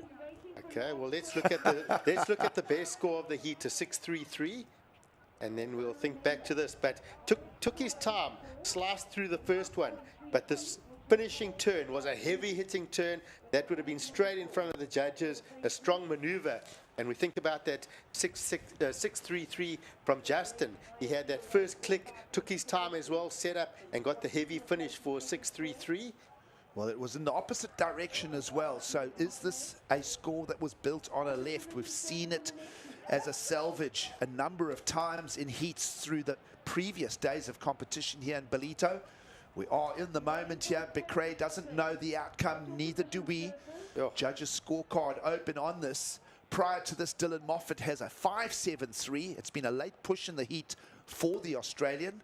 Greg, you mentioned the 6.33 for Becrae on perhaps a bigger wave and going in the opposite direction. Yeah, I'd like to see that replay. But I'll tell you one thing, the Aussies in the stand would have been kicking, jumping, shouting, screaming. And, you know, it's always that point of difference right at the end of the heat. Someone chasing the score, it often just goes their way. And could this just go the way of Dylan Moffat? It's going to be right there. I think it could well do. Well, downside to Dylan Moffat, it was a slightly smaller wave. Upside to it, it was a very speedy hit off the lip there. And, well, we leave ourselves with the discussion. It's an absolute borderline fence-sitting moment in the Ballito Pro. It is the round before the quarterfinals. As we mentioned, Dylan Moffat has climbed up to around 11th, just outside the top 10 on the Challenger Series rankings. Justin Becrae has jumped up into the 20s. So everybody wants this result here, and we'll just stay with us. We know it's a fence-sitting moment, but the fence is getting sharp and prickly now, Greg. We're sitting on this. Judges taking their time. They have their own replays as well, so they'll be going through this again. They know the intensity of the decision on hand. Yeah, I don't know if, you said a smaller wave. Both surfers paddled out to that wave, but it's going to be right there on the fence, isn't it? Well, the fence looks like a 5.8 numbers in from the panel. It is just short of the 6.1 required. No Australians through to the quarterfinals just yet. An official result for Justin Becrae. He's into the final 8 here in Ballito. And wow, we'll just sit back and just let that one breathe as we have an all-Australian heat coming at us. An official result there. Dylan Moffat not quite over the hurdle. He'll settle for a 9th place. He'll match his other 9th place finish over on the Gold Coast. And well, Justin Becrae on the front foot is into the quarterfinals here in Ballito. That is now your official set of scores. And we'll leave you with that as we'll just sit back for a moment. We'll be back for the final heat of the round of 16. Heat number 8, Winter Vincent, Jacob Wilcox coming after the break.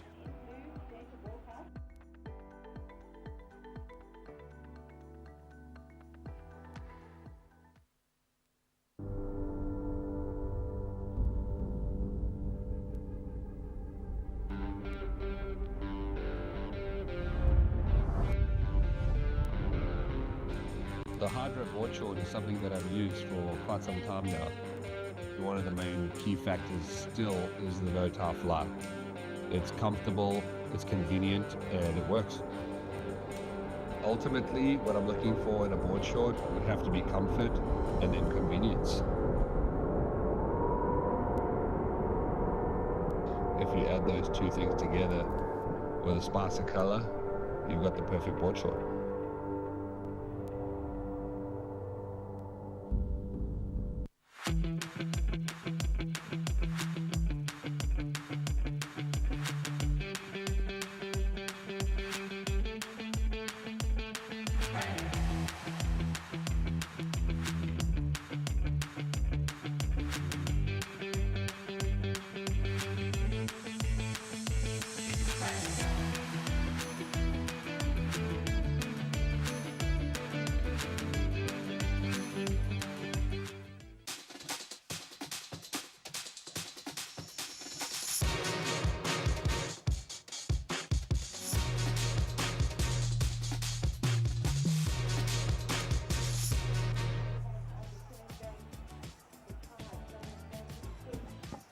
Welcome to the weekend. Beautiful Ballito playing host to the World Surf League's Challenger Series. Final heat of the round of 16. This is the round before the quarterfinals, an all-Australian affair. We will have a Australian quarterfinalist. Which one will it be? Winter Vincent, the young surfer out of the Sydney beaches, takes on Western Australia's Jacob Wilcox. It's a good late morning greeting. Gig Saliers alongside Mike Frubru. And great to have you back, Mike. Of course, multiple roles for you here at the Ballito Pro. And also, partnered with O'Neill for the co-sponsoring again of a very successful Ballito Pro in 2024. Yes, Gigs, this is the 5th year that O'Neill has been involved with this event. As we see a replay of Jacob Wilcox's opening ride while we were playing the ad intro there. 2 nice turns just to open up his account, and then Winter Vincent now. Haven't seen many of those where the surfer has to maneuver through that flat section, Gigs. It's one of the first waves I've seen like that in the last heat or two. Well, looking nice and loose and good flow from both Australians for their opening scores this morning. Jacob Wilcox versus Winter Vincent in the lineup here. And a little view of the infrastructure, the setup here. Everybody having a great time at the Ballito Pro. And can Winter Vincent campaign his way to the quarterfinals? He's been an exciting prospect in his first visit to South Africa. And we'll see how those opening scores compare. Jacob Wilcox, several visits to the region over the years. A big age gap difference of just over 10 years between them. Winter Vincent, 18 years of age. Jacob Wilcox, 27 this year. So Jacob's been around for a long time. We'll talk about both surfers. We trust that you're enjoying the show with us from wherever around the globe you are. Of course, it is a late morning here in South Africa. Warm water in the Indian Ocean, but a breezy southerly wind just to put a touch of wind chill on things. As we get those opening score comparisons, a 5 from Winter Vincent, slight advantage over Jacob Wilcox. Backhand versus forehand, they both went right for their opening scores. But Winter Vincent just looking particularly loose and spicy, and he's read the lineup well here on his visit to South Africa, Mark. He sure has. He did come through and surf in the QS 1000 presented by Flojo's, it was the Ballito Open prior to this, so he has had a little bit of heat experience out there this year compared to Jacob Wilcox. Gigs, who can forget that perfect 10 that Jacob Wilcox got last year? Greg Emsley was on the beach commentary, and when he saw the waves, when he arrived at the beach, I think it was in the quarterfinals on finals day, he actually said somebody is going to score a 10 here today. And on the very first wave of the morning, Jacob Wilcox scored a 10. Did Greg blow the amps out on the beach commentary, Mark? Probably did. He'd have screamed. We know how enthusiastic Greg can get. But, yeah, there was a massive heat, and he has scored a 10 year before. Young Winter Vincent, of course, it's his first time in Ballito. And just chatting to his mom, interestingly, I'll pick up on that story after this wave here from Jacob Wilcox, Gigs. Well, Wilcox back at it. Wave number 2. Two-turn combo into a crunchy section there. We'll see more and more of that as the tide fills in here. We had a low tide around 10 a.m. this morning, now 11:20 on the clock. And nearly an hour and a half after the tide push, we do know that there is a lot of energy further down the coast, so no shortage of swell for our finals weekend here in Ballito. So Jacob Wilcox loading up on this one, just a check turn to maintain the speed. And he surfs that end section, a little slight rock and roll to emphasize and put a bit of flair on that floater at the end of that wave. Rather than just ride it out clean, he puts a little bit of extra spice on the turn there, Gigs. Well, both surfers with flow, both surfers with their rails very free in the slightly broken conditions here that we find ourselves at the end of the round of 16. 8 heats in the format here, and we will have confirmed our quarterfinalists. Let's have a look at this overview of the lineup here as we wait for another score to come in for Jacob Wilcox. And of course, Mark Frew, you were referring to the Australian in blue in this heat. And this time last year, came to Ballito on the charge, looking for qualification. Did get the qualification, and well, this was one of his favorite moments of the year. That was his very first wave. It was the first wave of the morning. He wiped the water off his face and went straight into that second turn, engages the rail. He got pulled up really high into the barrel, high-lined it out of there. The spit comes, gets his, clears his eyes, rotates his shoulders and goes straight up at the lip. And an incredible ride to open up his account in that heat with a 10. It was a perfect 10 from all of the judges. Well, he'll hold on to those fond memories from a year ago as he finds himself back here a year later, having qualified year-end via this Challenger Series. Got the mid-season cut at his home break, Margaret River. And just a softer run at the championship tour level for Jacob Wilcox in 2024. Was just constantly cursed with those 17th place finishes, 4 of them in fact. His only real number coming with a 9th place at Sunset Beach for the second stop. And well, one of those surfers that didn't make that mid-season cut in the hometown. Jacob Wilcox back here campaigning on the Challenger Series in 2024. And here he goes, he's focusing on the waves into the wind, and we know what the wind can offer, and we kind of saw where that was teeing up. Expect more from Jacob Wilcox with 21 and a half minutes to go in that. And just mentioning Jacob Wilcox's Challenger Series campaign again, a 9th on the Gold Coast, and so he'll be wanting a lot more from his visit here in Ballito. Let's go down to Emma on the beach. And an important event for you, but you did have to wait on the beach to hear if there's a situation change. Yes, I did. I was with all the kids asking for autographs, and when I heard that I had made it, I kind of screamed. So I reckon I scared them a little bit, but I said sorry after. Well, the sorry helped. And obviously you've got friends and family watching back home. Do you want to give them a shout out? Yes, of course. In French? Merci à toute mon équipe, toute la famille qui regarde à la maison, les mamies et tout le monde. Quart demain, allez. Hein. What he said, and good luck for the next heat.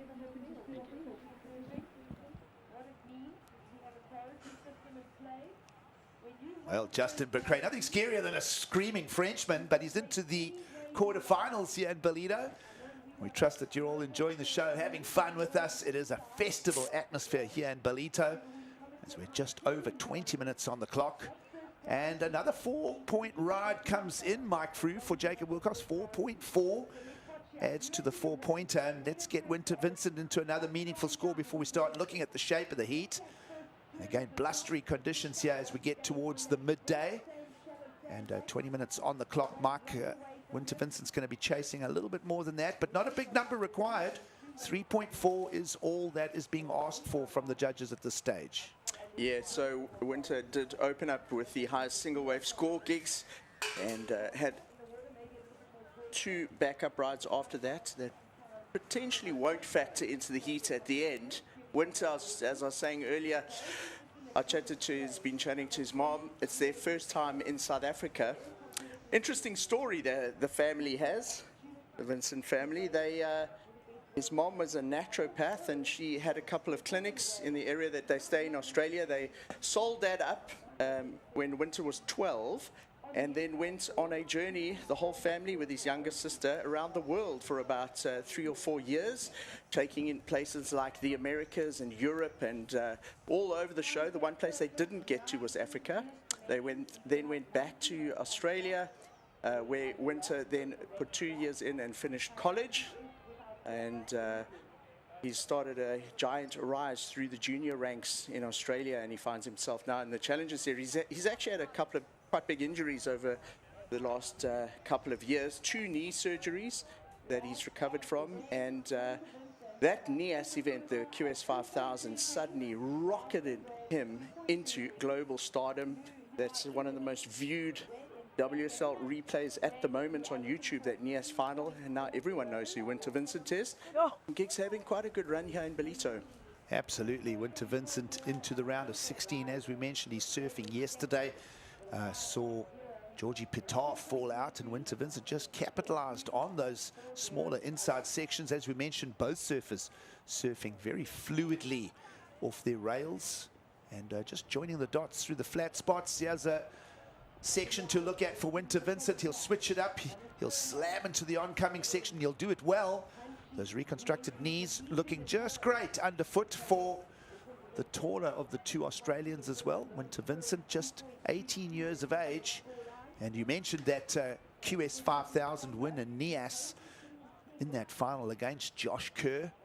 The Kerr family here in South Africa as well. Sierra Kerr still alive in the women's round of 16, which will be coming up next. And yeah, it's all great stories here in 2024. Winter and his mom, when the event was called off on a lady the other day, they actually took a trip to one of the game reserves, which is close to here in Ballito and part of the KwaZulu and KwaZulu-Natal region, and they went to see some lions up close. If you look at his Instagram, he's got videos of that, but this is what he's really here for, which is high-level critical surfing. I love the way the tail drifted off, very smooth surfing there from one of our Australians in red there, Winter Vincent. 4.83 comes to the scorecard for our man in red. And a heat lead here with 5.43 now being chased by Jacob Wilcox. Plenty of time for this heat to unfold. And confirming we will continue into the women's round of 16 coming up next. Just looking at those conditions again, Mike, tide is pushing in. But no shortage, there'll be a lot of head-high opportunities for the women's field as we'll narrow their field down to quarterfinals. We'll have established on both sides of the draw quarterfinals by the end of today. Yeah, and that leaves 16 surfers in total left in the event gigs over the men's and ladies. And still lots of swell around. At the moment, we have a southerly wind blowing. It was very clean this morning, a northwest. There's a lot of snow inland, about 300 kilometers inland. You have the Drakensberg Mountains. icy conditions there at the moment, and that's what's creating that katabatic flow, which is the flow from the land to the ocean in the mornings. Well, warm ocean conditions here on the east coast of South Africa. Back to live surfing here. Heat leader Winter Vincent just looking for opportunities to better on his 2 current scores in the lineup. Already holding a 5 and a 4.83. And we're about halfway through the heat here. And we'll allow Winter Vincent just back into the lineup. And Jacob Wilcox holding that priority. Still not a big requirement for Jacob Wilcox, a 5.43. It's kind of mid-range scores making up the order here in the final heat of the round of 16. We'll lay back, and we'll be back on the other side of the break for more from beautiful Ballito in South Africa.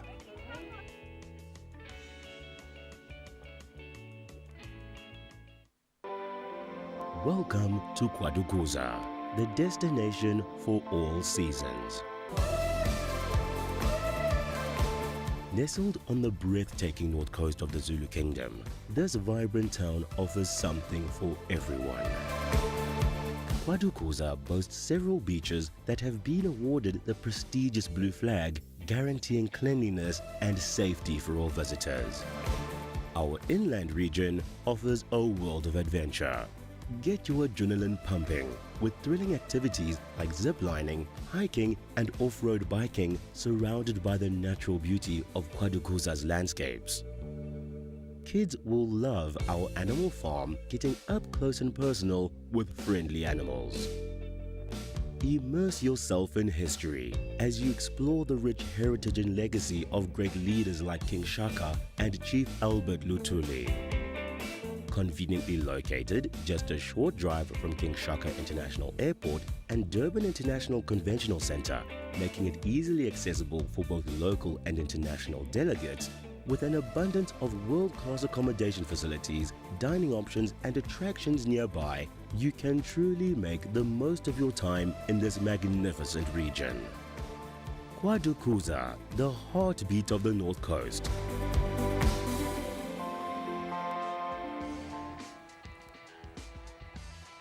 Welcome back to the show. It's the World Surf League's Challenger Series coming to you from Ballito in South Africa. It's a late morning greeting as we are wrapping up the men's round of 16. You are with us for the final heat of that. It is the round before the quarterfinals. And we're looking for an Australian to take on Justin Becrae. Who will it be, Winter Vincent or Jacob Wilcox? As we continue the heat in the water, all scores are updated top left of screen. Gig Saliers along with Mark Frew for the call, and having a lot of fun with it here on a very festive weekend in South Africa. Gigs, it's a relatively slow heat if you look at the scores and you compare it to what we've seen this morning with the big 8s and the 7.5s and that sort of thing. And I kind of feel like both of these surfers haven't had the chance to really get out of first gear. The waves that they've had, you know, they almost have surfed them quite conservatively.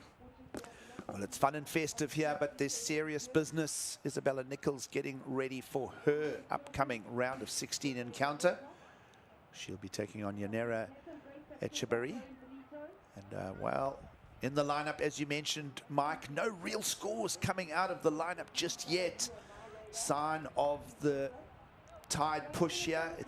We suspect that it will improve over the next hour as it finds those sandbars that really have been more welcoming to the inside sections through the first 4 days of competition here in Ballito. Gigs, Jacob Wilcox had that one. We thought he was spring loading what we thought would be a big maneuver, but he kind of pulled out of that. Not pulling out is Winter Vincent. That was a great looking turn, and it looks like he's got a lot more open face on this one. So this is what these two surfers have been looking for, and Winter with a very smooth transition through the turns. I think the one thing that you can really say about his surfing is the word smooth. It's incredible flow that this youngster has, and in that last turn he just flows through that white water, which is a very tricky section to ride out of. Yeah, we mentioned the easy free flow. Both of these surfers here looking for a berth into the quarterfinals. I'll pull back the tape for a replay. Lovely combo, and that could be Winter Vincent. That could be the heat's best score at this stage, as we go just under 11 minutes on the clock. priority with Wilcox on the outside. A couple of sets rolling through as well, signs of the afternoon to come. So loading up for the first turn, really engages that rail and tags the top section. That second turn was really about generating speed for that one, Giggs, which was the money turn of the wave. And he quickly gets out of there. Look how much he leans into that. And again, you see the fins come out to illustrate how much that board is being put on the rail. Puts a lot of extension into those turns. And Winter Vincent with a good 3-turn to potentially put a bit of distance here between himself and Jacob Wilcox. That driver 3.0 from Mayhem, looking very comfortable underfoot of Winter Vincent. If you've not heard the name before, well, you're going to hear it a few more times. Winner of the recent NIAS QS 5000 event in that final against Josh Kurgo. Look it up for yourself. So much fun to watch. Pumping Lagundri Bay and NIAS. Of course, love following that qualifying series through the Indonesian region. Of course, a lot of our competitors out of Australia and Japan often contending. Also had South Africans attending those stops as well. And here is Winter Vincent straight back into it. His angles are tight, his flow is good, nice and tall, but he consolidates them and brings that center of gravity right in underneath him. Good flow, and suddenly, well, the Australians will recognize that. They'll be supporting Morgan Cibilic and crew on screen. A 617 prior to that for the right-hander. Now he's just switched it up. And here comes a bit of intensity for Jacob Wilcox to deal with 9 minutes to go when we get the score in. Suddenly just turns on the afterburners in those two waves. Giggs, after what we were describing as a relatively sleepy heat with mid-range scores, it's suddenly blown the ceiling on that. Look at this great angle of the left. That's a lovely bottom turn straight into that first carve, into another snappy one. The second one, he gets the tail right out the water. And the third one, he extends it even further. Very snappy, fast surfing there from Winter Vincent. 8.5 minutes to go. Surely that is the best number of the heat thus far. Let's see how Jacob Wilcox can respond. Again, tricky on the wave selection. Tide is pushing.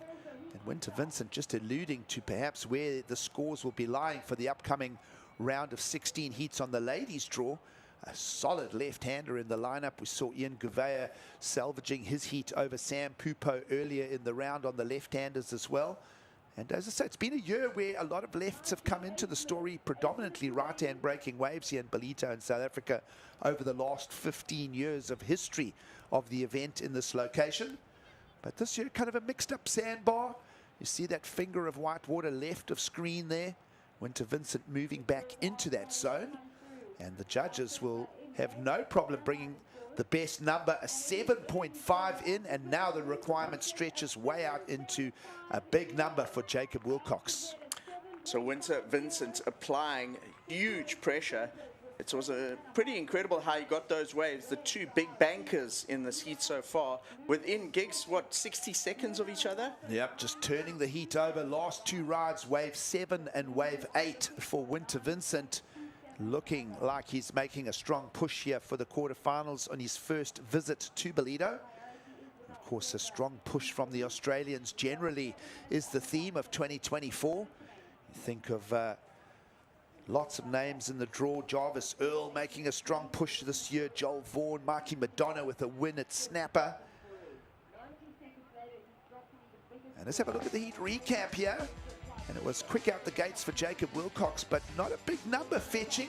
A 4-pointer for the opening ride, but Winter Vincent has set the pace in this exchange. This was the wave where he started to gain a little bit of momentum, getting around those sections and then hammering the last turn with a bit of flair. He takes off on his waves and he builds it up towards that last turn. So the first one, get a bit of a gouge. Second one, he gets the tail out and then he extends it even further on this one, Giggs. Look at that. The tail and all three fins drifting on the final turn. Speed and flow for the 7.5, backed it up with the previous 617. And Winter Vincent in the lead here and knocking on the doors of the quarterfinals of the Ballito Pro, proudly presented by O'Neill. That man there's got to figure it out quickly now. 9.27 requirement. and judges not finding any solutions for him just yet.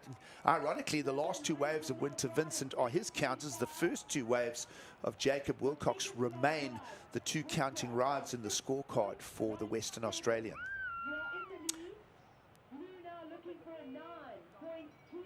On paper, this was a massive heat.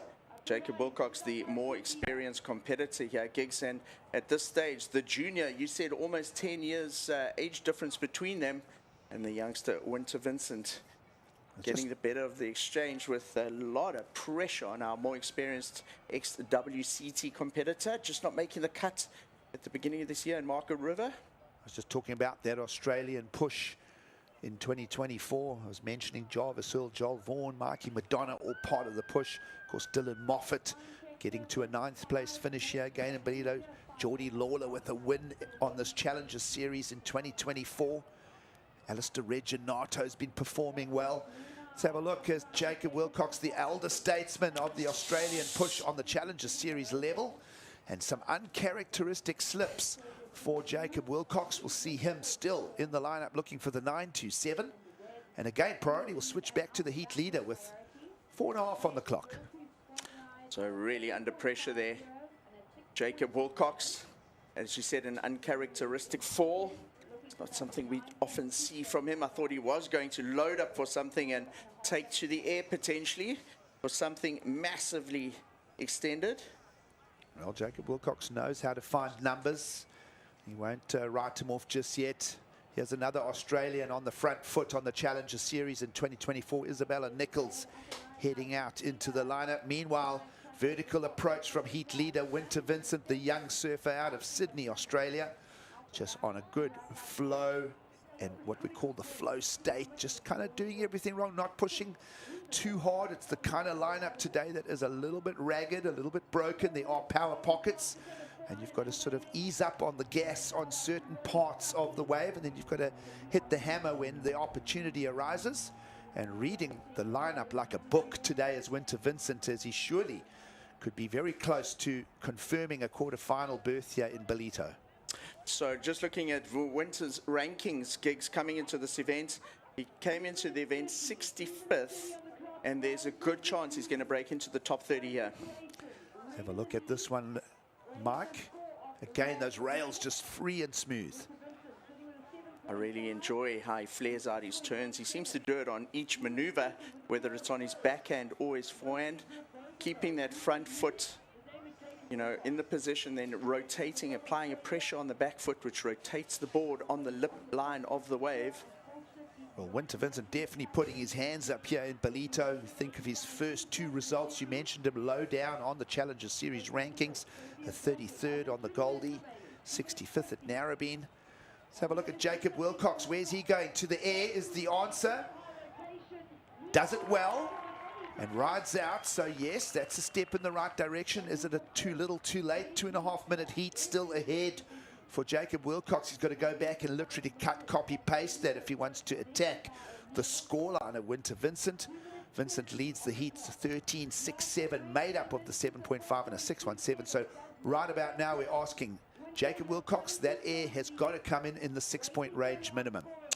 I really love how they're using the wind and that little ramp section on these lefts to generate those scores, Giggs. Judges become very critical of the landings these days, the bookend to the maneuver. They not look only at the speed as surfers punt into the air. They look at control. They look at how much loft, how much axis is tilted, and not only that, how easily they ride out on completion. So he goes to the air, gets nice amplitude, comes out halfway down the face into a very washing machine type of section. Check this, grabs the rail, and where he lands in that wave is the most difficult part to land. Doesn't ride it out super clean though, Giggs, kind of hangs on for the finish. Landing a little bit in the middle of the white water, and so slight rumbling. Judges' scorecard open on this. No opinion from the panel just yet. They will have slowed down the relook. They have their own cameras. They don't only get to see what we get to see. They've got their own cameras for replays. Heat is coming down to 1 minute left to play, so that's a crucial score. The priority now, here's the sharking in the lineup. Winter Vincent with priority will be all over Jacob Wilcox like a cheap suit. And you see them just hugging each other here. The long paddle strokes of Winter Vincent. And it still holds the priority here. 6.17 and a 7.5 in the scoreline for Winter Vincent. 30 seconds to go now. Just watching very closely in the lineup now. Yep, he has the blocking opportunity for Winter Vincent, and he'll just shut the gate on Jacob Wilcox. 7.5. Will he improve on a number here? He'll go to the end. He'll do it liberally. And that is the story of the round of 16. Heat number 8. Very well done from Winter Vincent there. Convincing performance. Still waiting for a score, though, for Jacob Wilcox. Of course, Wilcox will know that no matter what, he needed 2 fresh waves in the lineup. And we'll just wait for that score. In fact, now we owe both of our surface scores as the heat is done and dusted. But Winter Vincent, his visit to South Africa this year, not only enjoying the greater Quadakuza region, enjoying the game parks in and around a short drive here from the event site itself, but getting a whole fan base and a lot of success in the lineup here in Ballito, Mark. Yeah, it sure is. And you look at that, lovely to see all the Groms going down and getting their autographs. The official Ballito program does have a nice autograph mid-section of the magazine. You can actually pull it out and put it up on your wall. And I've seen all the young surfers down there trying to count and compare how many autographs they've got from how many countries and how many different pros in the men's and the ladies.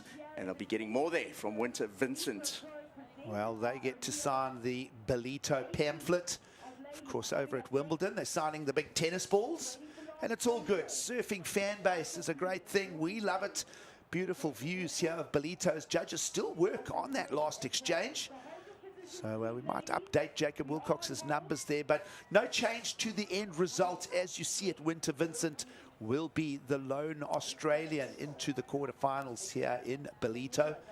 Love this overview here, looking south through the lineup. You see the KZN coastline weaving its way back down to the bottom end of the Quadakuza region, through to Mshlanga Rocks and just beyond to the greater metropole of eThekwini, Durban. Stay tuned with us. We'll bring in Paul Evans and Emma Smith for the call. We're moving into the round of 16 of the women's draw.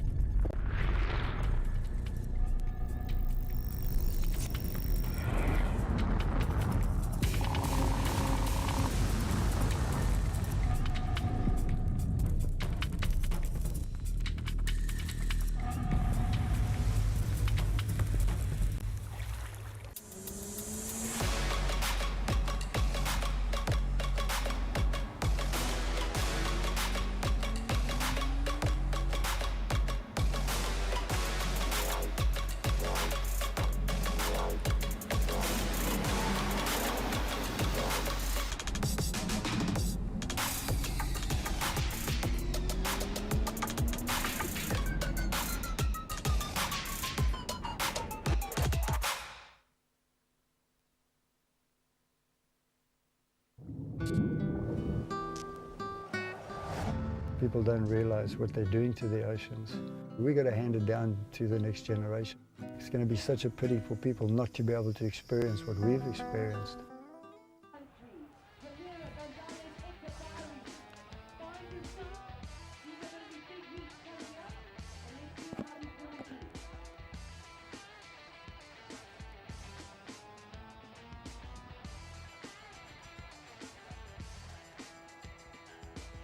And a very warm welcome back to live coverage of the Ballito Pro presented by O'Neill. Having a look at Bella Nichols going good on. The Chang has ranked second, taken on the highly rated young Bass Janier, Gonzalez, Echebarri. Here to talk you through it all. John, myself, Paul Evans, Emma Smith back in the studio as our attentions turn to the women and the playing field still with plenty of opportunity to find scores out there. And these two intense competitors, slightly different styles. This is a cool matchup. Yeah, this is a great matchup. Isabella obviously being a bit more of the veteran, lots of experience in Ballito. I mean, you can see they're literally sitting right on the rocks, way further up the bay than the boys. Maybe they're still paddling down. I know they were waiting for a score. So this is Yanire, a replay of her early work. Bit of a softer wave this Emma out the back, steepens up inside. Yeah, that's one of those classics right off the rock there. You can kind of squeeze in one turn, but they're not the ones that like hit that bank and run all the way down. Right, so people have been watching this event down the years, might be slightly more familiar with that. It's kind of been like the principal wave. And when there's full of sand in this bay, we get that wave, kind of wraps off, kind of looks like a point off the rocks there, and then comes through to like a second bowl in the middle of the bay. But a little different this time around. That's not where most of the scores are coming. There's a couple up there. There's a lot more in the middle. Meanwhile, here goes Bella. What's she got? Yeah, she also got one from up there. That first section a bit slow, but that second crack was amazing. So vertical, and the third. Yeah, that was a great turn, especially from right up the rocks there. Yeah, looking really good. Isabella Nichols there, and just able to open up with board and body on that one. Give it a good crack. So some of those sections between the turns, you can see a bit of downtime right there. She kept those rails alive and was able just to swing. Let's see where that goes numbers-wise. We've got a 4-3-3 in for Echebarri. She'll have a look around, try to figure out from here how she's going to unlock a tough heat, taking on such a highly rated surfer, Isabella, with all that CT experience as well. Finding herself back on the Challenger Series. Certainly no disgrace on the women's side of the CT. It's just so few places before the mid-season cut. So much depth of talent you got. A lot of the experienced surfers, the kind of world title contenders. You got that new generation coming through as well, and so many storylines there. Basically not enough places for all the talent. No, totally. And I feel like Bella, she had some pretty unlucky heats on tour. I feel like there was just little things that didn't go her way, or she would start strong and just like struggle with the backup, or like have a slow heat. So, you know, her not making the cut, for me, I felt like, you know, her surfing was there, and mentally she's grown so much in, you know, competitive surfing. But I did feel she had some pretty unlucky. Great number in for Isabella Nichols to open up the 7-5. And there's just so much authority to that wave as she went between the turns. She'll just go on the prowl now and slip underneath Echebarri. It does have the priority. She'll go a little deeper, just get inside, try and rattle her cage a bit, get inside her head. But a great spread. Look at that, one judge going excellent. And that all averages out to 7-5. What a way to kick off the heat. Yeah, that's a great way to kick off the heat. She was down here in the dark this morning and then watching all the boys' heats. I think she's been fired up for a while. The replay of that wave. Did well. I mean, that wave didn't look like much in the beginning. She stayed in the pocket. That crack for me was unreal. So much speed. And then does it again. She even slides the tail slightly and finished so strong. So building up a great platform in the heat there. Just having a little look round and maybe some communication going down. Oh, so Bella Nichols. Yeah, she's just trying to figure out exactly, taking some information on from a crew on the beach. But right now, these two real close together out here, and already a great platform for Isabella Nichols. She looks to go straight back to the championship tour. Just 5 places available from the Challenger Series. And here she goes again, a smaller inside wave. She'll slip into this from underneath the prio of Echebarri and gives it one pretty solid crack. I guess the thing holding that back there, Emma, not loads of speed in that. Yeah, not loads of speed at all. And it was kind of all there was on that wave, which is why that 7.5, yeah, 7.5 was such a great one, because when she took off on that, there wasn't much speed either, but she kind of just hugged the pocket and waited till it hit that bank. Normally that wave of the rock there runs a lot better when there's better sand, but yeah, I thought it was a bit risky to sit there, but what do I know? I mean, she got a 7.5. So a small number in for her second wave. She'll let it keep doing that. Here's the leaderboard. You can see Erin Briggs is out, so Bella Nichols, the highest ranked surfer, still available. Got a solid trio underneath her there, all still going as well. We've lost out Alyssa Spencer and Macy Callahan, and Yolanda Hopkins fell at the first hurdle. So big opportunities for surfers. We mentioned, of course, only 5. You think your top 10's pretty good. You know what? You've got to get inside that top 5. So 4 of those 5 still alive. Erin Brooks will just have to watch on, really, and see what happens here in Ballito. Here goes Yanire with a ton of speed. And really nice finish to that wave. She gave it a little extra but somehow got that wrong. And when your opponent's got 7-5 locked in already, you can sort of understand the tendency to want to just try and surf up the potential, just slightly overcooking that finish. Yeah, you can definitely hear. I mean, she obviously heard that wave drop, and you could see the way she approached that closeout turn. It was a little bit of like, wants to show some power, some rails, well, proper critical surfing.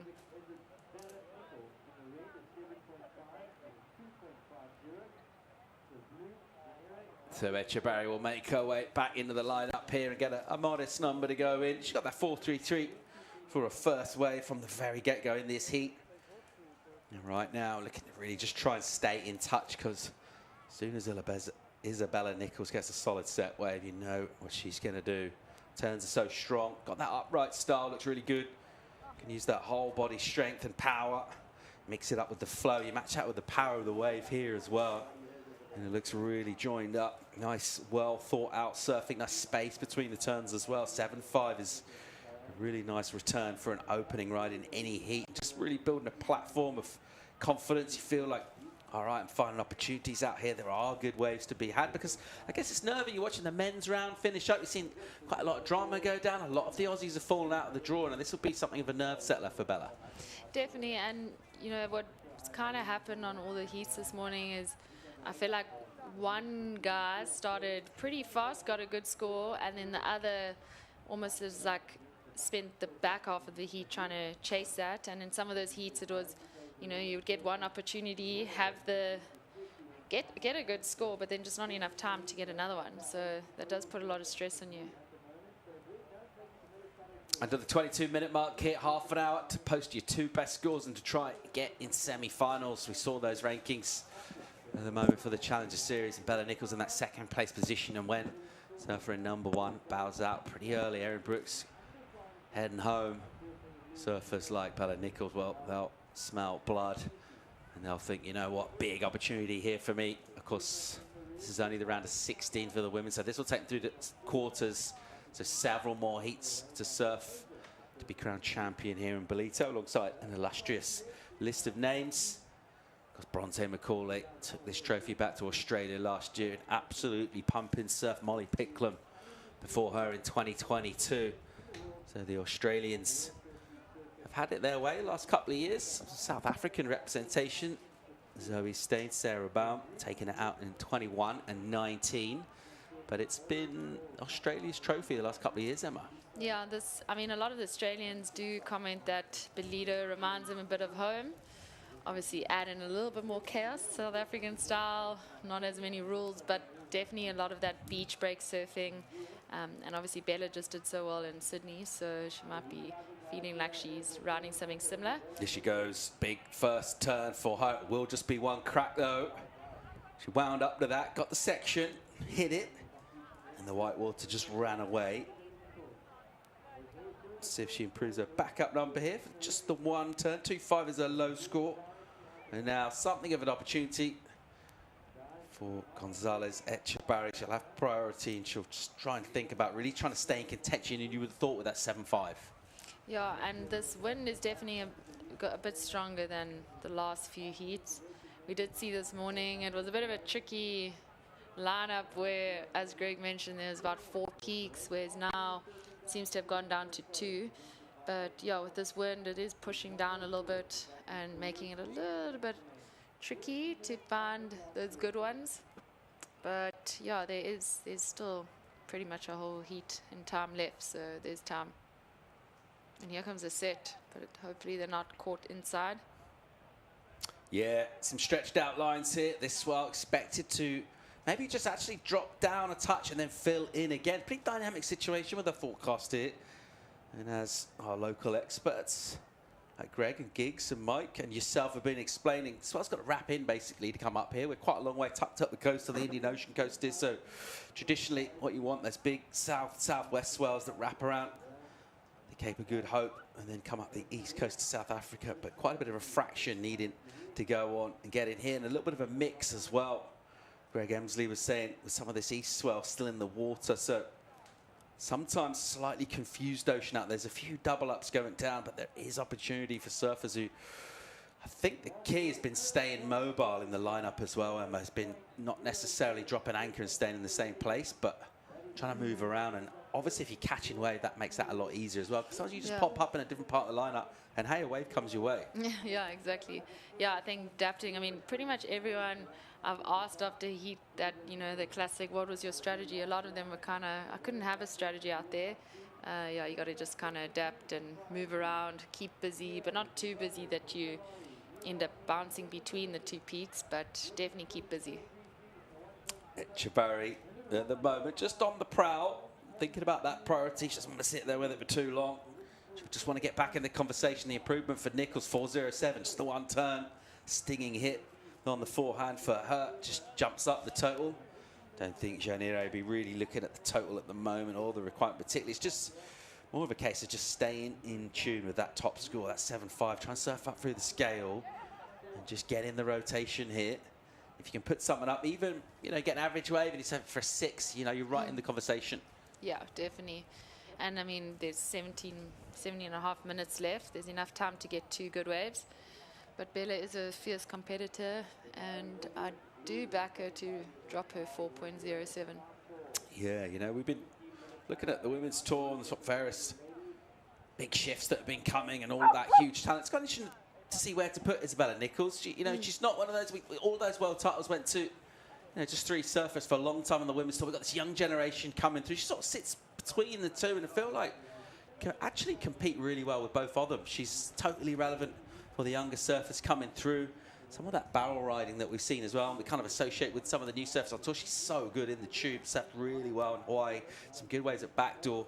But then she's also, you know, she knows how to compete well, and she's got that sort of classic surf, and she compete with some of those big names with the world title. So still very much a surfer with a lot to give, and really needs to get back to the CT in order to do that. She's going all right about that with 2nd place so far after 2 events in her home nation of Australia. A big result here in South Africa, a long way further towards that still. Janeiro with that priority and unable to get much going at the moment. Getting down towards the halfway mark here, Emma. Yeah, and I think, like we've mentioned, the heats are, I mean, it's kind of heat on, heat off, but there are a couple slow heats, so it's not really an ideal situation to be in, chasing from the bottom half. But, I mean, we do see some lines pulling through now, but like we said, I mean, some of them are just shutting on everyone's head. As Kurt Jacobs watching on, he's working with Bella, and at the moment, looking just slightly baffled. As this Ocean shows us some sets out the side, which break outside these two. Then it'll go a little calm in here, a little reposition. They'll just try and make sure they're in the right spot in the lineup when the waves do come through. 15 and a half on the clock. It is Nichols with that 7.5 early on. That's been very much the best of this so far. And without that wave, I think this one would be a lot more nervy, certainly for the Aussie squads, cheering on Bella. But at the moment, so far so good for her. Let's go down here from the winner of the last heat with Mike Froome.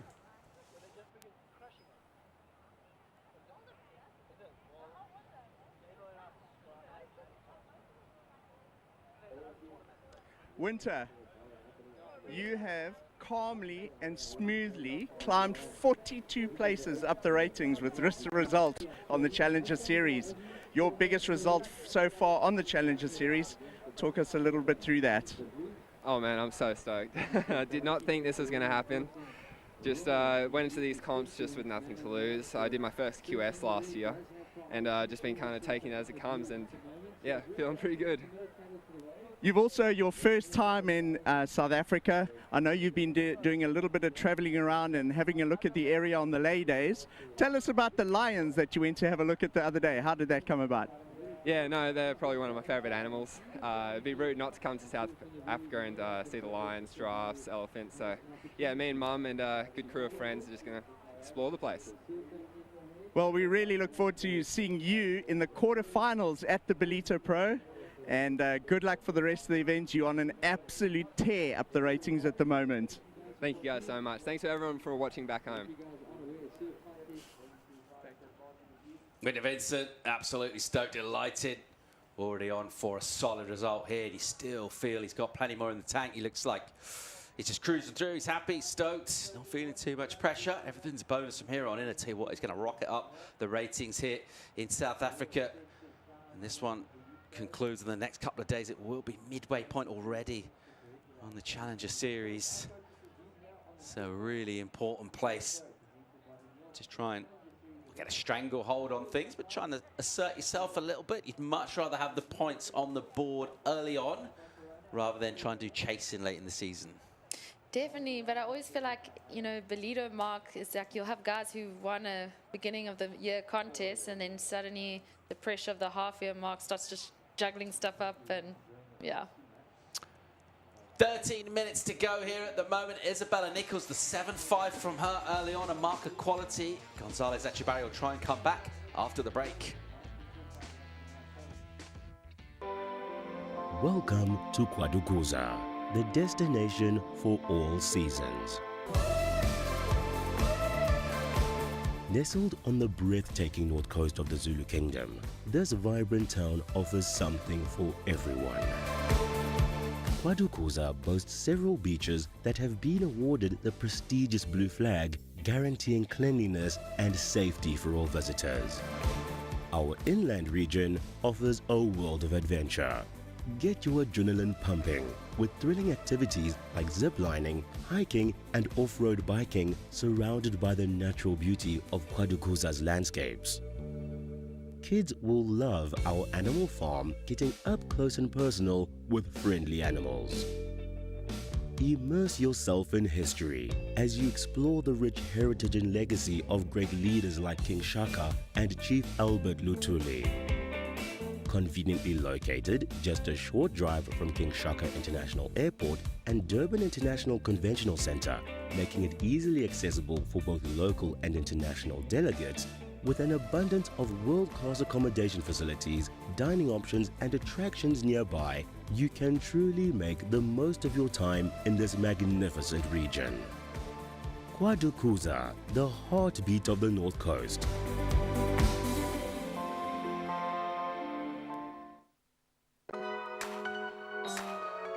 The Ballito Pro presented by O'Neill is brought to you by Gouveia Municipality, by O'Neill, by Monster, by SMG Yamaha, and by Corona. This is living. The Ballito Pro. This is the battlefield.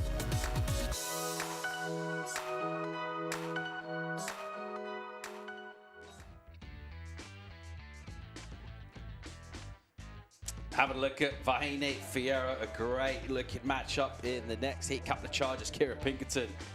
She's amazing in the tube as well. Probably not the conditions we're going to have for this heat, though.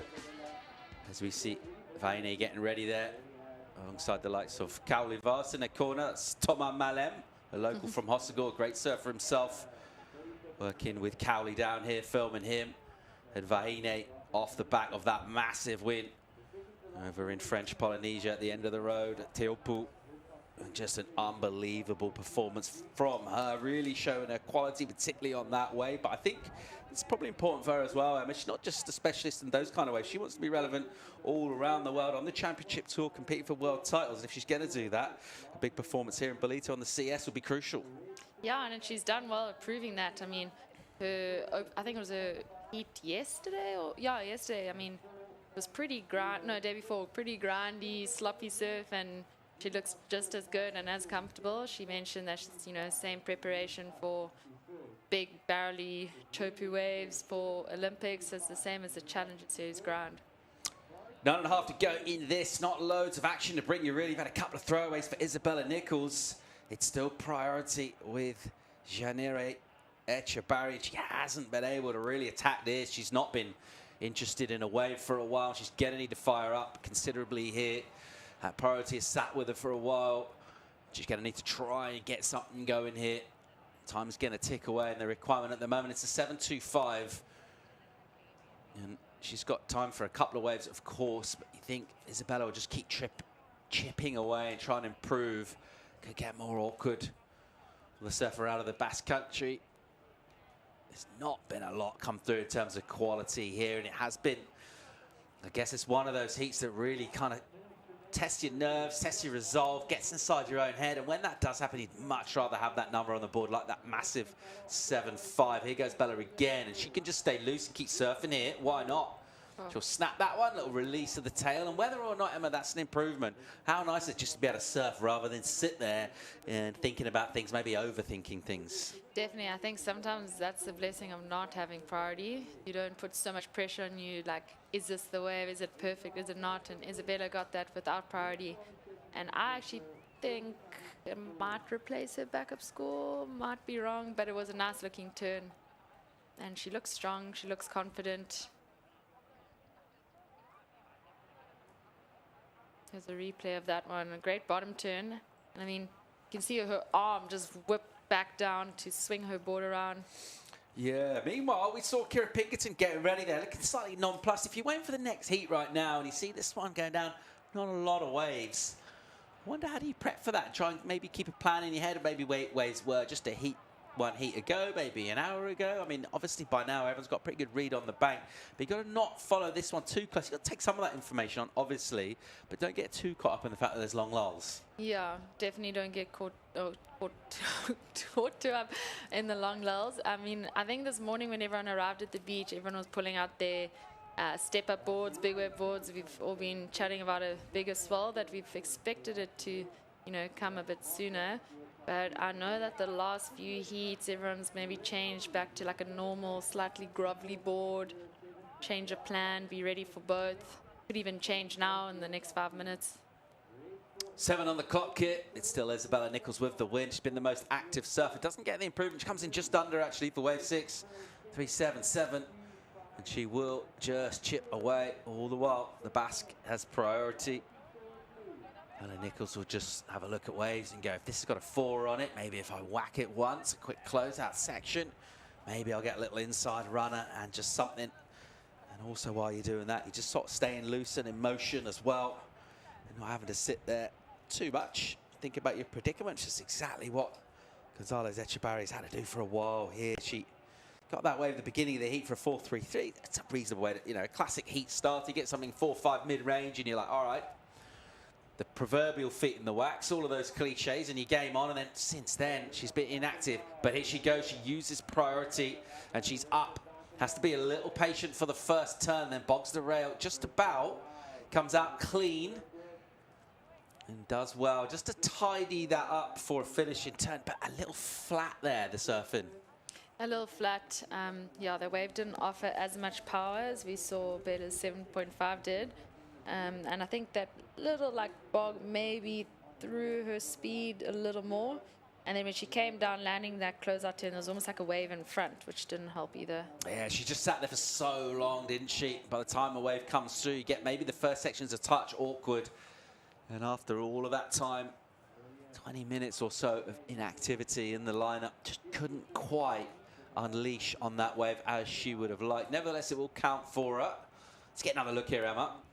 Yeah, she had to get around quite a bit of section, but there, that wave just flattened out and was almost like doubling up again, but managed to get a bit more speed going into the closeout turn. But it was a little bit of like a softer, harder wave to really show what she can do. Yeah, it feels like she did well on the end to get that completion. Maybe getting there a little early, and you're thinking in a heat like this, your opponent's got 7-5. You're not going to get loads of opportunities. Can't really afford to make mistakes. Some heats, you're going to be doing multiple 8, 10, 12 waves. Something goes wrong, paddle out, get another one. Doesn't feel like that at the moment. And just getting that one a touch wrong, maybe just slightly undersurfing the scoring potential of that wave. She waited a long time for. An improvement comes in for her.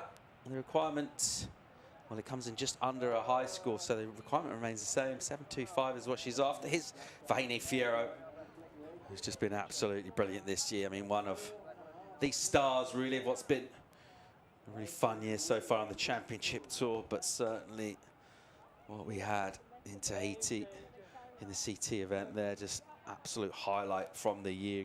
Incredible performances, men and women, and to get a win amongst that top field, basically a historic moment, one of the best events in recent memory, I think, for a number of years. Really, really cool, and right at the very center of that, to get the victory, to do it on home soil.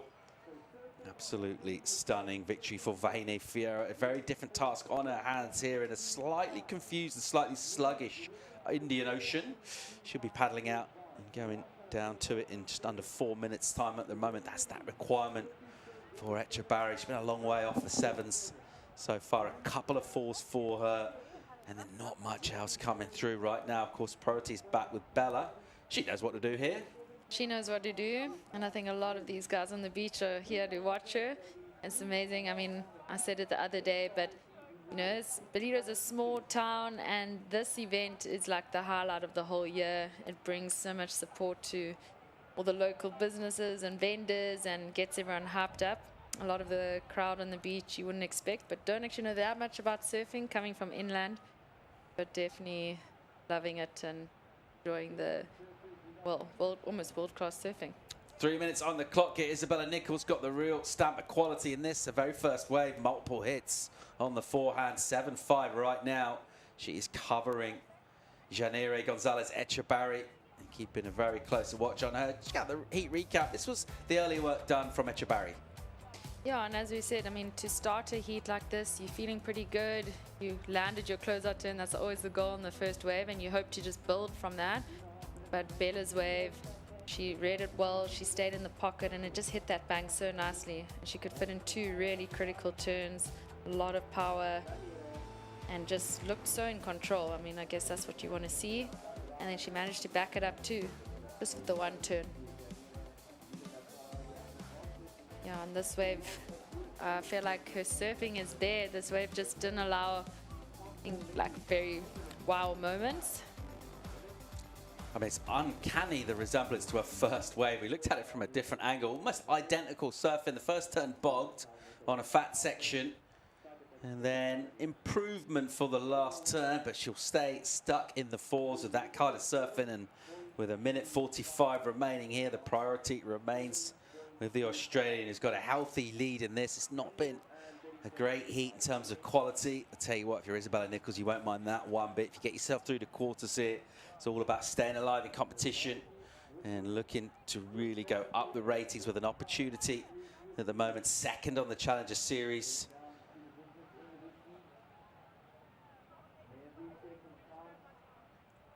And as she covers Echebarri here with that priority, and she is 1 minute and 10 seconds away from quarterfinals. I think a quarterfinal finish here will also move her up to first place position as well.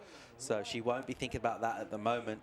Right now, it's stick with the business at hand, which is just see out this heat with the priority. She knows all about how to do that, and then go deep into this event against a tough field. To see those names around her, they're all still alive. Fitz Gibbons, Aristave, Silva. So 5 surfers from this tour can qualify for the championship tour. Paddle out a pipeline in January 2025.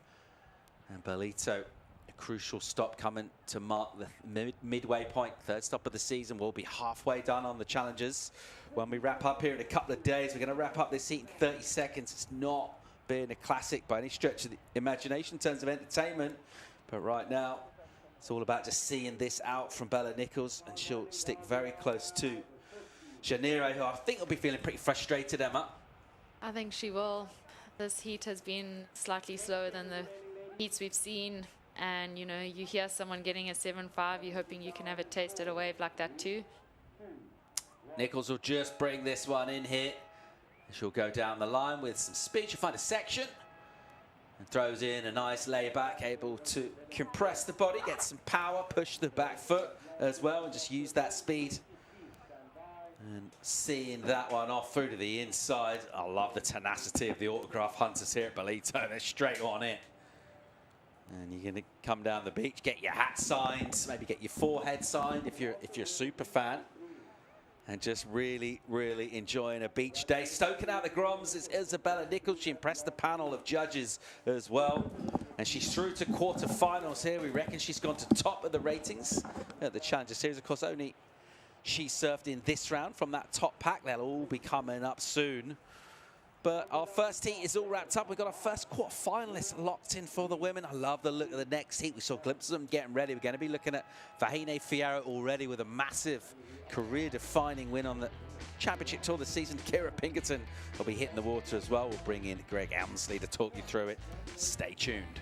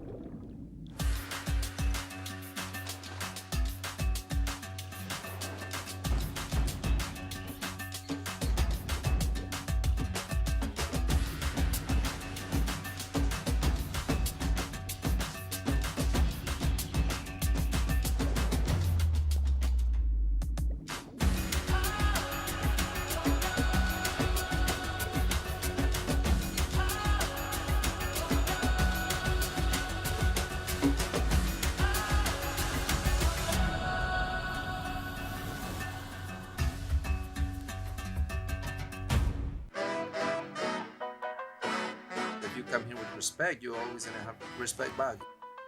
Also, the wave itself can put you in your place.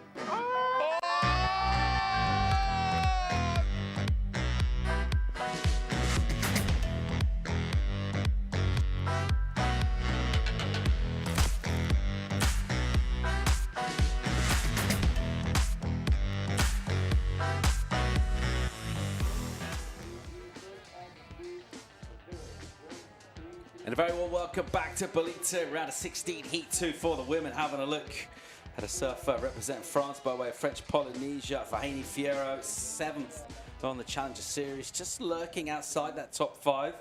Lurking with intent, she'll be taking on Kira Pinkerton, the American, currently in 18th position. That can all potentially change with a big, big finish here. I'm Paul Evans, joined now by Greg Elmsley. Mate, so that's gone a little soft. What's happening?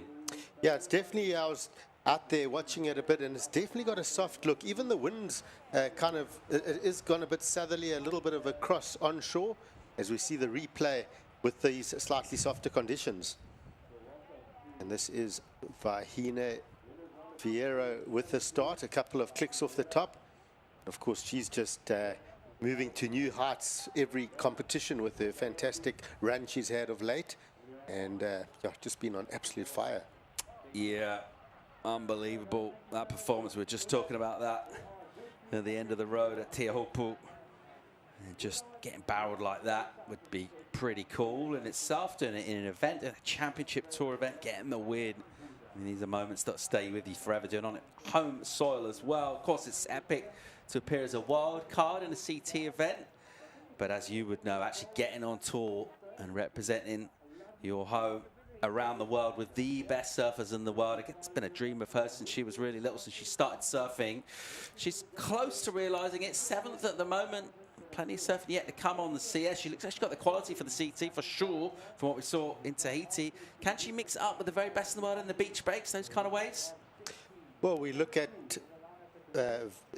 Vaughan's sort of record. She's been top 10 for the last couple of years, and 7th at the moment. And we think of last year, beach breaky conditions, good surf. She ended up runner-up in this event. So 100%, she's on some great-looking boards for the beach breaks. The CR is looking lively.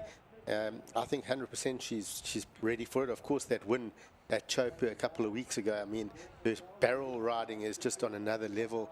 For me, it's on a different level to the other girls. The way she gets that back knee dropped in, both knees pointing forward, her hands pointing forward, that good aim with that focus is just next level. She just threads through those tube rides, and it's something we haven't seen much of from the women's, really going from section to section. And I think she's got what it takes to get the Olympic gold. She would be my #1 choice for that spot, and I see her being on the championship tour full-time next year as well. Well, let's have another look and remind ourselves exactly what went down. Conditions were stunning. And here's what you were talking about, just pumping these sections, driving from behind, backdooring that west bowl. I mean, she's going to be really familiar with this, of course. Yep, and look how she aims, and her knees are pointing forward and her hands are forward, and she's just driving as deep as she can go. and just that perfect barrel stance that we look for, and it takes years to get to that point. And loads of waves like this. So she's comfortable, and even that foot positioning, I mean, we haven't seen many surfers get footing positioning like that. Almost a bit of a Yago Dora takeaway on that footing. She would have taken note of that, and she probably gets more waves than most out there to practice these different barrel and tube riding stances. Yeah, what a stunning win that was for this woman. Back home in Tahiti. And we'll be heading back there for the Olympic Games as well. And as you mentioned, Greg, she'll definitely be one of the favourites for a gold medal for sure, representing France. Of course, we've also seen McCauley. We just saw a glimpse of him on the beach, actually, supporting her in her corner. He'll also be very much on home soil, because he comes from literally just down the road as well, from Varal. And they've got a huge program going. The French have been preparing for this for a long time. They actually purchased a house, I believe, on the point in at Chopu to give that opportunity for their surfers to go and visit Chopu and train at any time. You know, you think about their squad, their coaching team. I think Jeremy Flores is very involved with that. And of course, we all know how well Jeremy can ride the tube, so they're in very good hands. Yeah, put a lot of resources into it. It's a home Olympics, of course, for them, being in Paris. And they're making a special exception, the IOC, for surfing. Deciding to have it all the way on the other side of the world. Here goes Kira Pinkerton. All right, she's just got a small throwaway, and that's not what she was after. Bit of a desperate attempt there from her, and she'll go down. So time ticking away in this one. Just that 4 in for Fierro so far. And sort of a similar rhythm, really, to that last one. And that's not really a reflection on the quality of the servers. It's just conditions gone a bit weird, a bit awkward, and no one really unable to unlock much here. Looks like maybe it's a slight adjustment in terms of her position's heading a little bit south. I don't know if I was dreaming it, Paul, but I saw, even though the tide's a bit higher, I thought I saw 1 or 2 waves coming off the rock, the main sort of point break rock. There were only 2 or 3, but they just ran on that inside bank, and I thought, wow, if you somehow found yourself there, you could get a chip in and a couple of sort of point breaky rides. It could be. You can't dream it unless you're actually technically asleep, could you? So, I mean, did you have a nap, or did you stay awake? I did stay awake. Okay, well, I mean, yeah. I think it did happen then, in that case. I've got to be honest, I did go back to the apartment and double check that the stream and the DSTV, everything's working right for the rugby. Made a few phone calls, and yeah, I just phoned up DSTV, made sure that was good. We had to chop the soccer channel to make sure that there was no interference, but all sorted. No, I'm not sure I like the sound of this. I'm going to have to focus on the surfing for now. Just stay focused on the job. But just looking at this heat, I don't know, I get the feeling, and maybe I'm wrong, Kira Pinkerton, you almost feel like she's an underdog in this heat, just on the back of the results Fierro's had of late, and being the runner-up here last year. But Kira Pinkerton, of course, 2018 WSL World Junior Champion. She was in this round here last year, the round of 16. She didn't get out of it. So she's always there, always a good showing. And, you know, if I have that feeling, maybe it could creep into some of the other competitors' minds that maybe, you know, a bit of an underdog. And that could be dangerous for her competitors. We could see Kira Pinkerton just, you know, find some waves. She's got a good mix of seriously solid turns when she gets going. Yeah. And definitely could be very dangerous if she finds those waves. Yeah, we talked before. She's unbelievable in the tube. Total charger. Really good in the turns as well. She's got some great, progressive, powerful maneuvers. We've seen her surf really well in early rounds at this level, and then just kind of run out of waves, essentially.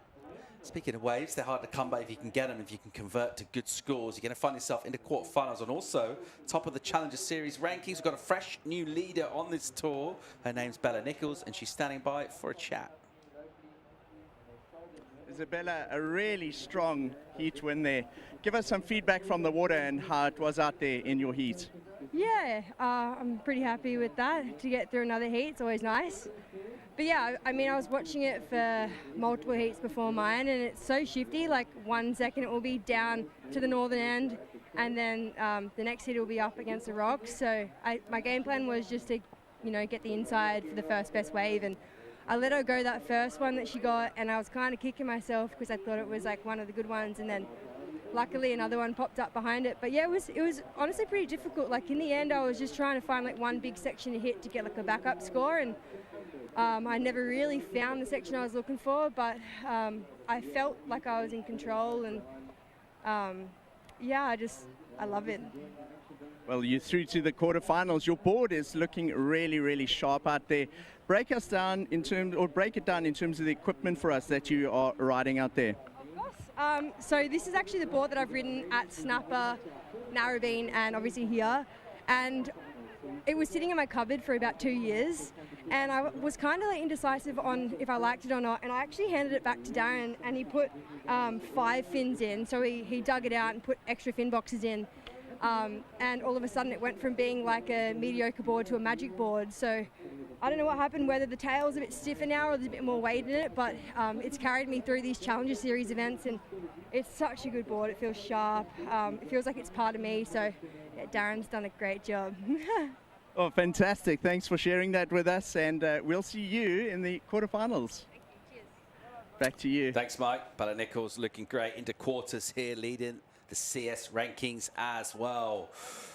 Having a look at the upcoming heats here. Some big names and surfers meeting each other, essentially looking to try and overtake each other in terms of the rankings. We've got a few clashes from within this top 5, top 7 that'll be coming up, all duking out, vying for spots in quarters and of course beyonds.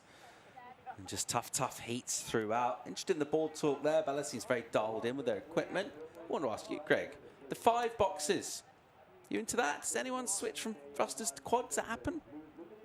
You've ever done that? No, not on purpose anyway. No. I find it a bit confusing. A few people are, not into that. You see on pretty much every board that you buy, more or less, they've got all of those boxes in. But yeah, do you ever surf a thrusting? I'm going to try it as a quad. If you're doing that, you're probably a bit confused, aren't you? Yeah, it probably means the board doesn't go that good if I'm thinking that, to be honest. Yeah, I suppose it does. You know, for someone that's only going to buy 1 board or 2 boards sort of thing, maybe that's a pretty cool thing to do. But yeah, I would generally think as a professional athlete with multiple boards, you could focus each board on what it is, and thrusters for the thrusters and quads for the quads. You got a brand new board. It's actually in the sun yesterday, mate, on the deck. So when I was in my break, I took it out of the sun and put it in the shade for you. Did you go surf? Oh, no. I was just looking after it. Because that's the you. kind of guy I am. Yeah, you're a good guy, Paul. Thanks very much. That was after my surf down the beach. Had some cracking waves. Definitely not the sort of person that would put wasabi in someone's avocado and put it back in the fridge as a stitch up. That's not me. No. I'm not that guy. All right. 17 minutes to go in this. Fierro with the 4. Other than that, there's not a lot to really get excited about. Very little at all. Seen a couple of quick, small throwaway numbers go down, and it's a slightly chopped up, crossed up playing field. This lineup is tricky. It's complicated. Ballito Nichols is 7-5. Feels like a long time ago. And you're looking at this ocean thinking, how do I find these kind of conditions? Ultimately, Greg, someone's got to get through here. When conditions do get a bit tough all of a sudden, how do you keep that positive mindset? What's going on? Because so much we talk about heats being won and lost between the ears. Yep, you've got to look at, obviously you take each heat for what it is and listen to the commentator and the score lines. And these surfers are professional. They'll know, okay, reset, we're fighting over a heat that's probably going to have a total of 10 points. But you've got to always look at that one score, that one decent score in the score line to make sure you're in the game. You don't want to lose grip of the heat, just be in the game. And the last minute, make sure if you're not winning the heat, be within a shot at least so you can back your strategies.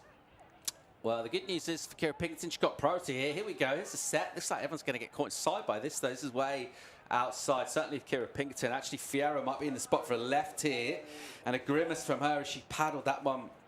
Stood up outside, then went soft and sort of backed into a hole. And she looked like she was trying to get herself into position there, but just couldn't find a good takeoff spot. A little more time will eat away off the clock here. She still has the lead with that 4.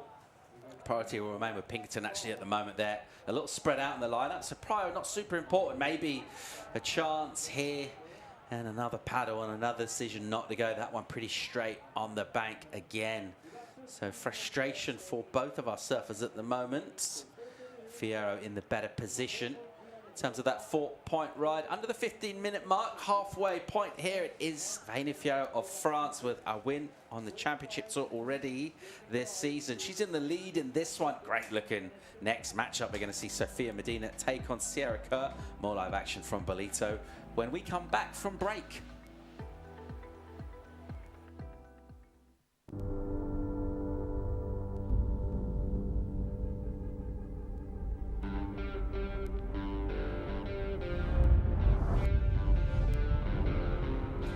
The Hydro board short is something that I've used for quite some time now. One of the main key factors still is the no tar fly. It's comfortable, it's convenient, and it works. Ultimately, what I'm looking for in a board short would have to be comfort and then convenience. If you add those two things together with a spice of color, you've got the perfect board short.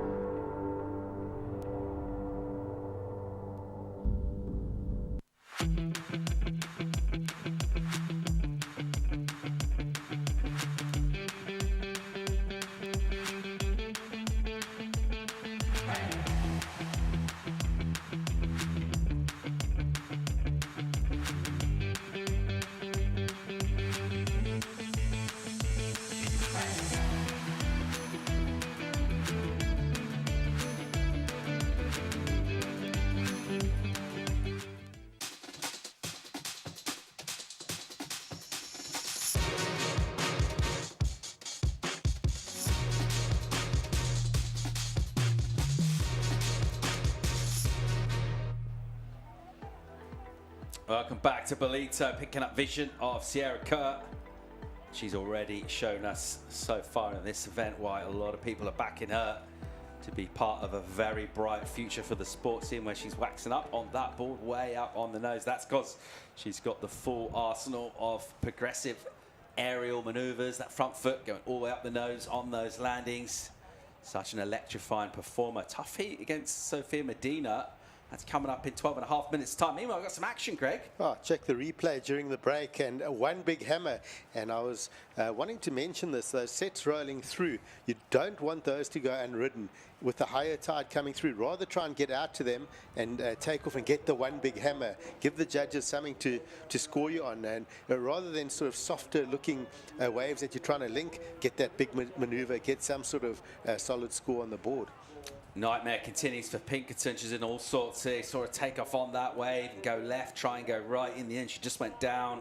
It'll be another tiny score for her. Good number in, bit of juice there for Fierro. 517, the backhand crack. And at the moment, her lead in this one, it's healthy. 9 points, you're thinking, those aren't big numbers. You know what, in the context of this, it's pretty huge, actually. And she's just been good enough to find these opportunities. As you mentioned, Greg, some of those bigger sets coming through there are pretty straight, but you've got enough time to get one turn in and just show the judges something, and that's what Vaughan's been able to do.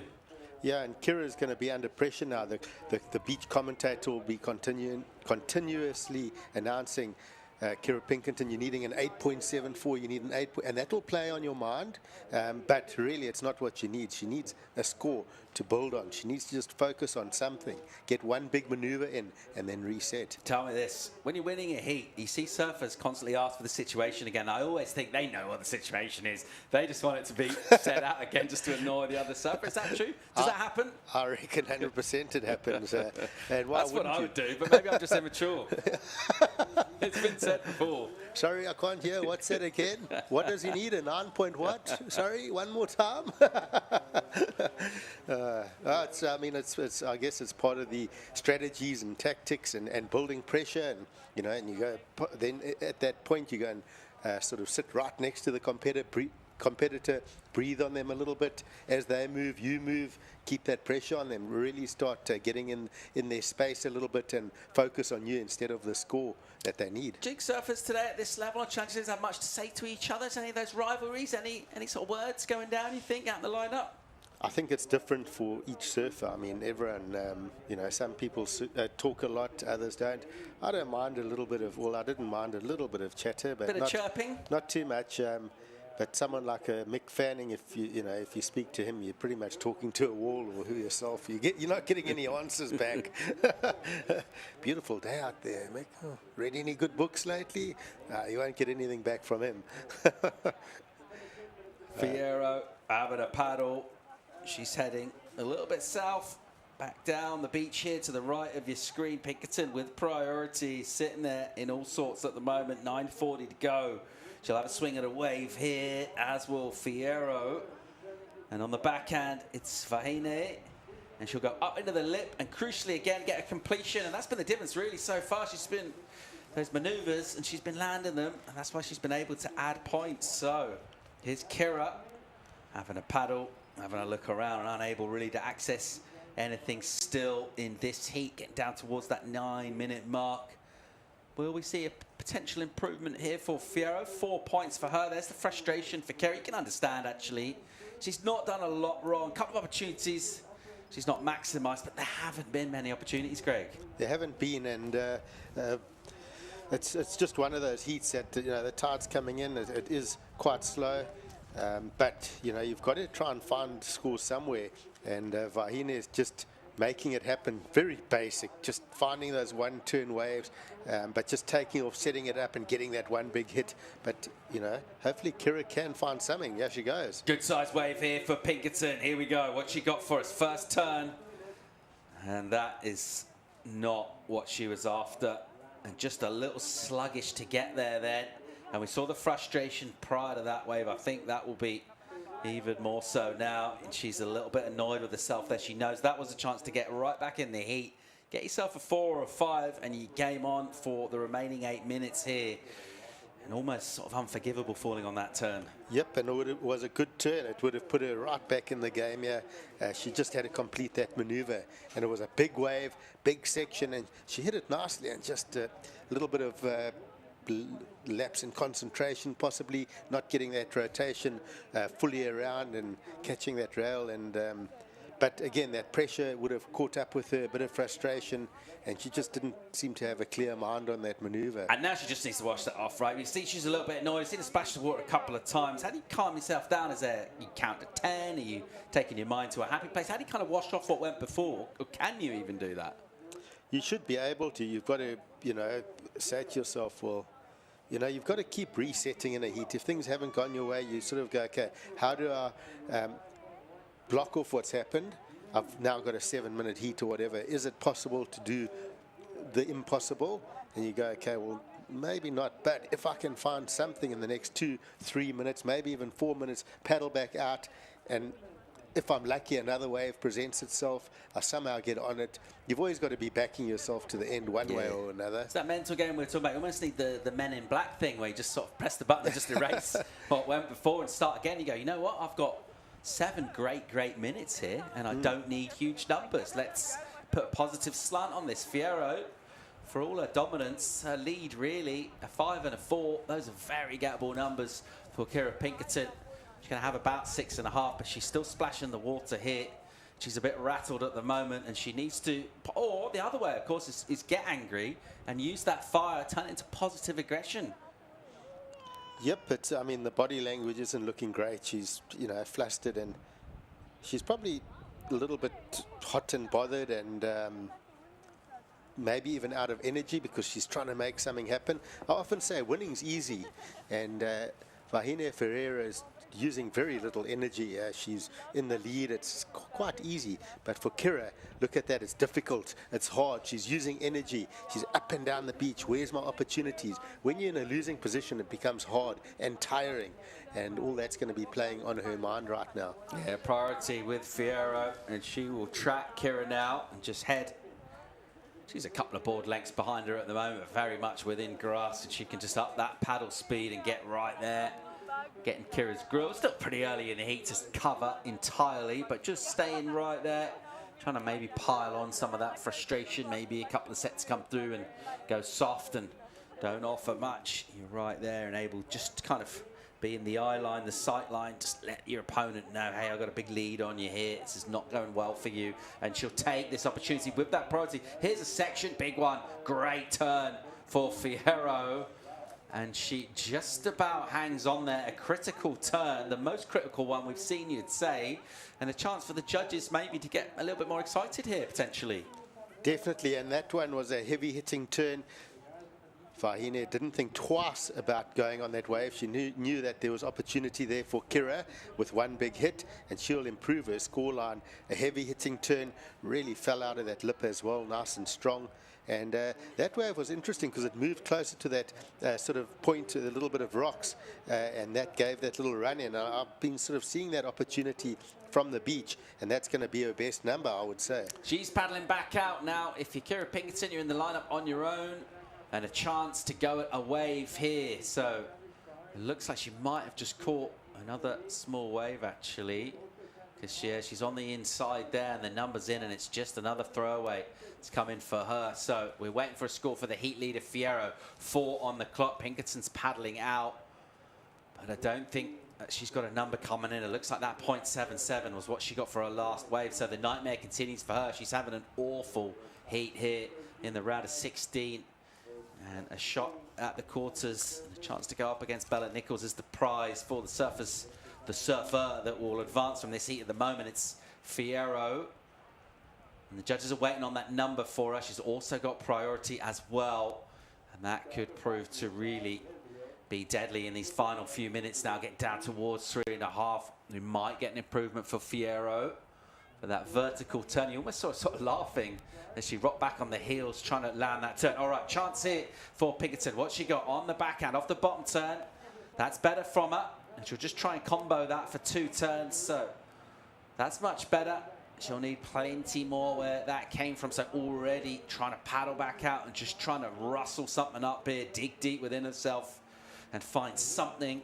She'll get a score. It will be her best. It will be an improvement. By the time she gets out, I think she's still going to be on the wrong end of numbers here. That's a modest number coming in for her, and there's an improvement shown on our screen for Fierro as well. So let's see, 2-3-3 in for Kira. It's better. It's nowhere near good enough. A 6-1-7 in for Fierro, who now turns that requirement to a hefty one. 9-0-1 is what Kira's after. Yeah, and just a smaller wave and a couple of chips off the top here. And yeah, it's obviously Kira's looking for way more than that. And of course, Fahine just improving that scoreline, just being clinical with basic surfing and surfing the heat for what it is and taking those opportunities. It's been a tough day, I would say, for the women. A lot more to think about than the men's, because they were down here, of course, with the men. We weren't sure if they're going to go men first or women first. So we saw our surfers all sort of testing out different equipment, and I know some of the girls were talking about using maybe a straighter rocker just with the bigger surf this morning and lower tide. And to be honest, the waves have deteriorated. We've got that softer looking sort of beach breaky looking waves now, and it's very different to this morning. So they've had to regroup and actually think about what equipment they would use in these sort of softer conditions. Yeah, dealing with big shifting conditions, all part of it. If you want to come back and compete for the trophy here in Ballito, you will have to get through encounters like this. Tough heats for all sorts of reasons. The scoreboard at the moment, big pressure on Pinkerton. 9-0-1's a massive number for her. I think she'll just be happy maybe just to catch a wave and kind of surf, just show a little bit of what she's got. She's such a good surfer, and she's not been able to show that here. That's why she's been frustrated, as well as, of course, her overall position in the heat. Just the fact that performance from her has been way, way below par. It has been a tough one. As we see that wind that's coming to the right of your shot there, that's a southerly coming up the coast here and just ruffling. That's coming with the swell and just messing with the line up a touch here. It's just crunched down that scoring potential for a lot of these waves, but there are still sections out there. If you can get some speed going from the takeoff, we have seen the panel reward just those single turns. So far it's been very much Fierro able to do that, and with priority here she'll just cover Kira and just snaffle out any kind of opportunity. Counting down final 30 seconds, and it will be Vaughan Fierro who will head to quarterfinals here, and her excellent year, particularly sort of the mid part of the year, will continue here, and a Challenge Series campaign will stay alive. She surfed great last year, went all the way into the final surf brilliantly, and she'll look for more of that. And she'll look to potentially go all the way for a win as well. She's got great support here, staying with the Bell family, who've been really important for her. She's got a mum in town as well. So everything's sort of taken care of out of the water. In the water, it's looking good as well. And a tough heat, a tricky one. Sometimes those wins, they'll feel significant as well. Greg, you get through a scrappy one, you'll be feeling, yeah, maybe it got a little bit of juice going with me, bit of good energy. Yep, definitely. But you sort of take this and you have a little debrief with your coach, and then you pack it away. Your next heat, you start with 0 points on the board again. So you want to be fresh and restart and restructure a new strategy for each heat. Fierro head to quarterfinals. Kira Pinkerton with a bit of a shocker there. She'll just try and forget this and come back at the US Open in Huntington and look to perform over there. We're going to get a quick commercial break. When we come back, we'll bring in Gig Cilliers for the call to join Greg. More live action from Ballito right after this. Welcome to Kwadukuza, the destination for all seasons. Nestled on the breathtaking north coast of the Zulu Kingdom, this vibrant town offers something for everyone. Kwadukuza boasts several beaches that have been awarded the prestigious blue flag, guaranteeing cleanliness and safety for all visitors. Our inland region offers a world of adventure. Get your adrenaline pumping with thrilling activities like ziplining, hiking and off-road biking surrounded by the natural beauty of Kwadukuza's landscapes. Kids will love our animal farm, getting up close and personal with friendly animals. Immerse yourself in history as you explore the rich heritage and legacy of great leaders like King Shaka and Chief Albert Lutuli. Conveniently located just a short drive from King Shaka International Airport and Durban International Conventional Center, making it easily accessible for both local and international delegates, with an abundance of world-class accommodation facilities, dining options and attractions nearby, you can truly make the most of your time in this magnificent region. Kwadukuza, the heartbeat of the North Coast.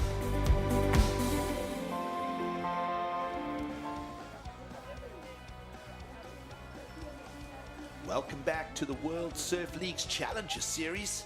Stop 3 coming to you here from Ballito in South Africa. And in and around the contest site, it is a carnival atmosphere. O'Neill presenting the show here in 2024. And so much fun, festivities, of course, Corona. This is living the activations in and around the contest scene. All coming to you from the seaside town of Ballito. The sights and sound, the spices, the colors and flavors.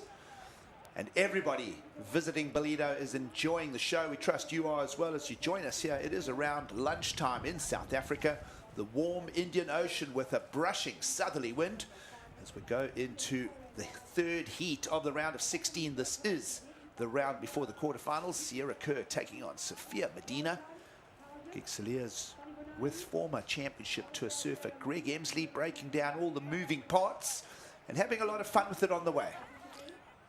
Absolutely, Gigs, and I like this heat on paper.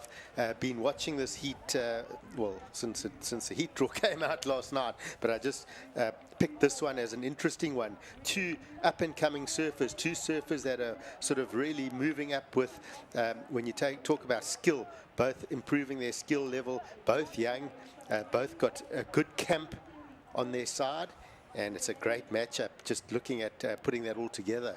Yeah, I was listening to you guys on the broadcast and how Vaughan Fierro's got everything sorted out on the beach. Well, certainly family support for both Sophia Medina, care of Charlie Medina and support squad, and of course the same with Sierra Kerr, dad Josh, both Sierra and Josh being part of that J-Bay Classic that you guys were involved in a week or 2 back, and just everybody having a great time here in South Africa.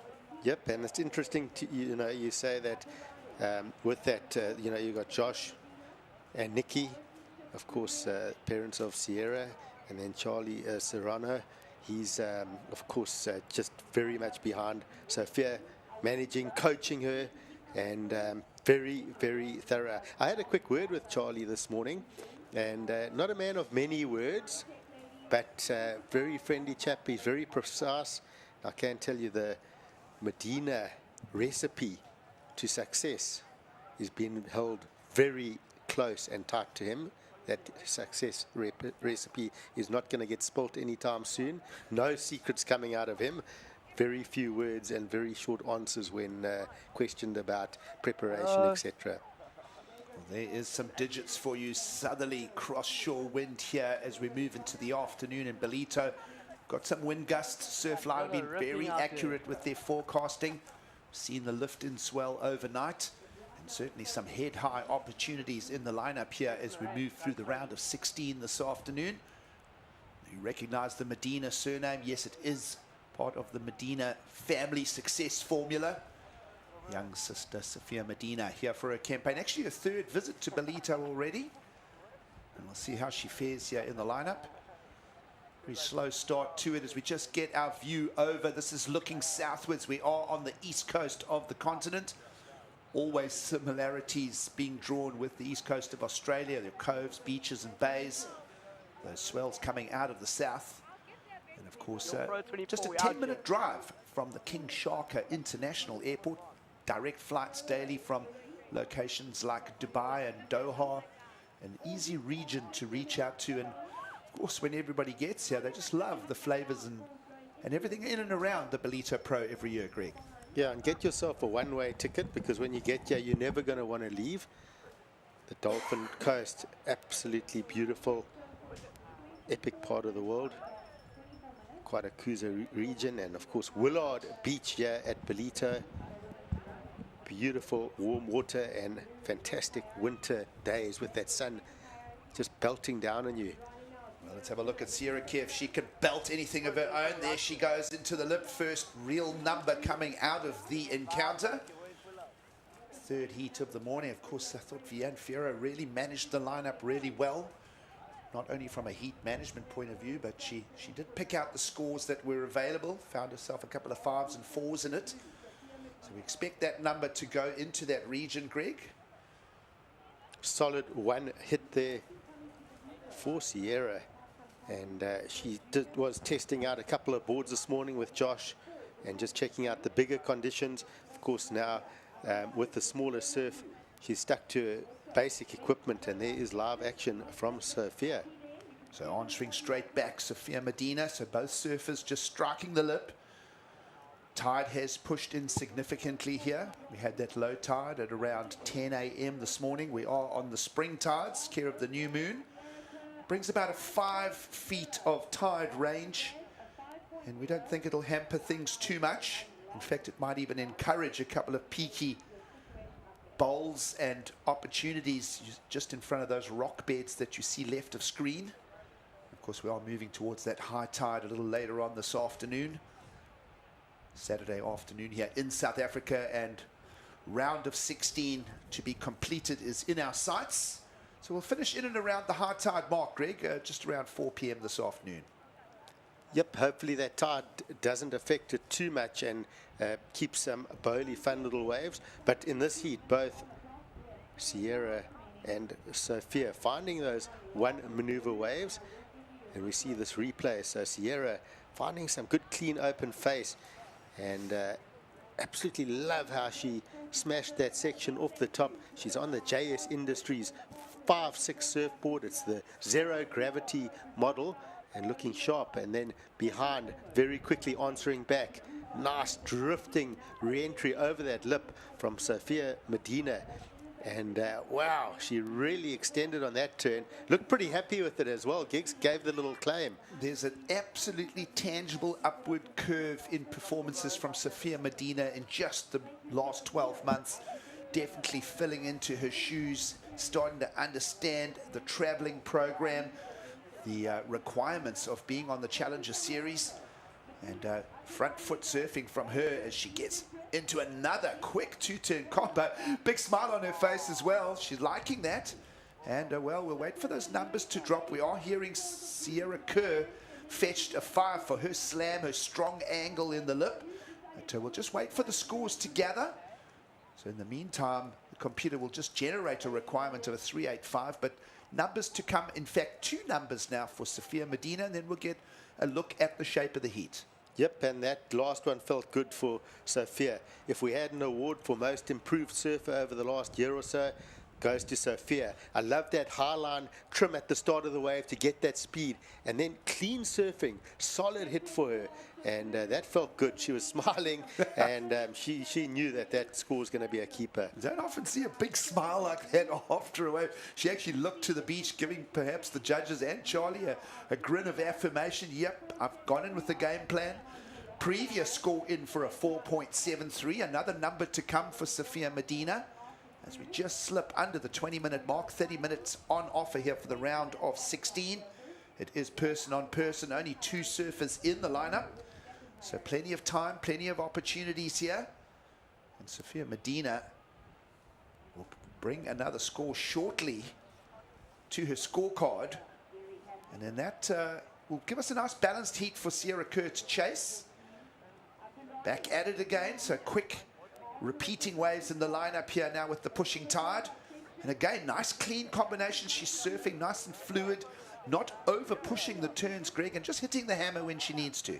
Yeah, so I was thinking about this heat strategy, looking at the last heat, Vaughan Ferreira winning with just 2 big hits. And I thought, okay, well, that's your sort of go-to right now, 2 big hammers. And I thought, okay, strategy for this heat, surfers need to get those 2 waves, 2 turns, and then the surfer that can find a wave with more than 2 maneuvers could get the upper hand. And let's see what the judges think of that last wave with that carving turn to start, then into the finishing turn. It might just give it a little bit more, a bit of extra spice to that score, and it's just slightly different than just the one maneuver. 3 waves back to back rapidly for Sophia Medina. 1 more score to come in, and alongside me, Greg Emsley, speculating that she may have improved on the 4.73.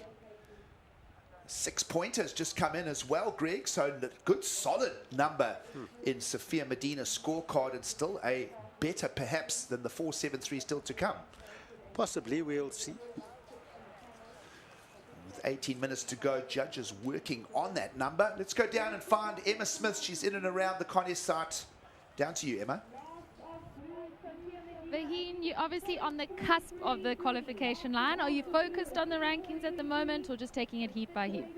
I think, yeah, obviously I know that, I want to qualify really badly, and I know that we need to do really good results on the women's side. And so right now I'm just focused on like my surfing, on like my boards, the people around me, and that's what helps me like focus and try my best to, like show my best surfing out there. So yeah, that's kind of my focus right now. Obviously, we know your best surfing is pretty big, barrely waves. Today's pretty grindy, and the conditions have actually changed from this morning. How did you adapt? Yeah, I think that it's super important. I mean, the best surfers in the world are well-rounded surfers. They're good in big barrels and tiny Florida waves like Kelly Slater. So, I mean, I'm having a lot of fun here. It's a good break from me from Te Pupo, and just a little bit less energy, and just, be able to do turns and other maneuvers and barrels. So I'm super happy to be here. Nice. Well, you're looking super solid, and good luck for the next round. Thank you so much. Back to you guys. Well, behind Fierro from beautiful Tahiti, doing a very good job of mixing up all the parts that it takes to become a top surfer in the world, taking a win at a championship tour in Chopu. Just so much to talk about with that, but spicy backhand surfing in the shore breaks here of Ballito, finalist last year, and looking like she may just be knocking on the door of another finals appearance. Great surfing from Vaughan Fierro. She's into the quarterfinals. Who goes with her? Well, while we're away, judges up to date with scores. 6.33 for Sophia Medina and a 6. So we got to see those waves unfold, Greg. And we have the scorecard open. Both surfers in the lineup. We'll try to pull back the tape for you. But both Sophia Medina and Sierra Kerr continuing to build numbers in the lineup here at Ballito this afternoon. Yep, we do see both of them paddling back out. So it looks like there were some waves ridden. And I don't want to give too many secrets away. I haven't seen the waves myself. We'll pull that back.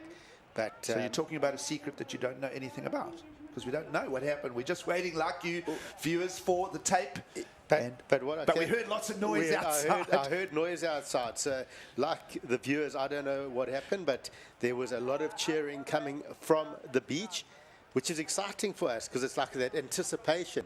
But we're going to get to see that replay, and let's see exactly why the crowd on the beach, even though we're quite far back, we don't often get to hear the crowd, but we did get to hear it through the walls. Halfway through the heat here, Greg.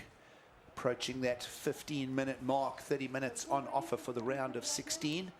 You are with us in Heat 3. Let's pull back the tape and have a look what the ladies have been up to in the lineup. Well, so that's a nice little kick off the top, and then a big hammer for Ciara Kerr. So just watching that replay, just two beautiful turns off the top, nice and clean. So that was solid. And then we do see Sophia as well behind. So getting that little wrap cut back, and then big shore break, and hammers that one and holds on for the claim. Well, that's where the noise came from. Wow, that was a heavy hitting finish. That's what the judges want to see, Greg. They put it out in the judges' notes this morning. Commitment to the lip. Yep, and you know, it's also interesting. Every time Ciara Kerr has taken off on a wave, Sophia's made sure she's been on the one behind and kept on her toes. So Sophia, very clinical in this heat, dominating. I'm not sure where that score's going to yet. We see, of course, Ciara getting a good number as well. Well, back to live action here as we wait for scores. So we peeled the tape back. Big end section there, Greg. Massive ricochet from the white water, but she's held on to it. We're expecting a top end score from that. That, as we said, was in the judges' notes this morning. They want to see combinations of turns, and attacking the heavy lip line is where the numbers lie. And 5 judges on the panel. Two of them went as high as 8.5. The others will add. One went as high as a 9. So massive contribution to the heat now for Sophia Medina, an 8.33, and she puts big pressure now on young Ciara Kerr with an 8.66 requirement, and we've still got plenty of time, 13.5 to go, but that is a solid set of scorelines. And Charlie, on screen, when is he ever going to smile? Surely that's got to be before that 8.33. I would have thought I would have had the biggest smile ever if my daughter had just done that on a wave. That was pretty epic. And we spoke about that. Who's going to get the 2-turn combos? And Sophia doing more than that, getting that first carve out on the face, and then came into that heavy shore break. That landing was just crazy, like you said, just ricocheting. She disappeared in that foam, and just a solid finish. Good vibes in and around Camp Medina in 2024. Of course, brother Gabriel on the championship tour looking to finish top 5. You know that he's going to be part of the Olympics as well, so that could be very, very exciting. The Medina mantelpiece getting fuller, and perhaps Sophia Medina in the years to come will be fighting for some cupboard space there, because an 8.33 and a 6.33. We spoke about Sophia being perhaps the most improved of all of our ladies competitors that we've been keeping an eye on the last 12 months, and finding excellent numbers in the lineup here. Solid scores, you know, tricky conditions. You know, everyone's sort of looking a touch, sort of, you know, worried about what the surf's doing and where the opportunities. And now we see this heat. You know, Sophia Medina, just, you know, she's had multiple good waves, and of course the best of them, a 6.33, and then that 8.33 for a solid scoreline. Well, holding priority, Ciara Kerr with an opportunity of her own to try and improve her numbers. Can she attack that 8.66? Can she build 2 new scores in the lineup? 11.5 minutes to go in the heat. We'll sit back and take a quick break here from beautiful Ballito, and we'll come back and answer all of those questions after the break.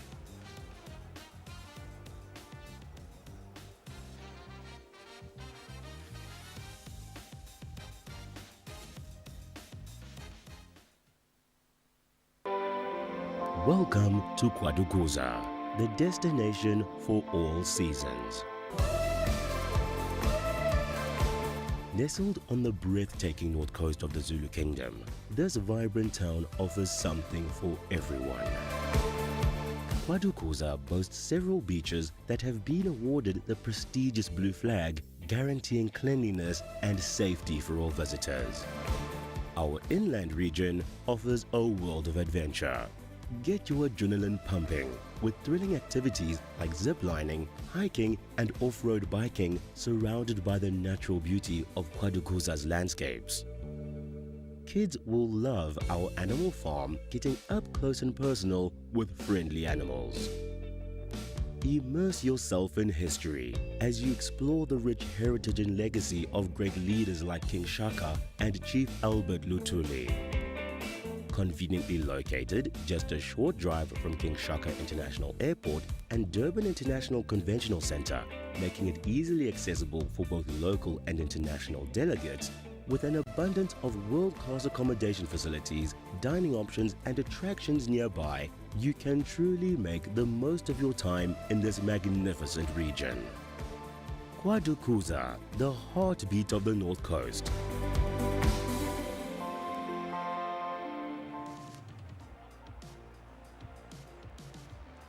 Welcome back to Ballito in South Africa, the blue of the Indian Ocean. The playing field here for the third Challenger Series stop.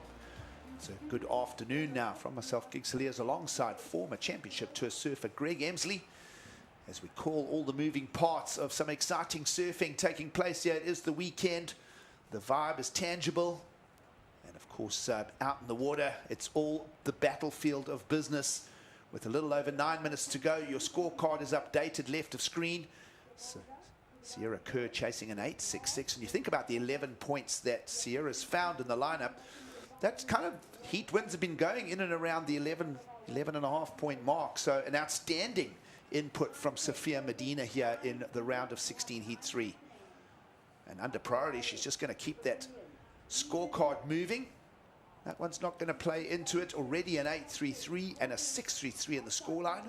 The young Brazilian knocking on the door perhaps of quarterfinals here in Ballito. Oh, looking very strong. So she's going to really want to stick to her guns. A quarterfinal for her will be a massive result. And you talk about her improvement and events like this, of course, being a wild card in the Rio Pro a couple of weeks ago.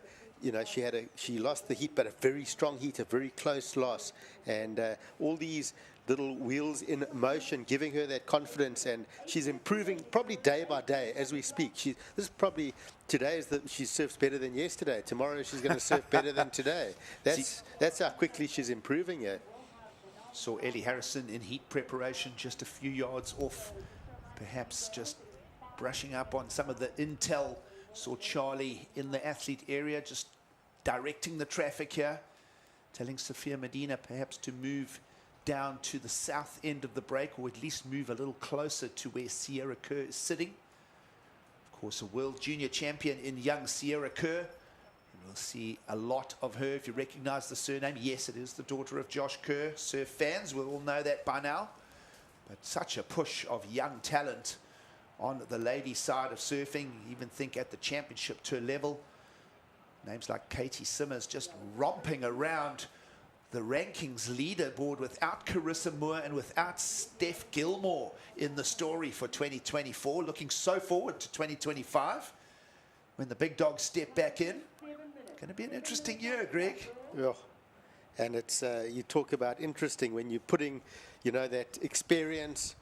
You know, I was actually talking to Steph about her comeback, and she, you know, and she said, like, what do you think? I said, well, Steph in J-Bay, I said, experience counts so much. It's, you know, you can't buy experience.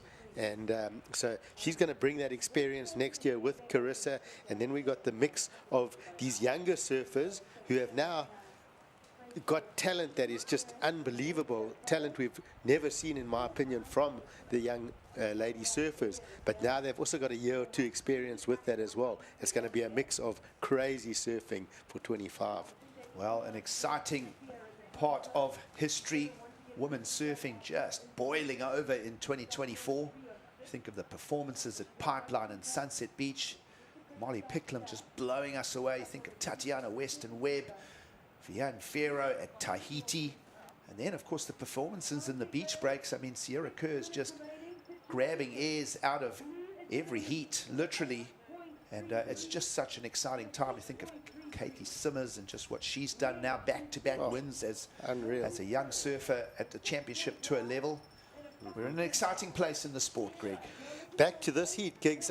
You know, just looking at the lineup, both of these surfers are looking at the beach quite a little bit. I'm seeing little nods coming from them. It seems like their camp are sending them a few messages. I wonder what those messages are. I would say Charlie's giving direct instructions, Sophia, keep the pressure on Sierra. What message would Josh Kerr be sending to Sierra? I think it's pretty simple. You need a massive score, and there will be something along the lines of you got to go big. I wouldn't be surprised if we see her going to an aerial game to try and attack that number. Well, it's been several minutes holding priority now for young Sierra Kerr. As we mentioned, a world junior champion, getting that win earlier this year over Zoe Benedito. So many young women just coming through the charge. We were just talking about names like Sawyer Lindbad, of course, Zali Kelly, Kira Pinkerton, the young Francisca Veselka out of Portugal. Just such a strong push on the young women's emerging talent discussion. Let's go back and have a look at the heat recap. The one in the water, 4.5 minutes to go. Sophia Medina's been on a charge, but it was Sierra Kerr that got out the gates early, Greg. Strong start, and this is stock standard what you would do at the start of a heat like this. Find those big single turns, and then Sophia found this midway through that start, 2-turn combos, and that really set her up with a couple of good clicks. She was already feeling good, and then this exchange of rides was great. Both surfers finding 2 great turns, and Sierra would have felt so good on that, but she would have turned around to see Sophia on this one, getting that click and coming into this heavy double up shore break section, climbs up into the lip, disappears behind the curtain, and pops out for that solid score, the 8.33, the biggest number of the heat. Well, Sierra Kerr, meanwhile, is just rebooting from a ride. During that recap, we'll pull back the tape for you. Sierra Kerr, prior to this most recent ride, just a 6 and a 5 in the lineup. And where did she go with that score? We also want to know, along with you surf fans, we are waiting for that number. What it has done is also handed back priority to Sophia Medina. So we do see Sierra on her left, and nice snap off the top. So one strong maneuver. It's not going to challenge that requirement, but possibly she's hoping to look at doing this in 2 waves, although time running out. But just the one maneuver, I'm not sure if it's going to compare to her 2 good turns that gave her that 6-point ride earlier in the heat. Greg, was that a clean enough turn to challenge the 5-point low score of Sierra Kerr? It wouldn't matter because she needs to challenge the 6 points. Exactly. Josh Kerr on screen with the backup equipment, down to 2:40 on the clock. Just wait there, says Josh. And is he starting to think that, well, is it a little bit too much of a requirement, a little too late? 5:17 is the answer. Slight improvement, but as you say, Greg, she must improve on the 6 to reduce the requirement of the 8.66, and we're down to 2 minutes 20, and have a look where Sophia Medina is going to just position herself. Yeah, it's no secret that Sierra Kerr needs to get something special, very special. We saw the 8.33 from Sophia was a special maneuver. That was a huge maneuver.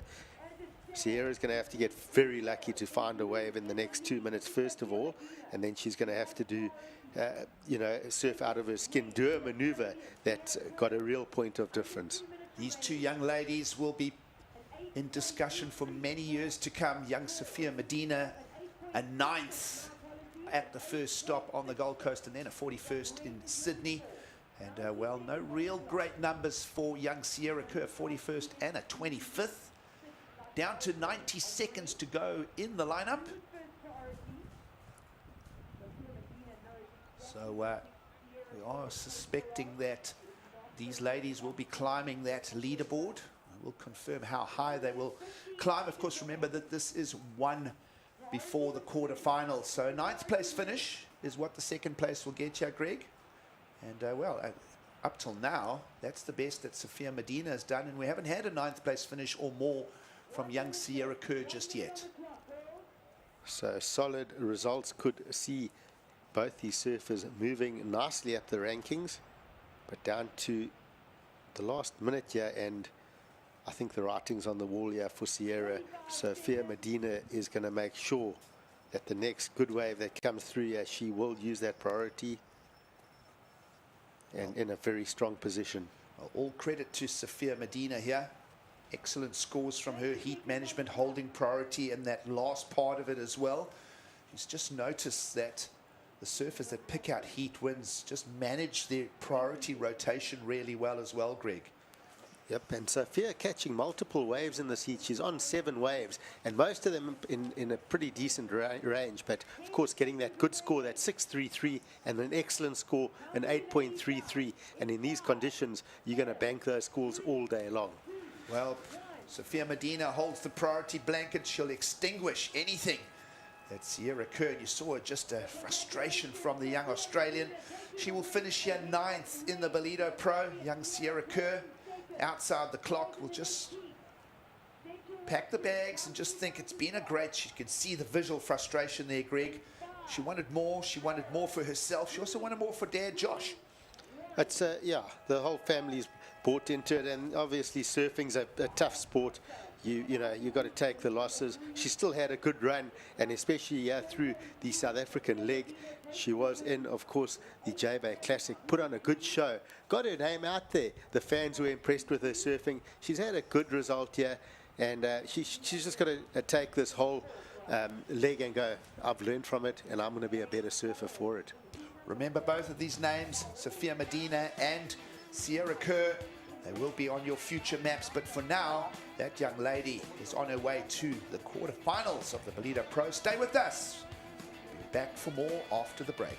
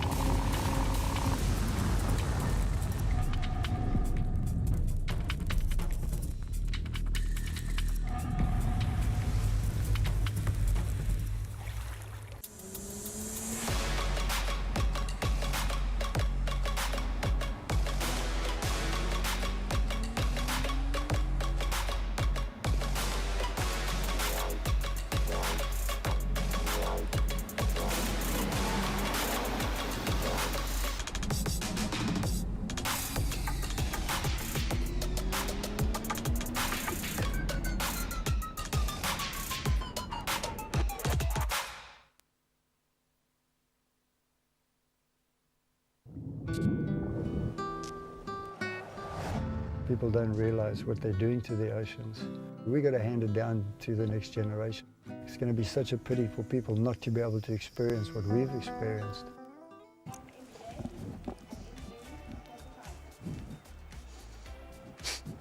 You are with us in South Africa, the east coast of the Quadakuza region, the beautiful jewel of Ballito, playing host to the World Surf League's Challenger Series. It's a good afternoon as we tee up another exciting heat in the round before the quarters.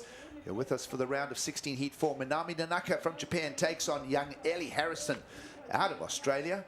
Good afternoon from myself, Gig Saliers, alongside local ripper Mike Frew, as we dig into another exciting heat. And what a carnival atmosphere. The beaches are full. It's the weekend. It's sport. It's activities and everything in between. No one is having a bad time in Ballito. No one is. It's a fantastic day here on the east coast of South Africa, and it's the middle of winter. Look at that on your screen. That's about as cold as it's getting at the moment in the middle of the day. That gentle southerly breeze just putting a ruffle on the waves and making it a little bit more challenging there than it was this morning, Gigs, as we go into a higher tide situation here in the afternoon. On screen, Ellie Harrison comes here ranked 20th on the Challenger Series rankings. 217th in Australia. She'll be wanting more, and she's already found more. The worst she can do now is 9th, but wanting more out of her stop here in Ballito. She takes on Minami Nanaka, and she was quick out the gates for the opening ride of her challenge here.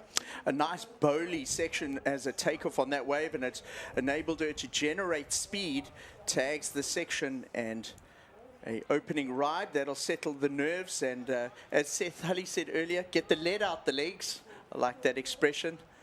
And a start to her campaign here to try and get through into quarterfinals. Well, the judges want to see big hits in the lip, and certainly the number's going to reflect that early on for Ellie Harrison. 7.83. We saw an 8.33 from Sophia Medina in the heat just run. So that's how you find the big scores in the lineup here this afternoon. It is a little wind ruffled, but there are opportunities, and already a second wave unfolding for the young surfer from Barwon Heads in Victoria. Just in and out on that, but 7.83 building block score, more than a building block score. That is going to be a big chunk of change to work with. There's still plenty of time remaining in this heat. So the judges deeming that ride just touching on the excellent range, and a beautiful drone shot of the lineup here in Ballito. You can see that reef in your top right-hand corner. When the sandbar is perfectly lined up here, you can catch a right-hand breaking wave from the top, and it extends right across the bay. Not too much sand there at the moment, though, Gigs. We've had a lot of big easterly swells here in Ballito over the last couple of months, and what that does is it scours the sand out almost in a reverse way. So rather than coming from right to left on the screen and creating a nice-looking sandbank, that easterly swell scours it out and sends it the other way up the point. Well, the water is clear, it is warm, and we'll see lovely attack to the lip there. Precise surfing from Minami Nanaka, the young Japanese surfer, just 23 years of age. And she is bringing her campaign to Ballito, looking for numbers. Everybody looking for a top 5 finish here come season end. Ballito representing the 3rd of 6 stops on this here Challenger Series in 2024. And a strong push from the Japanese contingent. And Minami Nanaka, nice and clean rails on this turn, Mark. Yes, I like how she identified that big lip section. You see she's got red fins on that board. You saw the flare of red as she hit the top of that oncoming section, and it got a bit of a flare on the end turn and putting a lot of pressure on that tail pad of her board as she rode up the turn there. Yeah, one of our shorter competitors in the field as well, just 4'11", standing tall. But she uses that frame, that leverage, and we're expecting a reasonable number from the panel. Nice and tight. Love the way she slammed that lip. And in that earlier heat to get into this round, she actually beat Erin Brooks in a last-minute buzzer beater type of situation, and there was an eruption of applause from the Japanese contingent here when Minami got her scores in the previous round, and now finds herself up against one of the other very good young names that's bursting onto the scene in women's global surfing, Ellie Harrison. Well, the vibe is good amongst all of the camps. Of course, Team Australia getting Winter Vincent into the quarterfinals on the men's side. Team Japan getting Hiroto Ohara up into the quarters. Another wave underway here for Ellie Harrison. What I've noticed here, Mike, they've gone way down to the south end of the beach. Not exactly where Sophia Medina and Sierra Kerr were doing their battle just a few minutes back. No, this is one of the first heats where I've seen both surfers take off and start the heat right next to the rocks there. But it looks like Ellie Harrison perhaps has realized that the bigger scoring potential is down the beach. The other difference down the beach is it offers a split peak, so you can go left or right on some of the waves, and perhaps offers up a little bit more opportunity down there rather than just the one right, which a lot of the time gigs actually just turns into a closeout, not offering 2 turns, just that one big hit. Well, we've seen over the 15 years of competition here in Ballito, barreling, spitting on the sandbars. This year it's scoured away. It looks just a little bit more like a beach break than usual, but it's still no problem getting scores out of the lineup. 5.83 now in for Minami Nanaka. So that single turn, as we mentioned, just one clean transition bottom turn, snapped it in the lip. The light, diminutive frame of Minami Nanaka still able to extract almost a 6-pointer on a single turn. Minami's just sticking to that end section of the beach there, Gigs. She's obviously got her strategy of where she wants to set in the heat. As we see on the inside, lovely tag there from Ellie Harrison to she'll better her score of her second counting wave at the moment, because she's just got those 2 throwaways prior to that. 21 minutes to go. Ellie Harrison backing her 7-8-3 up now. A couple little misfires, a few .5s to throw away. Priority back with Manami Nanaka. We're speaking of the Japanese and the good vibes in Team Japan this year. Of course, we'll see them represented at the Olympics as well. And let's have a see where are we thinking this number's going, Mark? So she cuts back to try and stay with the power section of the wave. Did you see as she took off, she did a little switch and went left and then went right again.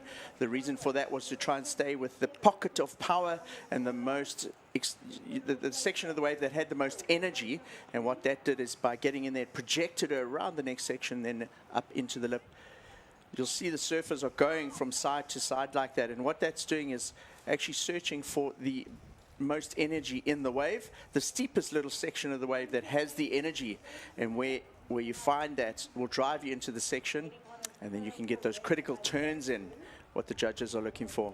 So an exchange of scores, judges processing both of those numbers now. Both surfers finding and picking up rides in a similar part of the south of the break. And just a view over our contest area here, 19.5 minutes on the clock, and we've been referencing that top end score of Sophia Medina. Let's go down and hear from her. She's ready for the interview. Sophia, I'm still buzzing after that heat. It's your first quarterfinal on the Challenger Series. It was a really hard heat, and you dropped an 8-point ride. How are you feeling? Just feels so good. I knew Sarah was really strong competitor to be against with, and she can throw airs, she can do anything, and I knew until the last second that she could make something.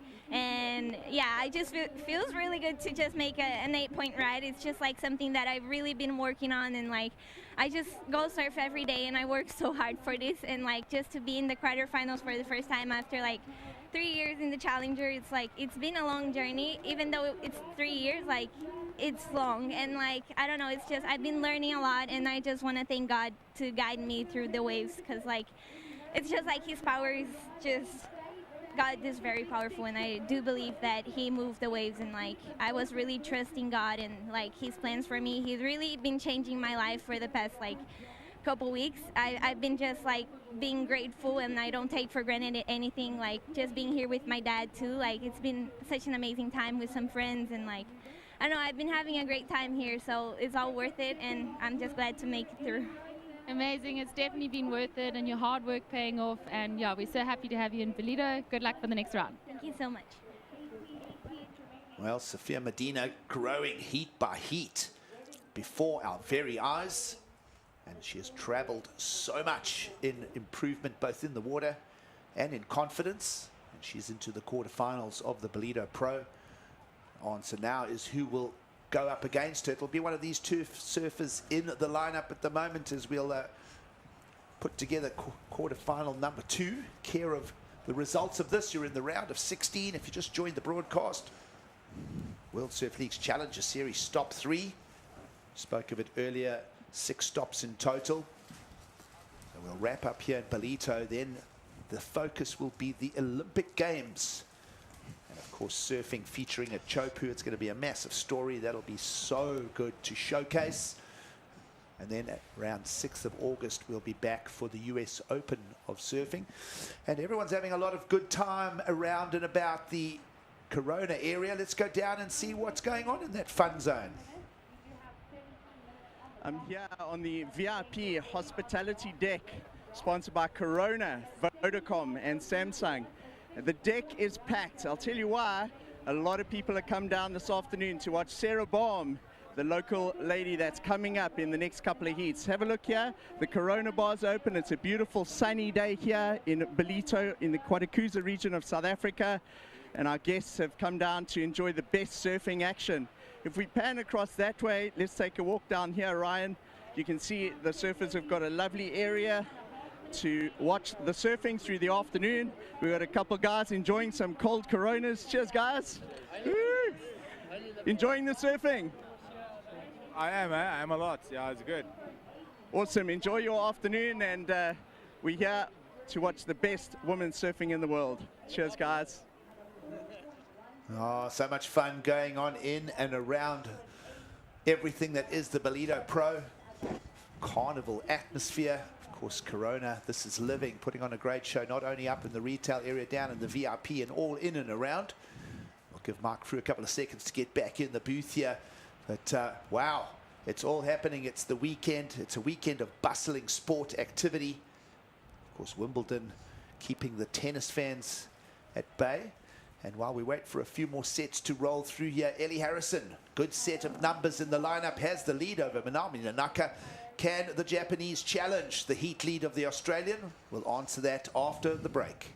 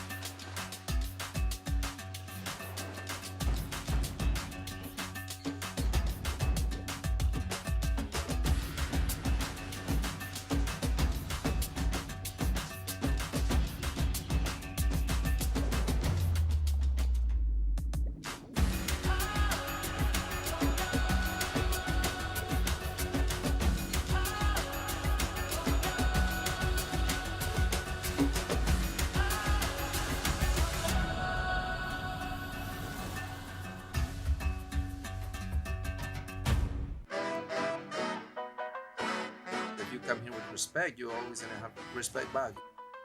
Also, the wave itself can put you in your place.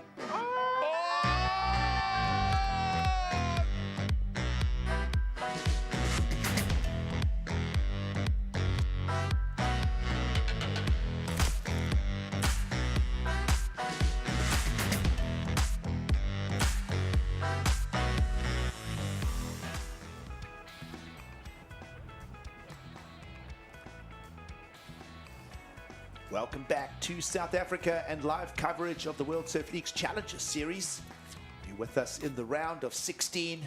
It is now into the Saturday afternoon here in South Africa. Welcome back to the booth, Mark Frew, as we pick apart all the moving parts of competition.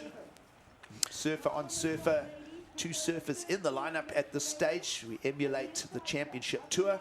And of course, this is the round before the quarterfinals. Thank you, Giggs. Just returning from that VIP hospitality area, Corona, Vodacom, and Samsung looking after our VIPs at the event. And it's really busy down there as we pick up on Minami Nanaka. Two great snaps on that wave. And that was a nice, fast, spicy wave from our Japanese competitor, Giggs. Well, chasing an 817 is our surfer Minami Nanaka. Prior to that, a softer 4.1 in her scoreline. Ellie Harrison set a good pace for the heat with the 14. It's one of the bigger numbers we've seen of the round. 7.83 and a 6.17. We saw good numbers in the previous heat for Sophia Medina. But, generally, it's been about the 11 to 12 point mark for heats in what is, contestable conditions here. We haven't been short of swell supply. Surfline spot on with their forecast of that strong southerly push. And we're having fun with it, and as is everybody in and around the event site. Yeah, sure, a lot of fun happening down. When I was down there just now doing that crossover gigs, a lot of people have come down as, let me just look at this breakdown, this wave, lovely snap. She's got such a smooth style, and she's a very petite surfer, and she gets right up there in those critical sections. And despite her small frame, she really has a lot of power to sort of strength or power to strength ratio in her surfing. Well, technically very sound surfing from Minami Nanaka. I don't know what you think there, Mike, but I'm thinking that could be her best wave. I mean, just clean flow between turns. You saw that tail just momentarily break through on the first snap and then strong on the second maneuver. Judges very clear with their communication on the criteria and requirements to fetch. points in the lineup. And they want to see critical maneuvers in the critical sections. That is where the points lie on a day like this. And certainly crisp and clean, fast and flowing from Minami Nanaka. Of course, representing the Japanese push here on the Challenger Series. Young surfers like Sera Wakita, Einon Matsuka, and of course Amaran Suzuki, all making the trip out here. We've lost most of the Japanese contingent. This is our last surfer on the female side of the draw from the region. And, well, a big number to advance, but we do owe her a score, so we'll adjust those numbers shortly. We're feeling that Minami Nanaka could be bringing her best score to the scoreline shortly. The speed that she generated between those two turns, Giggs, was impressive, and it was snappy, fast surfing. Scores starting to drop in. You can see it on the screen there. I think if we slow that last wave down of Minami Nanaka, it'll show the details of the 763, which has just been allocated. So very strong wave now in the mix for Minami Nanaka, reduces the requirement down to a very sober 6.38. Let's have a look at this, and exactly, we spoke about how free her rails are. Do you see how she leant into that first turn, moved her shoulders and her hips around in order to turn the whole body, which then translated into a deep buried rail turn twice? And what that did is it really got the board up there into the critical section of the wave. That's what you've got to do for scores that are edging up into the excellent range, Gigs. Yeah, spicy and clean. Minami Nanaka 763 knocks on the neighborhood of Ellie Harrison's best score of the 783. So it's game on here with the remaining 9.5 minutes or so. No shortage, as we mentioned, of swell here this afternoon. And let's see if priority work at play. It'll be a, wow, almost contact of equipment there. Strange strategy from Ellie Harrison, who wanted to regroup. We saw on a previous wave, downshift into the pocket area. And Minami Nanaka just not only physically trying to stay out of the way, she ditched off there, but we didn't think her equipment got really close there to Ellie Harrison. Does that even bring in a discussion of any kind of hindrance or hampering of score? I'm not sure.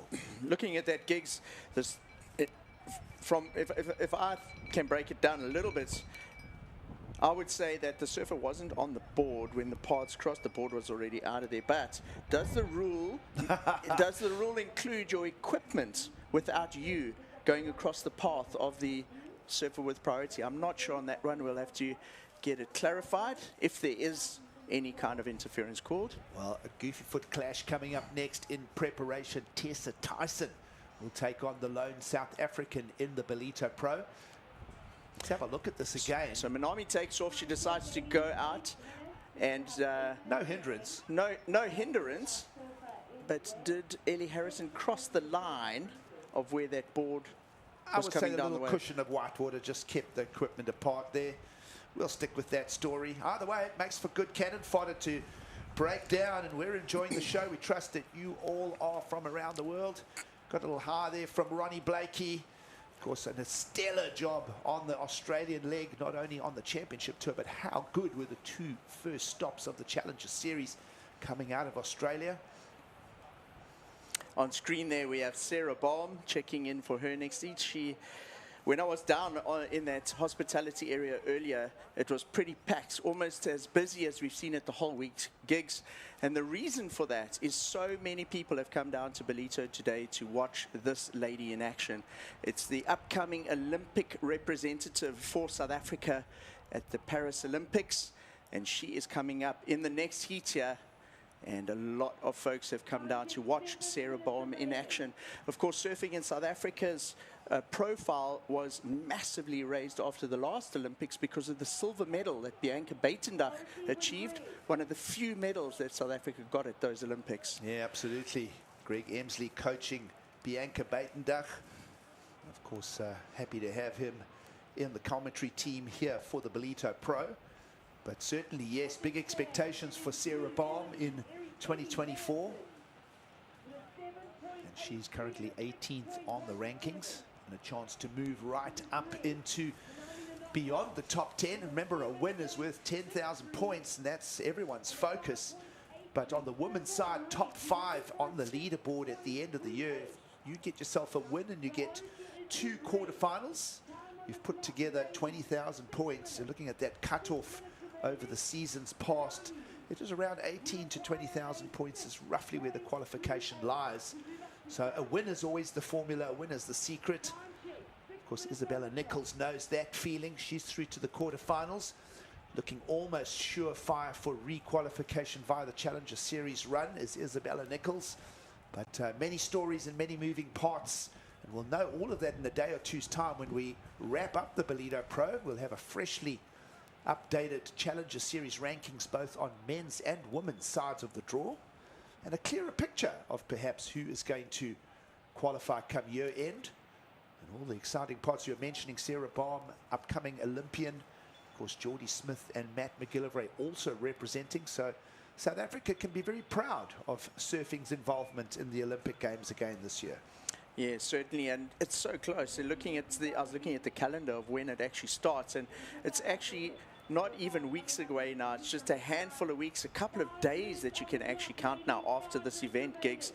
And Sarah, coming off that win in Jeffreys Bay, bringing a lot of momentum. We're looking forward to that next heat. But up and riding, this is Minami Nanaka, still looking for that score to try and get out of second place. It looks like she's edging away, chipping away at that lead, gigs. She hasn't got that score in the excellent range yet, but each wave she takes off, she does seem to improve on her flow and her confidence in the heat. Down to 4.5 minutes to go. Minami Nanaka searching for the 6.38 in the lineup. Let's have a look at the heat recap and how the scores have been built thus far. It was an early start for Ellie Harrison, who went straight in it, straight off the horn. Strong power on the rails, and a 7.83 would set the pace for the heat mark. Yeah, that was that very powerful turn. So now the judges are comparing the rest of the waves to that bar that was set by Ellie Harrison. And she's managed to find those ones with the little inside bowley section. And let me tell you, gigs, those are actually pretty fun waves to surf, even though it's looking a little onshore out there. And this was the 2-turn combination of maneuvers from Minami in order to get her highest score on the board, which was a 7.63, and a very fluid, sharp-looking surfing there from our Japanese surfer. Less than half a point separating our two surfers looking to make their way to the quarterfinals here in Ballito. 3.5 minutes to go. Priority with heat leader Ellie Harrison. And, well, as we say, Minami Nanaka just less than half a point behind, searching for the 6.38. See if she can find it. She'll have to unlock the priority as well. Does she stay in that part of the beach? Does she go and find another bowl, another part of the sandbar to work? Because remember, Ellie Harrison's no slouch. She's going to be just ready to douse any fire with that priority blanket. Of course, loving what Ellie Harrison's bringing here. She arrived 20th on the Challenger Series rankings. If she finds her way to the quarterfinals, she'll be into the top 10 for sure. And, well, exciting to see. Think of Ellie Harrison and her run as a wild card at Bells earlier this year. Got some great numbers there all the way to the quarterfinals, finally being defeated by Joanne DeFay. But she got that round of 16 win over two-time world champ Tyler Wright, which really put her up into the limelight. And here she is, perhaps knocking on the door of the quarterfinals. We are waiting for a number to come here, and is that going to be anywhere near the requirement? 6.38 requirement. It's a 6.17 in. So that is an update of scores. And, well, 2 minutes remaining on the clock. Ellie Harrison in the driver's seat here, still holding priority, Mark, and she's going to want to just, wherever Minami Nanaka now goes in the lineup, Ellie Harrison's going to have that blanket with her. Yeah, so she's going to pull out that Velcro and stick to her wherever she goes, because with just 2 minutes remaining, she's going to want to try and keep her off a wave. It's quite interesting, gigs, that they've moved so far towards that right-hand section of the beach where the traditional surfers' pointers. We've seen almost the entire event up until this heat surfed way left of where these two ladies are at the moment. But the reason I think they're there is Earlier in the heat, we were saying that Manami's strategy is probably been to sit on that right, and now Eddie's come across just to cover her. So Manami's sticking to her strategy of trying to get her right there, but with Eddie in priority, she's kind of locking that down. And if Manami paddles for anything now, Eddie's going to have rights of way and will be able to take it. But does she pull the trigger on the first one? Because if she goes, there's potentially a second one behind that where Manami could get the score. Slipping into the last minute here of the round of 16 heat number 4, looking for a quarter finalist. Again, 2 surfers on 1 wave, no harm, no foul here. Ellie Harrison just does the block. This wave a little bit fractured, but it feeds to the inside. She just slams it. Nothing in the way of points bearing there for Ellie Harrison. Merely a block. Now that leaves 30 seconds on the clock. We'll watch this moment very, very carefully. Manami Nanaka on the right-hander of your 2 surfers in red. Of course, next heat teeing up. But Manami Nanaka now has that priority. Is there enough to work over the lineup? Watching the clock here, and there is going to be an opportunity. Manami Nanaka on the hunt for a 6.38. And she's not going to find it. Strong white water there. She'll just wrangle with that. And she's not going to find her way through to the quarterfinals. She didn't campaign in Australia. No, so this is her first visit. But a 9th place finish is what she'll take from Ballito. So all good with that.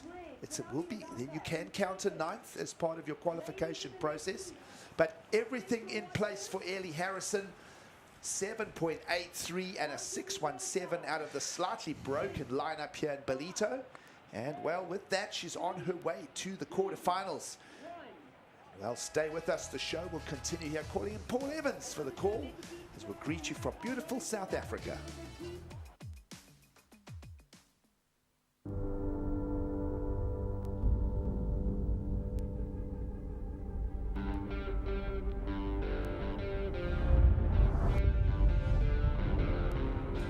The Hydro board short is something that I've used for quite some time now.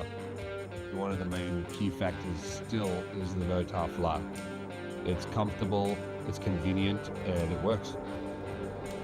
Ultimately, what I'm looking for in a board short would have to be comfort and then convenience. If you add those 2 things together with a spice of color, you've got the perfect board short.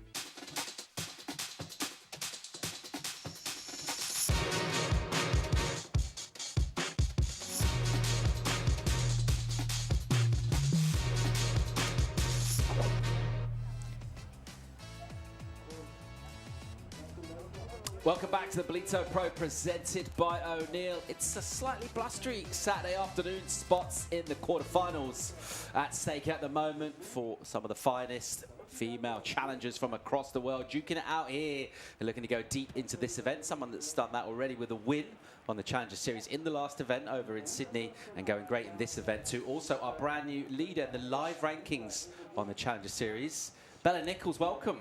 Thank you. Lovely to be here. So you came in here number 2 right now, just the way things are gone. You're in that number 1 spot. Of course, there's still plenty of surfing to go in this event, but that probably feels pretty good for you. I mean, yeah, it's always nice to be in the lead, but I came out of this event last year in number 1 spot, and as it turned out, I didn't really make any heats through the rest of the year, so I know how it is to drop the ball, and I don't want to do that, so I'm trying not to put too much pressure on myself.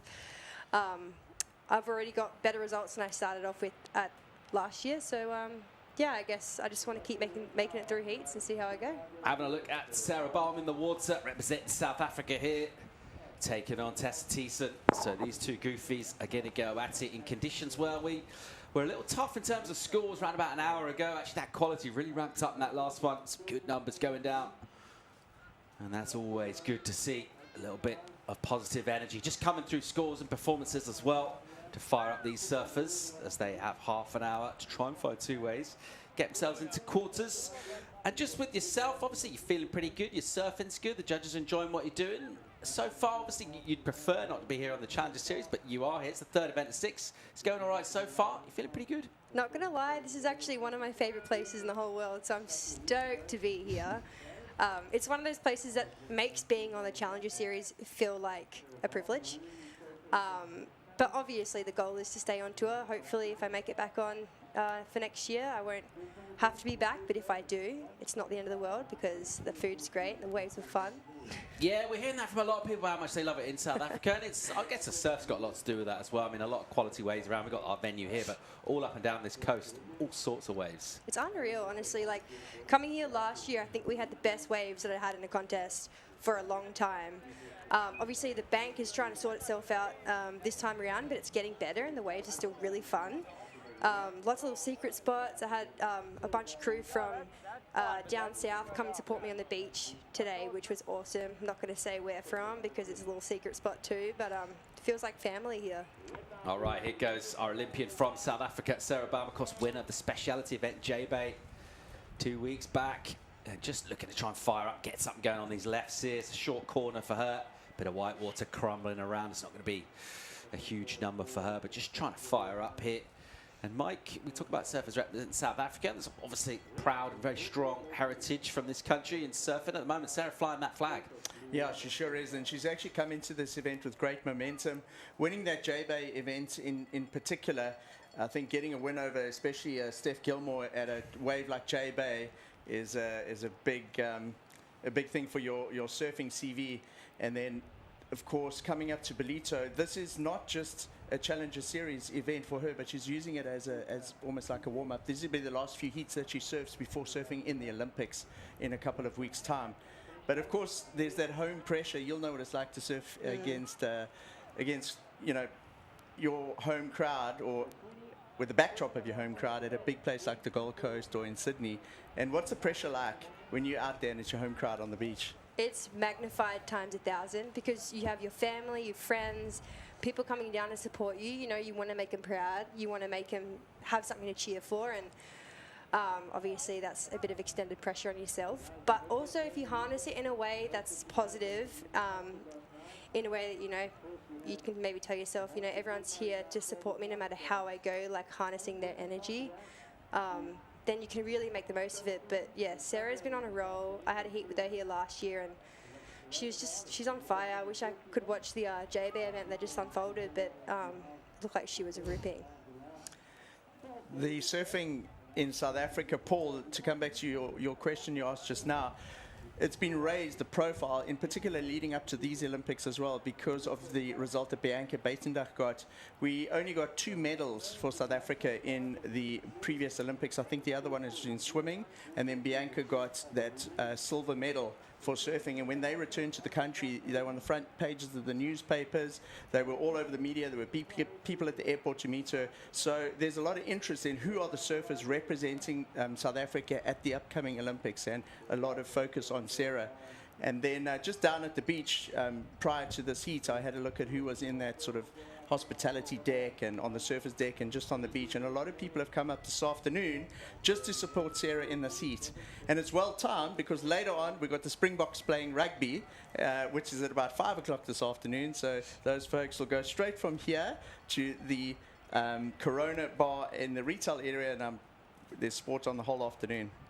It's a beautiful Saturday in Ballito. We've got our leader on the Challenger Series ratings, Isabella Nichols, in the booth with us, talking us through a heat which as yet hasn't really fired up. Just thinking about home pressure and competing at home. Didn't seem to be showing the signs, so much pressure in Sydney. Tell us about that win. That must have been huge for you.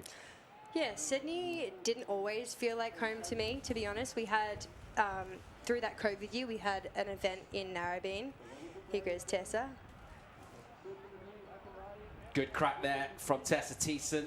Just the one turn for her, but with not a lot on the board. Important that she nailed that maneuver. Yeah, you were talking Sydney during COVID. Yeah, so I came off having a final at Newcastle and I went straight to Narrabeen and I lost in the, I got last place. And so Narrabeen, as soon as I heard that it was on the Challenger Series for last year, I kind of had a bit of a panic because I was like, oh, my backhand, like it's not my strong point. But I ended up, like you said, I found family there, and I found a connection in Maddie Granger, Sharon Granger. I didn't have a whole support crew there. It was just a few key people. But of course, it still being in Australia, it did still feel like home. You know, the coffee is the same. That always makes a big difference. But yeah, I mean, I think I really struggled at snapper last time. And yeah, it went well. Yeah, it went really well, and you're into quarterfinals. Here's someone else who's through the quarterfinals, another Australian, Ellie Harrison. Let's go have a chat with her. Ellie, your surfing is looking incredibly strong, but obviously it's pretty nerve-wracking when you have the exact same backup score as a competitor in your heat. What is the plan? Yeah, I don't know, like it was towards the end then when we both had pretty high, like both had a 7 and a 6. I was just trying to not go, normally in heats I kind of go a lot of waves, and towards the end especially I just like want to better my scores. So I just try to kind of take a step back, take a breather, and just kind of like use my priority right, sit on her a bit, and yeah, just make sure she didn't really get another wave. Nice, and obviously you're coming from Bell's, a pretty different wave to here. What board were you riding today? I'm on my CI 2-point Pro from Channel Islands. It's my favourite, rounded square. Yeah, I rode it in my first heat and it felt really good then, so I think I'll keep on it. Nice, well you're looking good, and good luck for the next round. Thank you, and hi to all my family. Back to you guys. Thanks, Emma. Harrison through to quarters here, as we'll have a look at 20 minutes remaining in this. Decent number for Thiessen of France, 5.17 for her. So that one quick crack on the backhands. Not a lot of surfing, but good point reward just for that one quick turn. And that at the moment is our sort of one moment of quality in this one. We'll wait for Sarah Baum, who's had a couple of missteps here, Mike. She's not sure if it's because she's feeling precious, more to the waves she's caught, but she hasn't really got on the gas. No, she really hasn't even managed to get it out of first gear yet. And I think it just comes down to a frustrating wave choice. It's becoming more and more difficult to identify which are the best sets out there. In that last heat, both ladies were sitting quite close to the rock, and there seemed to be a little right coming off there, which we haven't seen all day. But even then, you know, you had to pump through a couple of sections to get to that little inside bowl, and you can see there they're sitting quite close to the beach. This heat they seem to be sitting further down towards that left that we saw in the heats this morning. But it is a little bit of a grind out there at the moment in order to try and find the right wave. There's a paddle from Thiessen. She's leading this one. She'll look for a backup here. And again, nice control from her. And then that wave, all sorts of white water, just a fluffy lip line, and really hard to attack that. The other side of that is pretty bouncy in front of it as well. So it's hard for her really to find a line through there. Nevertheless, thinking of that small 1.5, she might wipe that off and get a marginal improvement there. Certainly she won't be hoping to hang on to waves and scores like that come the end of the heat. But at the moment, she just has a slight advantage in this one. First couple of exchanges, getting a little bit of momentum going. And her form has built throughout this event. She's been pretty impressive through the early rounds as well. Maybe not one of those names that we kind of look at the draw that's leaping out at us, but when she gets on a roll, she's really well coached, she's dialed in. She could be deadly. I'm just thinking about surfers on tour, Bella, and you know, obviously we look at you guys come from the championship tour, and it looks like you got that status, you got that extra experience. Does it feel like much of an advantage? You got this whole young, hungry generation coming up as well. It's been one of our talking points. What's it like surfing against them, and how is that level, the shift between the two tours for you? Yeah, I'm feeling like the old dog on the Challenger Series at the moment, to be honest. Like, there's so many young, amazing females coming through, and this year I've actually been quite nervous because every heat that I've come up against crew that are really good surfers. I mean, every single heat, here goes Sarah, speaking of, every single heat, like, you have to bring your A game, and it's definitely become a lot harder now that it is a Challenger Series circuit instead of just the QS, the qualifying series. But I mean, I try not to go into these heats in any different headspace than I would a CT event, because my end goal for me is to get back on tour, and I'd like to have as much practice surfing at a CT level as I possibly can, and you need to get through heats like this. I mean, both these girls are amazing surfers too, amazing backhands, and all it takes is, like, especially in conditions like this, all it takes is 2 big turns, which anyone on the Challenger Series can do, and you're in trouble. So, yeah, you definitely can't take any heat lightly. Yeah, and just tell some of those storylines that we've seen on the Championship Tour, particularly with the tube riding as well. We have sort of a bit of that on the North Shore. It's kind of, you know, a lot of big takeaways and talking points from Hawaii. Also, just recently in Tahiti as well. Must be pretty cool to see what's going on, and it's quite exciting for the distant future, but also sort of the very near future. I'm so excited to see where women's surfing's going. Like, I genuinely feel like the majority of the wow moments have come from the females this year. It was the final at Pipe, Molly's massive turn at Sunset, Erin's crazy 10 at Snapper, even though it was against me. She got the ski right around, and I heard the 10, and I couldn't help but just be so stoked for her, because I mean, I'm hopefully not nearing the end of my career anytime soon, but I want to leave the sport, and I want the sport to be left in a way better than when I came in, and I feel like female surfing is definitely excelling beyond everyone's expectations, and it's so fun to be a part of, because you have those heats like I had with Erin at Narrowbean, where she threw that air in the last 2 minutes, and I was like, I don't have anything to compete. I can't compete against that.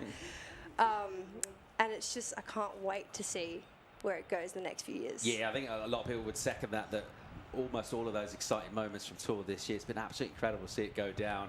Long may that continue as well, as we'll watch a paddle here from our South African Balm with priority. She'll lose it there, unable to get much going. She just clicked 1 turn on the backhands, got a 4-point ride for that. Otherwise, it's not a lot to get overly excited about in this heat, particularly from the South African contingent. 15 on the clock here, a little bit of breeze blowing through, confusing the lineup a touch. There are still scores out there at the moment. It's the surf out of France, Thiessen with the lead. More live action from the Ballito Pro, presented by O'Neill, when we come back from break.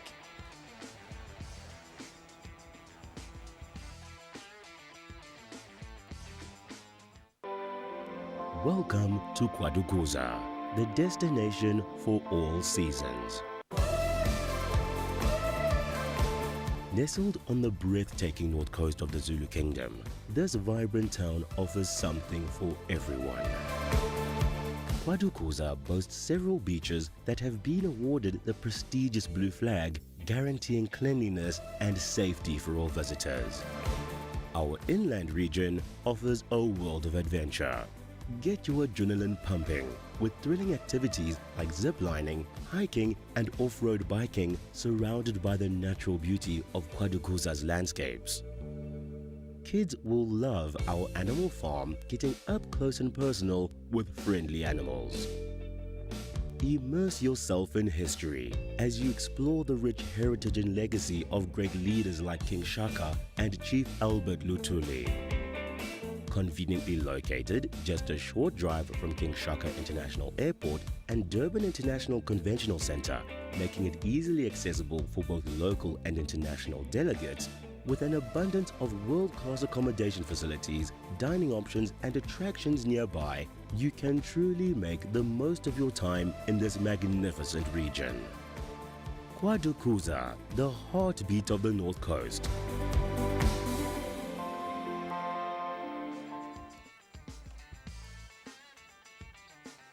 Welcome back to Ballito. We're in the water, vying for a spot in the quarters. Tessa Thiessen still the lead in this one. It's relatively modest numbers on the score, but it doesn't really matter where they end up. It's all about getting in that first place position and coming back for the quarters and hopefully beyond. When surfers get to this stage of the competition, you're homing in on a really, really big result. Just 6 stops on this tour.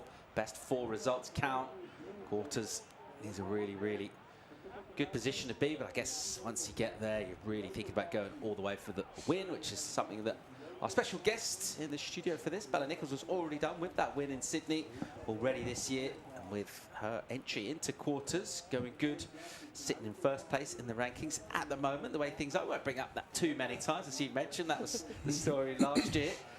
But overall, in South Africa, you're enjoying yourself here, you're enjoying being inspired by some of the young generation as well. And we're having a look at one of the current outstanding surfers from this region, Sarah Balm, right now. Here she is, just having a quick swing. Hasn't really locked into anything thus far. And just has a quick snatch at that section. Not super clean. It's sort of a continued theme in terms of the energy from her. Maybe a touch out of sorts here, Bella? Yeah, I mean, wave selection out here today, I feel like really plays a major role in the scoring potential. And a lot of those waves, they kind of trick you. They look like they're going to be good ones, and then they peter out. Or vice versa. Sometimes they don't look like they're going to be that good, but then they give you like an impactful end turn, which the judges are really loving today. So, I mean, it's such a roll of the dice, especially when the tide's getting higher. It just widens the playing field and it makes it really difficult. Tessa Thiessen in the lineup there. She's been reasonably measured in terms of patience in this heat so far. She hasn't paddled for loads of waves, haven't offered much. She does have that high number, and it's an improvement for Sarah, a 3-1 for her. She'll stay in second, not a big requirement. All right, here's a wave for Tessa, and a bit of drive and speed on the opening section. There's a nice pocket to aim at, and just got a little straight leg there, but pretty well to hang on to that, and almost looked quite surprised herself. Yeah, these girls, their backhands are incredible. I feel like they're both on par. Like when they're on, they can get 8s in their sleep. Yeah, I mean, I've seen Tessa, I've been friends with her for so many years now, and her surfing's just gotten better and better. Same with Sarah, but I feel like once these girls click, like, it's going to be fireworks, and hopefully they get some good waves to finish this heat off. Some nervous faces there from the South African crew watching Sarah, Mike. I'm a little nervous too, to be honest. But she just hasn't quite got into gear. She seemed like she got a little bit more flow on those last 2 waves, but hasn't got that wave with the sort of nice face or a little bit of energy and power in order to really unlock the type of surfing that she wants to do out there. Yeah, still 10 minutes on the clock at the moment. She only needs a 3.85, so she's not had a lot going for her, but to be honest, neither is Tessa really. She does have that 5.17, but other than that, this is a low-scoring heat. So Sarah very much still in this with that priority now under the 10-minute mark here. She's going to have to get to a point where she's sort of figured out exactly where she might find these scores. And just try and find something, that little extra energy, that little extra kick. Just a clean section or do it. We know about the surfing she's got, but it's an interesting point that you make, Bella. There's quite a lot of similarities between the way these two surf and the way they compete. Yeah, I mean, they're definitely super similar in the way that they surf. They're both powerhouses on their backhand. I haven't seen too much of Sarah on her forehand, but her backhand, watching her at Snapper last year, was really, really impressive. And I genuinely thought that she was going to qualify last year, and I still believe that she could qualify this year. If she starts getting some consistent results, like, look out to her, because, you know, she's a strong woman, and if she puts her board in the right spot, she throws a lot of spray. Yeah, I guess we're going to see her on a forehand soon in the Olympic Games when we head to Tahiti, which is going to be really, really exciting as well.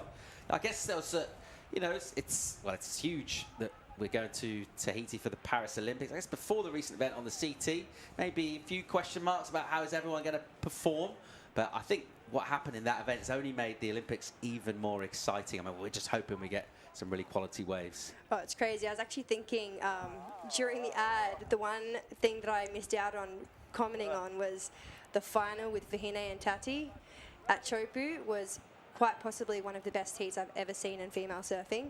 So the bar just lifted so high, like the girls can do it tenfold, no matter what the size, no matter the conditions. There's going to be fireworks, and I've seen everyone who's going to the Olympics have spent a lot of time over at Chopu over the past year or two, so I feel like everyone's going to be comfortable. When I say comfortable, I don't mean completely comfortable, because Chopu is its own beast, but they're going to be capable and confident, and I'm so excited to watch from the couch. As we see our defending champ head down the beach. Two surfers that will know plenty about each other. Two Australians going at it here. Bronte McCauley took this event out last year with brilliant backhand surfing in big, glassy, clean conditions. And she's got a tough heat taken on Sally Fitz Gibbons, who also loves being in town here as well. Super comfortable here. And by the amount of time that she's spent traveling around the world, you get different home from home set up and different crews you hang out with. And Sally really enjoying her time here in Ballito. But that's going to be a tough heat for those two in a very different sort of ocean here. We've been watching a little bit of vision, some clips of what Bronte was able to do here last year. It doesn't look much like that today. And it's all about really just trying to squeeze the juice out of these conditions. But I guess everyone's been doing that since they were little kids surfing in local board riders comps. This is definitely the heat that I flagged to watch. Sally vs Bronte, I know they had a heat in Narrabeen, I think in the same round as well. So it's a shame that they keep meeting up against each other because this is the final coming up. So yeah, I mean, Sally loves to scrap and she can just find a way to make it work. And Bronte's also very patient, and if she finds the right section, she can belt a couple big turns. So I know Fitzy's got her family here too, so she's got some family support, which would be lovely for her also. Here goes Sarah, driving down a wave with a bit of fluff. Now she gets the section. There's a good crack, big spray from her. And then straight into driving. And just about goes up and over a crumbly lip. A number in for Thiessen, a 5-4 came in for her. So now that situation's got a little more serious for Sarah Baum. Her requirement's gone right up, 6.57. That looked a lot like her best wave though, Mike. That certainly that first turn did, absolutely. It was a pity she couldn't finish off and ride through that second one to get a bit of flow, because it looked like there was some, maybe a little closeout section after that. But that first turn, that was the Sarah Baum that we know well, and she was finally able to kind of get a wave there and try and attack that lead. It comes down to such minute little pieces that you need to make, and in order to get through the heat. I was actually thinking about how these athletes prepare, and from things like travel and nutrition and your approach to the day and how you wake up and when you have your coffee and that sort of thing. One thing I wanted to ask you, Isabella, was we've seen a lot of athletes or surfers prepare for the heats throwing tennis balls and for hand-eye coordination and that sort of thing. I wanted to ask you about the football or the rugby ball you guys are using. What's the story behind that? I just love, I used to warm up with a soccer ball, but I have a labrum tear in my right hip, so it's become a little bit harder to juggle. So I found the next best thing is throwing a ball, and for some, I feel like the biomechanics of tossing a football almost emulate doing a turn on a wave. So that for me has been really good. Yeah, depending on the way that you throw it, I guess. Forehand, backhand turns. Also being able to kick it as well. It's a very versatile little instrument that we have, and I think it just brings a level of fun into it as well, because I get so serious and so stressed before a heat that throwing a footy, it brings me back to remembering why I love doing this. It's because it's the fun of it. Yes. And I feel like that's been a game changer. And also, it's very bright and green, so if I'm in the wrong spot, my coach can really move me around. That's super interesting. But I guess it takes your eye off the anxiety or possibly the stress leading into the heats as well. Yeah, I mean, that's the big thing. Us athletes, it doesn't come without stress, this sport.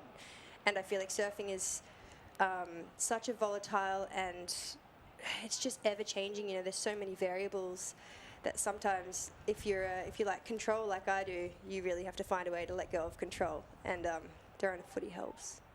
Yeah, in terms of that prep for you, with experience, does that get easier or harder? Some surfers say even they get actually more nervous as they get more experience. How does that work out? Yeah, I back that. I mean, I thought the more experience I had and the more heats you get through, I guess everyone's different, but it's, as you go through your career, you just want to keep making it through heats. And we're all competitive humans here. We all want to make heats, and it's just part of the fun of being an athlete, I guess. 3.5 to go here. Tessa Thiessen loses priority there. And there's a little wry grimace down the line, seeing what she could have had if she caught that wave. Probably best not to look at that. She does have the lead in this. 5.7, the number for Sarah Baum at the moment. She's got priority now. And let's see if the South African will fire up here. She needs basically another point on her high score. And she's got 3 minutes to try and find that. She's ridden 8 waves. We've had 6 for Tessa. So a bit of frequency to the sets throughout this, but not a lot of quality ones, Mike. It's like the sets. There's a bit of a gap between them, and there's some deep water as well going down. There's some that stand up and then back off, and it's a confusing ocean to read. It certainly is. If you got an onshore day like this on most of the north coast of KZN, you struggle to find a fun wave to surf. The north coast is not known to be a great quality wave on a full high tide, especially when it's small. And generally, if you're looking for waves on the north coast, you want to go to a place where there's a little bit of swell. There's still going to be a little bit of a push. And today we've actually got a spring tide. Low tide this morning was at 10 past 10, so we're on full springs.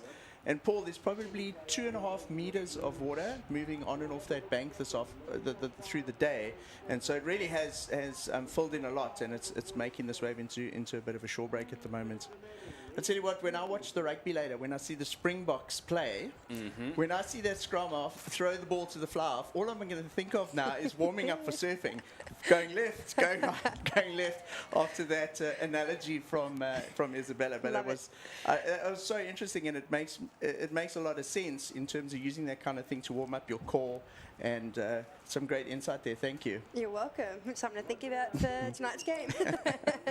Maybe you can get the footy out too and start passing it with your mates.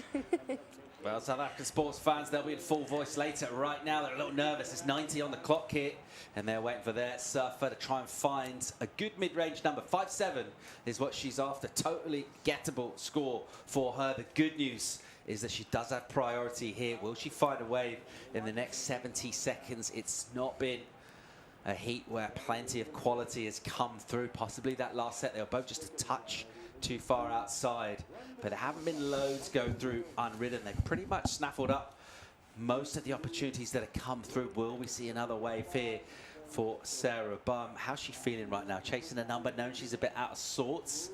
What's in her head? She's looking on the horizon, hoping that another wave's coming, I guess, but she's got priority.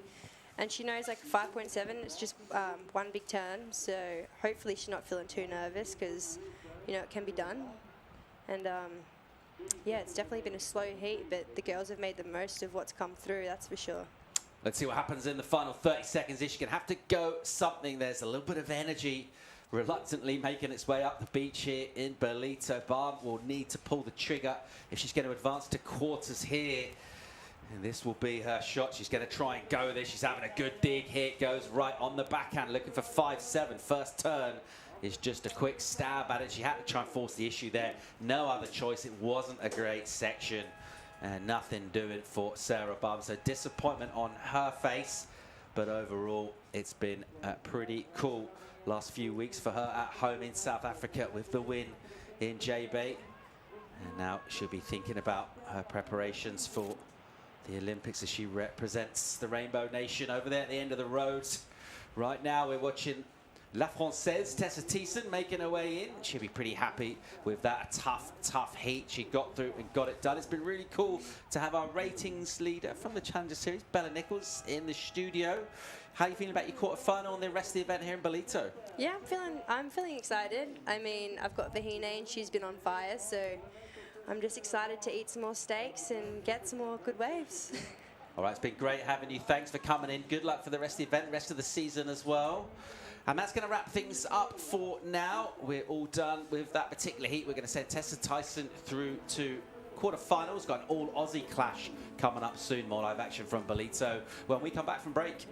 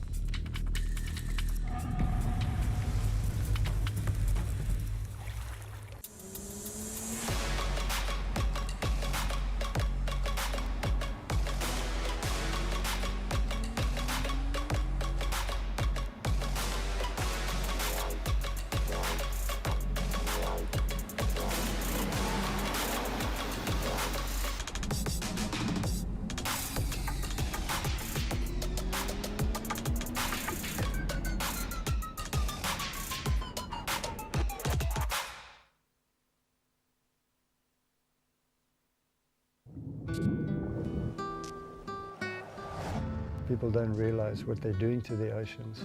We got to hand it down to the next generation. It's going to be such a pity for people not to be able to experience what we've experienced. The Ballito Pro presented by O'Neill is brought to you by Quaducuza Municipality, by O'Neill, by Monster, by SMG Yamaha, and by Corona. This is living. The Ballito Pro. This is the battlefield.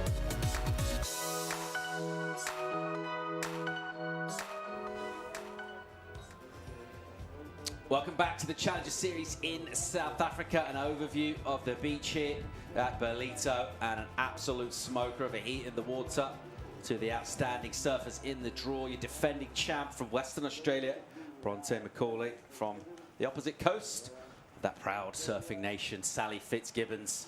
And these two with tons of experience, having met many times down the years, will renew hostilities here.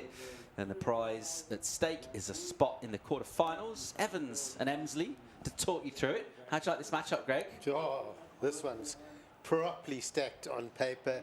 The Aussie matchup, the experience, probably two of the most experienced women in the competition. And I'm pretty sure, although quite late in Australia, I'm sure lots of Aussies waiting up to watch this matchup. Yeah, it's been really cool having Isabella Nichols in the booth just for that last heat, getting some insights from her as well. And some of that energy on the Challenger Series, thinking about these campaigners with the experience and matching up against the new generation as well. Really just trying to bring their best. Only 5 spots available from across 6 events, 4 results counting. It's so cutthroat, competition is so intense. And I think just 5 spots up for grabs, even get to the quarters. You know, you think quarterfinals is a good result. If you want to try and stay in that top 5, really, you're obviously looking for semis and wins. Here goes Sal. So Sally just with a start, 1 hit, a little bit rushed to that maneuver. And we do see Bronte as well getting a start. Nice big section and just the 1 crack, but really put a lot of power into that turn, got nice and compressed off the bottom. So both our surfers just getting a bit of a start. Does look like Bronte gets the best of that opening exchange. Yeah, it did. Here's live action. Here goes Sal. Opens up. So soft wave. So she'll do a redirect with some power. And then good enough to just open up board and body there and just get that tail up into the lip. Get a little extension on it. So rather than just kind of tamely tagging it, I think she identified the fact there wasn't loads of juice in that wave. She had to kind of create some energy. She did that. Nice arc on the rail. And that will go in and count for her at the moment. The better of that exchange, as you thought, Greg, went to McCauley early on. The 3-5 for Sal on your screen. 5-1-7 for Bronte. And we're going to get a number that last wave that we saw. 2 turns from Sally Fitz Gibbons, who does seem to be very much in a happy place. She's enjoying her surfing, her competing, enjoying traveling. All of those ingredients are ticked off. Her surfing still really, really sharp. Yeah, loving her board. She's really enjoying working with TNC. And look at that turn. Nice and clean. Textbook Sally Fitzgibbons surfing. Is Bronte, little chip in for out the back, and then another meaty section. So finding the juiciest sections and over a double up lump here. And into the lip again, and right in the shorey, that one. So both of those exchanges, her wave almost double the size of Sal's. She got the double up, that extra energy there. It's probably, you would say, easy for the judges to give extra points when you just see a bit more visual impetus to the surfing. Yeah, and that's being, I guess the word spontaneous, sort of looking at the wave ahead. Probably at first sight, it was a 1 maneuver wave with that closeout section. She saw that section ahead, so that was the focus, really loading up and hit the 1 big maneuver. And then she went, hang on, there's a little wave bobbling up in front of me. There's a bonus section, whack into the shore break, and bonus points on offer for sure. Of course, Bronte riding that DHD that she won on last year, so be so good to go out on the equipment that feels good. You know you can win on this board, and she's looking really fired up in this heat. Yeah, already in this one, just finding that energy. And it's, you know, we talk about the level of surfing, and we know about the skills and how good both of these surfers are. And sometimes it really just comes down to who's finding energy from the ocean. She's doing that already in this heat. She's got that 5 inch. She'll get another number in. We reckon that'll be healthy.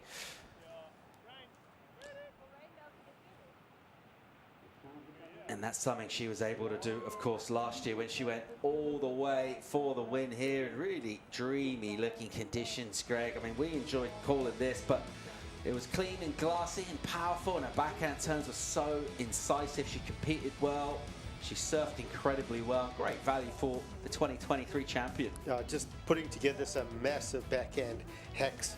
She got multiple excellent rides through the event last year, and no wonder she's kept that board on ice for this year. And just looking at this heat back in the water, and you look at these two surfers, the experience, the amount of times they have surfed against each other. Talk about premeditating a heat. Imagine how much is going through their minds and focusing on the other competitor. What strategy will they bring? What, they know each other surfing, so it's a real battle on our hands. But certainly it's, Bronte with that last wave. We'll wait for that score. I think that's going to be the key number at the start of this heat. Yeah, Dick's number in for Sal. She matched Bronte 517. And we're waiting for a hefty number, we reckon, for Bronte McCauley to come through to really just wrest back control of the opening part of this. She's calling for the situation. Oh, she may be calling for another board there, it looks like, actually. Is she? It looked like she was signaling for a board change. Good news is the number's very good. 717 for Bronte McCauley, defending champ here at Ballito. But you can see a little bit of angst in her face, and I think she's signaling she needs a board change there. You saw her go right into the beach. There's quite a few rocks there. They're mostly covered. Could have been impact, maybe just from the turn, maybe on dry sand. Maybe our anchor on the ground, Mark Frew, can get some inside info. There's anyone, mate, that can get to the bottom of this story. Literally anyone in Africa that can get to the bottom of this. It's the Frew Brew. Absolutely. But it's sort of heartbreak, isn't it? If this is the board that she won on last year, she has said she's riding the same equipment. It's like there'll be a little bit of a tear almost shed because you... Could be a fin. Could well be a fin. But that board also does look quite new, which is quite interesting. Wonder if it is the same board. But anyway, she's. Let's have a closer look here. Pierre Tosti giving her some words of advice. He's our cameraman, of course, a former professional surfer, Pierre Tosti. He also won back in the day, it was the Billabong Country Feeling Surf Classic in J-Bay. There's the equipment change. And straight away, quick turnaround, in and out of the pits very quickly here. And she'll be back out in the lineup within about a minute and a half. But certainly in a strong position, Bronte McCauley. Oh, she doesn't want to damage that one as well. A little giggle there from her. She realises even the very best of the world can get that wrong. We've all done that. But it was a giggle, and maybe sometimes a little giggle is what you need in the middle of a heat to really just break that ice a little bit. And I mean, she might as well break the ice sitting with a 717. But Sally Fitz Gibbons, she'll be working really hard on chasing this number. She's in the lineup on her own at the moment. She might find something come through here, a little lump standing up. Can she take advantage of the fact she's all alone? She needs to chase back at her mate Bronte McCauley at the moment. It does have the big number in. Sal had a little look at that, realised it wasn't really on. Just thinking about preparation for heats and how everything is so dialed in these days, and nothing really left down to chance in terms of what surfers do in terms of preparation. We'll just hold that thought for a sec as we watch a set come through. Meanwhile, let's go down and hear from the winner of the last heat, standing by for an interview with Mike Frew. Great heat win there, Tessa. It looked super grindy, though. There wasn't a lot of sets that came through in that heat. Talk us through how tough it was out there. It was really tough, correct. With the higher tide coming in, I knew it was going to be less and less opportunities, so I really wanted to make every wave count. And yeah, I'm just grateful to have those one turns in my pocket. The other thing in that heat, of course, you were surfing against a very passionate home crowd here. How was it with that extra pressure of most of the beach supporting Sarah in that heat? Of course, I knew the pressure was on because she was the last South African in the water, in the competition, I mean. And so I obviously felt like they would put the energy to her, and I wanted to obviously get the win. But the crowd is very loyal, and I love to see that. And then just for our French fans who are also watching, we're on the same time zone, if you want to say something to everybody that's tuned in back home to watch you. Merci à tous ceux qui m'ont regardé, tous ceux qui m'ont supporté. C'était pas une compétition évidente jusqu'à maintenant. Je commence petit à petit à sortir un peu mon surf, à montrer un peu ce que je sais faire réellement, même dans les conditions les plus grindy. C'est ça la compétition, on passe beaucoup de hauts, beaucoup de bas. Donc on essaie de faire du mieux qu'on peut et merci à tous pour le soutien. Merci. Thank you, and we'll see you in the quarterfinals. Really look forward to seeing what you can do in the rest of the event. Merci beaucoup.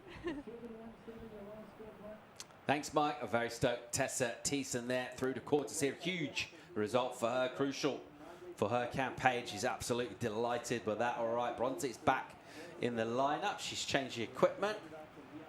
And Sally's having a swing here, getting herself on a corner. Fitz Gibbons is up. Here she goes. Good looking section now. Off the bottom with some purpose and into the lip. And that went a bit wrong somehow, that turn. She just kind of sat it down and kind of rocked off the rail line.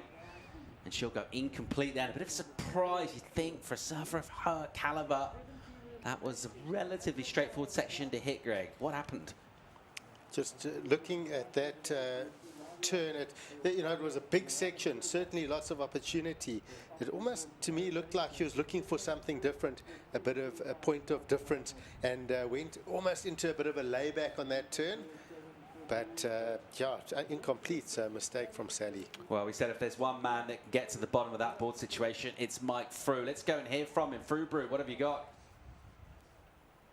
I'm down here on the beach with Bronte's board that she exchanged out in this heat. As you can see, there's a really deep crease here. It's got a big hairline crease here. There's another one and another one.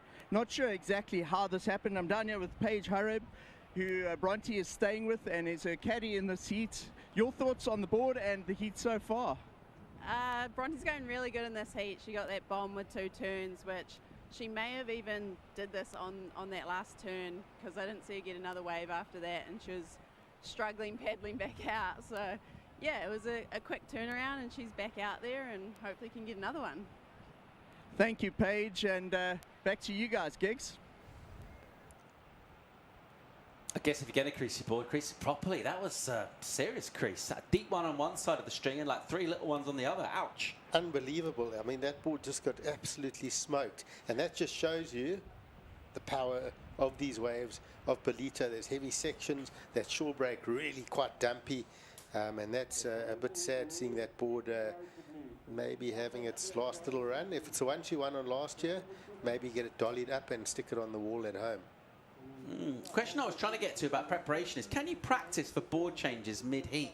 Is that something you've ever done? Has anyone ever done that? Good question. Is it?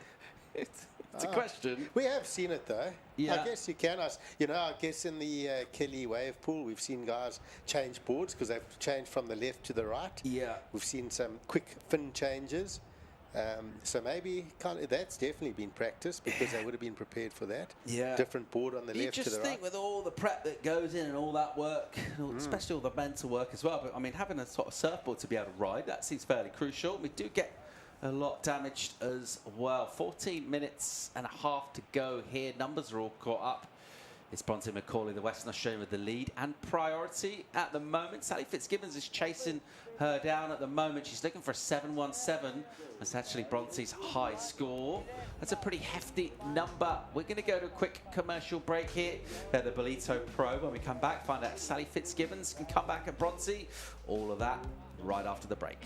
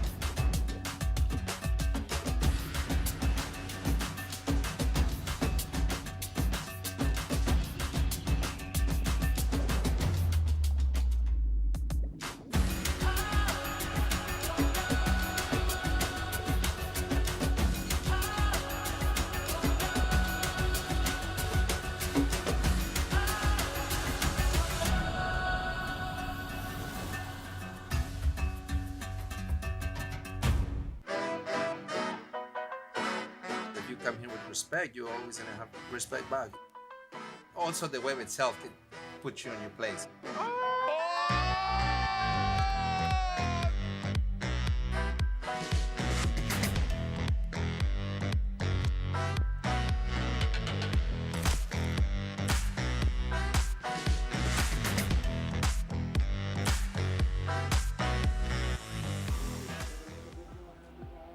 Welcome back to live action from the Challenger Series in South Africa. The Ballito Pro in the water right now. McCauley, your defending champ from West Oz, taking on Sally Fitz Gibbons, two surfers with plenty of CT experience and plenty of heat nous and strategy and all of those things that it takes to go deep into major events such as this one. At the moment, we're looking to settle who's going to the quarterfinals. It's as we were in terms of scores. We've had a couple of throwaways for Sal, as she just kind of snaffles around or tries to from under the priority of Bronte McCauley. Sally's dad watching on. Old Martin, he's a lot more relaxed these days. I think both these surfers seem to have relaxed into their older or more experienced age on tour. And even Martin, he's sort of, you know, in the early days, I suppose, your young daughter, you're a bit protective and you've got these strategies, etc. Now he's a little bit open to asking advice and strategy, and a lot more talkative. And I suppose that's you know, as you get experienced, you learn the ropes, and there's you know, it's pretty simple. You know, surfing's very simple. You go and get the two best waves and don't mess it up, you know. And normally you do that, you're going to get through the heat. You don't have to be too serious. Stick to some basic strategies. Yeah, it's interesting to talk about the evolution of Sally Fitz Gibbons as well. I mean, coming on the scene so young, traveling with her dad, and ever since then she really has been wowing us around the world with some serious runs at the world title as well. We're going to have a look at her career highlights in here and find out why she's become such a major iconic name in professional surfing. An unbelievable career already, and still plenty of chapters yet to write. Yep, and yeah, this is through the younger years, winning the bell, and just so many big stories. She's just an electric surfer, and it will be so good to see Sally get back on tour. I spent quite a bit of time with her at the J-Back Classic, doing some commentary work there, and she's just in such a good space, enjoying every free surf, even the heats. I paddled out after one heat. We had a bit of an old man's type legendary heat, and she was just saying, I'm loving these waves, and it's just so much fun. And she was still in the heat and just smiling, but enjoying every moment of her surfing. And that's what you got to do. If you can surf with a smile on her face, she's going to keep doing well, and she's going to get some more wins. I mean, seeing some of the events she's won, the type of conditions as well, it's absolutely glittering highlight reel here unreal. for Sally Fitz Gibbons. It would have been a tough job to edit this down as well, really pick out the highlights. But I think one of the interesting things about her, and that particularly the late chapter, she's been back on the Challenger Series. She's not one really kind of reliving past glories at all. She's very much in the present at the moment. She is enjoying where she's going with her surfing. I guess that's the key to keep on improving as you do get older and more experienced. Yep, and even in J-Bam, you know, she was asking me a lot about the lineup. She's been there a lot, and I was just saying, that's pretty cool. She said, you know what, Dad said that I must get good advice from good people, and so she was speaking to a lot of people, Aki, and really trying to get as much good advice as possible from good people. All right, here she goes with a bit of a face to work with, and reverses that turn with the grab rail. There's a dynamic move that we've seen her go to in the past, and just realizing there that she needed to kind of force something. There wasn't loads on offhand. She needed to add a little bit of difference, bit of variety. Obviously Bronte on the backhand on those right. Sally going front side, can afford to do more explosive things like that turn. How do you think this is going to go with the panel? I think the problem is that wave of Bronte's at 717 was quite a big wave. You know, it was overhead. It really gave her space to do those big turns, and I mean, it cost her a board at the end of the day. It had a bit of power. So Sally Fitz Gibbons with you know, that nice reverse there, but I worry about the size of the wave keeping that score down. Yeah, let's see where this one goes. 8 minutes right behind her. Bronte got a wave. Didn't ride it all the way through though. Looks like she'll get back for priority as well. So Sally making her way on the paddle back out. Looks like just a small number will come in for Bronte. We'll wait for Sally's number, see where it puts us anyway. 517, the high score. She attacks that, she'll bring the requirement down. Otherwise, she'll still be looking for that 717 with just under 8 to go in this. Sally still really looking to try and find a bit more energy from the Indian Ocean here this afternoon. It's a bit chopped up, but there are still some lumps up there. And if you can find yourself a double up, as you were mentioning, Greg, as Bronte did, just a little extra height on the wave, that'll give you a little bit more speed off the bottom and a chance to attack. You know she's got the surfing to do that. Will she find herself a wave? 7.5. Meanwhile, Bronte, who's had the board change and the little run around, and the slightly comedic moment, get back in the water in the shorey, should be feeling like, you know what, I'm defending champ here. I've got a 7 already locked in this heat. Things are going okay. Let's remind ourselves how this one's gone down. And in tough conditions, Bronte's been the one who's been able to really find the juice here, Greg. Bronte had a game plan. She knew she needed the bigger waves, as Sally's very good at hunting in the lineup and getting scores, you know, out of the mushier surf. And Bronte would have had a clear plan to look for bigger sections like this wave, getting the 2 big clicks off the top. And even now, she's gone back to just sitting and waiting. She's not going to rush it, and her game plan's working out well for her. I was sort of thinking that Sally's going to move around this lineup, get those opportunities, build scores quickly, but Bronte's game plan and strategies worked out for her, getting those 2 bigger waves at the start. 6.5 to go here. It's still priority with Bronte McCauley and the lead. Tell you what, good number coming in for Sal, though. And it'll be close to an improvement on a high score. It will bring the requirement down to 5.3. So she gets that improvement. It's a marginal one, but healthier numbers for her now. 7.05 is what she's after. She doesn't have priority, and she might try and stay away, and she might try and spin here. Let's see what pops up.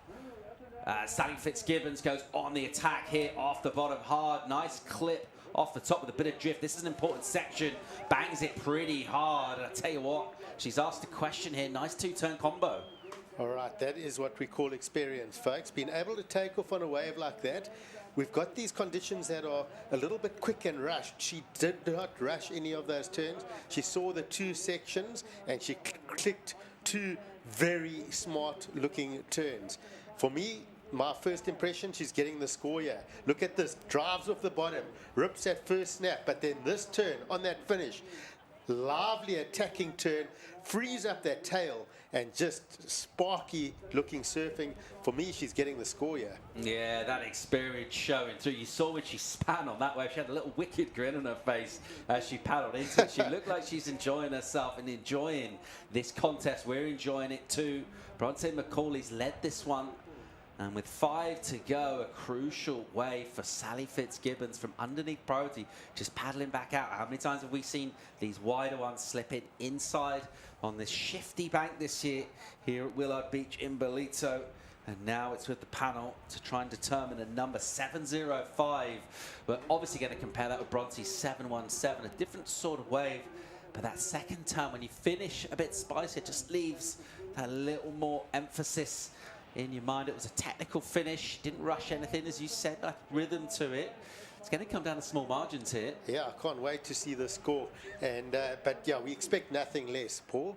You've got 2 very experienced Australian surfers, and we expect nothing less but a great heat like we have on our hands. So this turn snaps it off the top, but just eyeing the money turn, this big section, releases the tail so quickly off the top. Spray still in the air. And so lots of spray that would have been right in front of the judges' faces. And I reckon we're going to get a very good score out of this. It's got to be a good number. Under 4 minutes here. Potential drama where this score drops in, and it's big numbers dropping from the panel. We're going excellent here. Fitz Gibbons, 8.33. We just had a feeling she was going to have something to say in this heat as the minutes tick down now. It's with Bronte McCauley who's chasing a number. She's led this from the start. She's now looking for a 6.47. Very gettable for her. She's already got better than that. But so far, you have to just applaud the way that Sally not only surfs, but competes, Greg, to find that score on that wave. It's unbelievable, Paul. We haven't seen many people being able to do this in this event with the tricky waves, and she's up again. Oh, here she goes on the left with some speed, cracks the whip off the top, just the 1 turn from her. But what a difference in her overall energy in the lineup. You get a good wave, you feel that speed, you get the spray coming off the rail. Even without the score, you're already a little bit fired up. You're seeing more opportunities in the lineup. You get an excellent number in too. And these are tense moments under 3 minutes. McCauley will need to find a wave if she is going to defend her title here in Ballito. At the moment, she's out the back. You can get a little bit left on the outside as well. We've seen that happen. She wants to get involved here. Looking at the flow and the results of competition today and through the event, if you're a betting man, I reckon you would have lost a lot of money on this heat halfway through, because to come back in these heats is just very tough in these conditions. Sally Fitz Gibbons pulling the rabbit out of the hat, an 8.33. I mean, that's just solid. Just under so much pressure. But you have to ask yourself, where was Bronte on that wave? Because she would have had priority, right? I think it just slipped underneath her. I think it's another one of those set waves that just goes a little wide and then comes inside it, because Sally was still paddling out from a previous wave. She just span around. She knew that was a good wave. You saw her sort of smiling as she was paddling in. But you know what? Finding the wave is part of the job, but you still got to surf it, and to surf it into the excellent range is really, really entertaining, particularly as a neutral. Just watching this, it's cool to see the lead change hands. Will it change back? McCauley only needs 6.57, and she might. At the moment, she's not repositioning. I thought she might just head a little bit inside, but she's pretty much holding to where she was. She's just ridden 4 waves. She will need a 5th if she's going to come back for quarterfinals and potentially beyond. It's been another really entertaining day of competition. We're actually going to wrap things up with the conclusion of this heat. We've got loads of talking points from another really fun day in Ballito. All of those we're going to bring you in the Corona Zero post show. That's coming right after this heat. There's another minute of this one, and we'd love to see a wave for Bronte McCauley, just to see her have a go at this 6.57, the number. That one won't do it. She'll let that go. It's a soft one. Good call for Bronte not to be tempted by that. Will she get another chance here, Greg? Sure. It's looking a little bit slow out there. She may need it to have been on that wider peak, but just not been able to get across to that section. Not too many sets on offer here. Well, Isabella Nichols called it in the booth. This one could have been a final. These two matching up in this round of 16 to try and decide who's going to go to the quarters. Bronte McCauley, your defending champ, led this one all the way through. He got the 7 in, but hasn't ridden a load of waves. And Sally Fitz Gibbons has just shown her class and her quality. But hang on, there's a meaty looking left here. A big section for McCauley. And goes down on the takeoff. It was a closeout anyway, actually. She had to try and force something. And that wave was never offering up much in terms of opportunity, really, to get on the face or do a turn in the lip. So she'll be disappointed here, because she built up a pretty solid lead there. But you know what? Sometimes you come up against someone that just out-competes you, out-surfs you, and you have to say, well done to Sally Fitz Gibbons. One of the most exciting heats we've seen, in my opinion. I'm not talking about purely numbers, just on how that lead changed. Sadly, we're going to lose our defending champion here. And if you want to beat the defending champion, you need to be chasing excellent scores. And the only way that Sally was going to get past Bronte McCauley was getting that 8.33. And well done to her. Sad to see our defending champion leave competition here, and she's put on a show. Last year, of course, amazing, taking the win, and this year she's been a standout as well. Yeah, Sally Fitz Gibbons is absolutely stoked with that. We've been talking generations throughout the event here, and Sally Fitz Gibbons putting down a bit of a marker for some of the more experienced surfers on the Challenger Series. She's absolutely delighted to get this and go through to quarterfinals. So that's where we are here with the Ballito Pro, presented by O'Neill. It's been another really fun day with some great talking points. They're all coming at you in the Corona Zero post show. That's coming up just on the other side of a quick commercial break. We're going to break down what we saw from the men with quarterfinalists settled, also from what we saw a lot around the 16 from the women. Join us for the Corona Zero Pro show right after the break.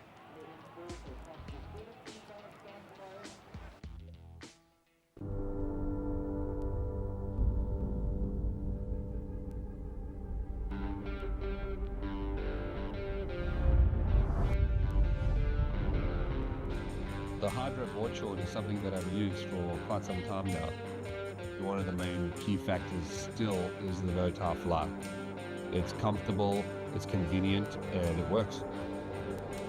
Ultimately, what I'm looking for in a board short would have to be comfort and then convenience. If you add those two things together with a spice of color, you've got the perfect board short.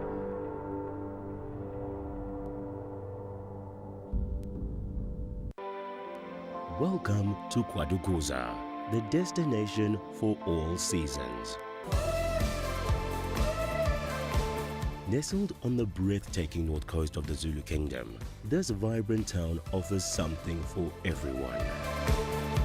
Kwadukuza boasts several beaches that have been awarded the prestigious blue flag, guaranteeing cleanliness and safety for all visitors. Our inland region offers a world of adventure. Get your adrenaline pumping with thrilling activities like ziplining, hiking and off-road biking surrounded by the natural beauty of Kwadukuza's landscapes. Kids will love our animal farm, getting up close and personal with friendly animals. Immerse yourself in history as you explore the rich heritage and legacy of great leaders like King Shaka and Chief Albert Lutuli. Conveniently located just a short drive from King Shaka International Airport and Durban International Conventional Center, making it easily accessible for both local and international delegates, with an abundance of world-class accommodation facilities, dining options and attractions nearby, you can truly make the most of your time in this magnificent region. Kwadukuza, the heartbeat of the North Coast.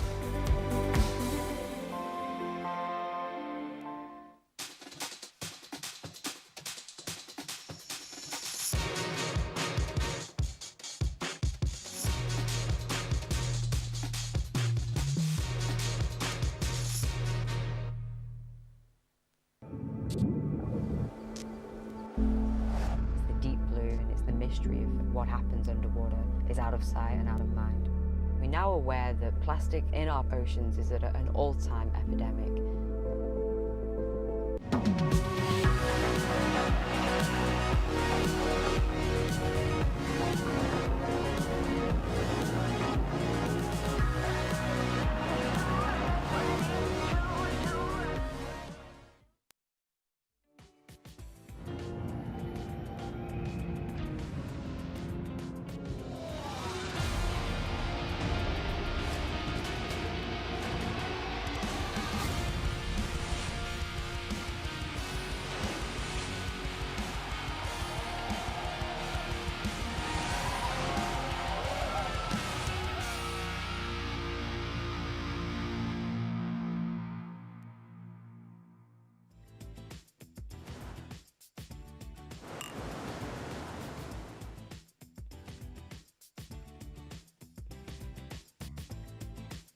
Post-show, lots of talking points from another fun day of competition here at Ballito, and I'm very happy to say two of the brightest minds in South African surfing here to join me, Paul Evans, to talk you through it. Greg Emsley, Emma Smith. It's been another fun day, you guys. Super fun day. It's been exciting. I've loved these heats, and not just the good scores or the big scoring heats, but the tight heats like that last one. Just entertaining surfing and surfers swapping leads and lead changes. It's just been a very exciting day of surfing. Yeah, Emma, I guess shifting conditions has been kind of a theme throughout all of our days of competition. It's sort of a given here, and you know that's coming, but it's all about responding and reacting to that, and that's what we've seen the best do again today. Adapt to the conditions and still find good scores and even entertain the crowd, have fun. Yeah, definitely. I mean, we saw Sally now. She just knows when to scale up or scale down for heat. And I think, the girls in the last few heats, they woke up to really good waves, been sitting on the beach, and then a change, and then there's rumors flying around it's going to be called off. No, it's not. Stay in the zone. So, yeah, it was really some good surfing. Yeah, the tide's been, I guess, pretty significant as well, having a big effect on the waves we've had out here, but also just in terms of that swell and what's been doing. And he thought it picked up a bit overnight. We expect it to drop a touch before coming back tomorrow. Joe, that seems pretty much spot on from what we've seen throughout the day, Greg. Spot on. That tide affects it, but what happens with the higher tide is it just goes a touch slower, but the set waves are still out there on that outer bank. You just have to have a bit of that patience, wait for those good ones. And even that last heat, we saw Bronte getting two great set waves, and Sally to make that comeback. She needed with that higher tide to get a set wave of her own. She did, got the 8.33. So they're out there. It's just about playing your strategies right. Yeah, I guess when we get close to deciding quarterfinalists, you're on the cusp of a really huge result. For some surfers, it'll be like a career highlight result as well. But I guess the name of the game as well today has been staying in the present, not thinking too much about the tomorrow or even Monday, whatever finals day is, and just literally concentrating on your next two waves. And it's surfers that have been able to do that have really shone. Yeah, I mean, Vaughan, she's literally on that like cusp line, and we asked her, and you know, she said she's not focusing on it, but it's in the back of her head. Sophia, she's just made her first quarterfinal. Isabella is riding a board she hasn't ridden for 2 years. So it's like different approaches, different focuses. Yeah, all key ingredients to a successful campaign here. Another key ingredient, of course, is waves. Let's roll the Surfline forecast and just see what we have in store. Of course, we've got 2 more days we can run competition here. And this is what's coming up. So the theme has been the build towards the end, but, you know, a couple of gaps in that building swell. But we're looking tomorrow, hopefully some clean conditions, a little bit of upholstery for Monday, Greg. Yeah, there is that storm out there. We see that swell. Often as that swell sort of starts to pass, it does break up a little bit and possibly get a little bit more southerly. So what I'm hoping we see is a touch of broken up swell, a bit more south in it, some peaky conditions with some offshore winds, and hopefully we'll see some really fun beach break waves, lots of peaks up and down this beach. So that's the forecast from Surfline, looking at pretty favourable conditions for tomorrow, Sunday and Monday as well. So we do have a couple of days to play with here, potentially with those big tidal swings. That could be pretty important as well, just given the chance to really choose the best possible conditions. So thinking about some of the action that we've seen today, one of our storylines, we talk about energy and some of the characters on tour. And Nolan Raposa, he's a bit of a firecracker. Emrod, Michael Rodriguez, more like a sort of smouldering munition ready to go off. So you put those two together, you're going to get an entertaining heat, and that's exactly what we saw when they met up in Heat 5. Ah, that heat was on fire, and for me, for Nolan to get through that, he had to do the best single maneuver of competition, and we saw that. But just like you say, absolute character, and his surfing is just wild at the moment, and he's just calmed down his strategies and working good heat strategies along with fantastic surfing, and he's enjoying himself. And Emrod, I tell you, he's been one of the favorites as well in the competition so far. Just major turns off the top. This heat was definitely one of the standouts, and look how clean it was in the morning. But I think it was this single maneuver. Watch this huge section, and that is the best turn, in my opinion, we've seen all competition. It was an excellent score all day long. Yeah, another 8 for him. That's a similar story for Nolan. He got that in the previous round as well. So in terms of his confidence, that will be sky high as he comes back for quarterfinals. We've got a quarterfinalist. She surfed well. We just saw some career highlights from her during the heat. She just surfed. She's got a ton of experience. She's going to come back and surf again here at Ballito. It's Sally Fitz Gibbons. She's with Mike Frew. Let's go and chat with her. Sally, that was a great heat win. Your second win over Bronte in the same round after exactly the same thing happened in Sydney. You came into this event ranked 3rd in the Challenger Series. Tell us your thoughts. You're now into the quarterfinals. Oh, it's so elating to get the win, but it's also like a tough one when it's against a really good mate. Bronte and I have shared many tour years together, and yeah, I knew whoever won the heat, you cheering them on for the win, and just with the conditions, that's what increases the pressure, because those opportunities is like a treasure hunt, and the energy on the beach, like these guys have been bringing it all day, and in yourself too, you kind of have to slowly build that up because you've watched over 12 heats, I think. So yeah, so having that energy there, I was so up for the challenge, and I think that's what tour does for you. It sets you up to really enjoy matchups, head-to-head ones that keep popping up, and I've had so many over the years with Steph, Carissa, Tyler, Tati, and you have to find a way to reset each time and know it's like an individual chance to give it your best. So hopefully Bronte and I can divide and conquer in the next one.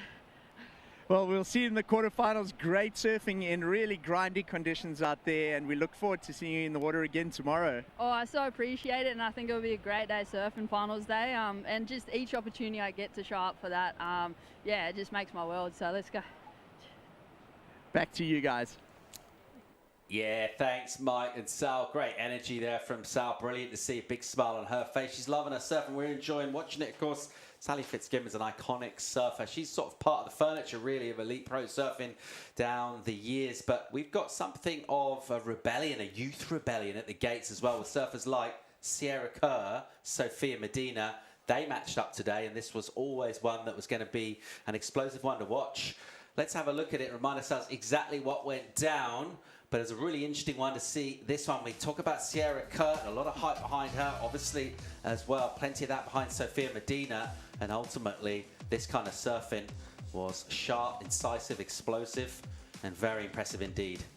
Tough heat on paper. Sierra looked good, but Sophia Medina just came with something, in my opinion, we haven't seen from her. Lightning fast surfing. And then it was this wave. She got the carving cutback and went down this double up and hit this massive oncoming section, disappeared in the white water and popped out. And I'm awarding her the most improved surfer of the year. It's just insane, the improvement that we've seen from Sophia. It's cool to see. I love seeing people improve their surfing and just taking it to another level. Yeah, and another one there, which there's a lot of energy in terms of that explosion of that closeout section. We've seen it all event here, and I guess that energy adds jeopardy, adds that danger factor. And if you can like disappear, as Greg said, and then emerge, and even look quite surprised yourself, you're going to get a big reward from the panel, Emma. Yeah, you're going to get a big reward. And Sophia said to me that at home, she's just been like practicing, blasting a closeout turn, closeout turn, closeout turn, closeout turn. So it's definitely paid off. And that's definitely what's been, you know, getting her through the heat. And especially like you're saying, Ballito, if you can blast a closeout turn, you're good. Let's get into some of our top 5 moments from the day. The first one of those was all the way back this morning, first thing. And every time we do this, every day we say how different it looks first thing. It's going to look sort of unfamiliar right now. And just remind ourselves of this absolute hammer. And he just belted this end section. The tail drift here is so crisp, Greg. Kajiro just absolutely on fire. Came with a new hairdo this morning, and it's worked for him. Looking so good. And that's just absolutely attacking a section and a massive heat win this morning as well. So he'll be absolutely delighted with that through the quarters. A huge result from him. Really, really impressive indeed. And we had Bella Nichols in the booth, Emma, for the call. Some good insights from her. Of course, what she mainly does is perform out in the water, and she looked fresh out here. Yeah, she looked so fresh. She really just showed that polished World Tour surfing. Yeah, the way she gained speed out of waves that didn't really have it, and just really focus on those power vertical turns. Paid off. And this was Sally Fitz Gibbons, and we just watched this and we were really impressed. This was an excellent number, Greg. The way she competed out here, she was sort of nowhere in this one. From a standing start about halfway through, got the job done and got it done in style. Oh, just unbelievable. And she just found those waves at the end and really had to do some big surfing. Bit of a shock here. The main man, number 1 on the challenges for the men, Samuel Pupo, eliminated. That's how tough competition is. His surfing looks great. He's confident, comfortable, but ultimately today couldn't quite do enough.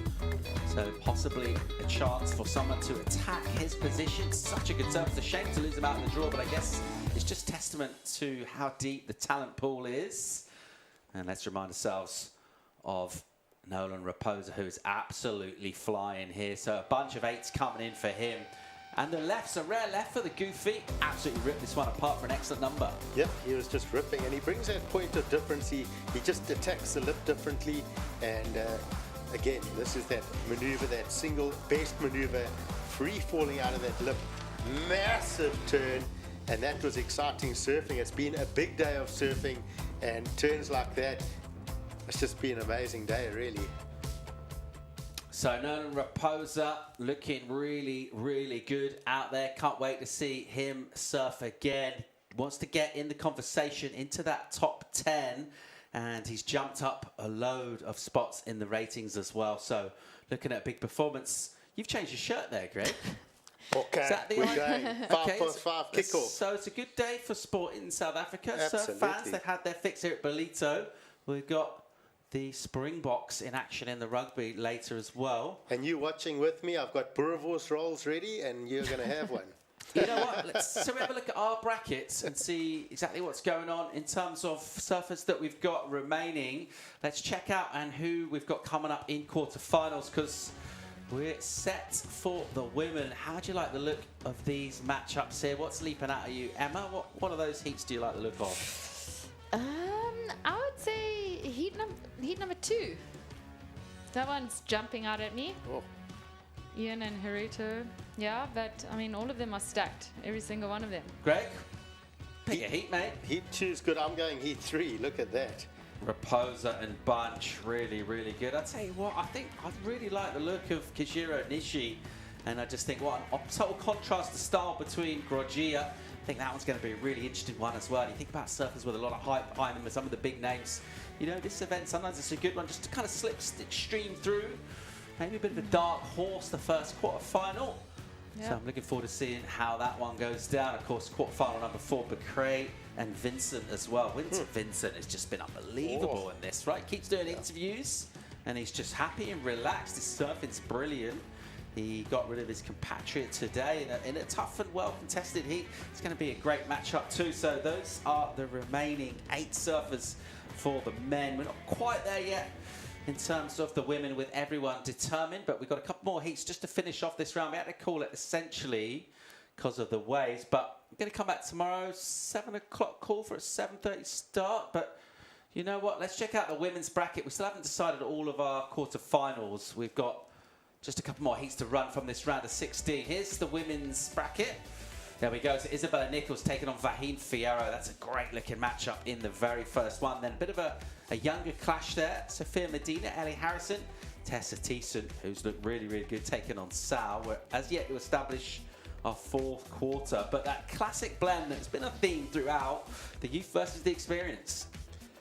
It's good. We're going to see that again, and these matchups are massive. And you look at both brackets, and you think to yourself, the person that can get the best 6 waves in the next 2 days, whenever we finish a competition, can be the winner. That's all it's going to take, is 6 good to excellent waves. But Sophia Medina and Ellie Harrison, I'm looking forward to that one.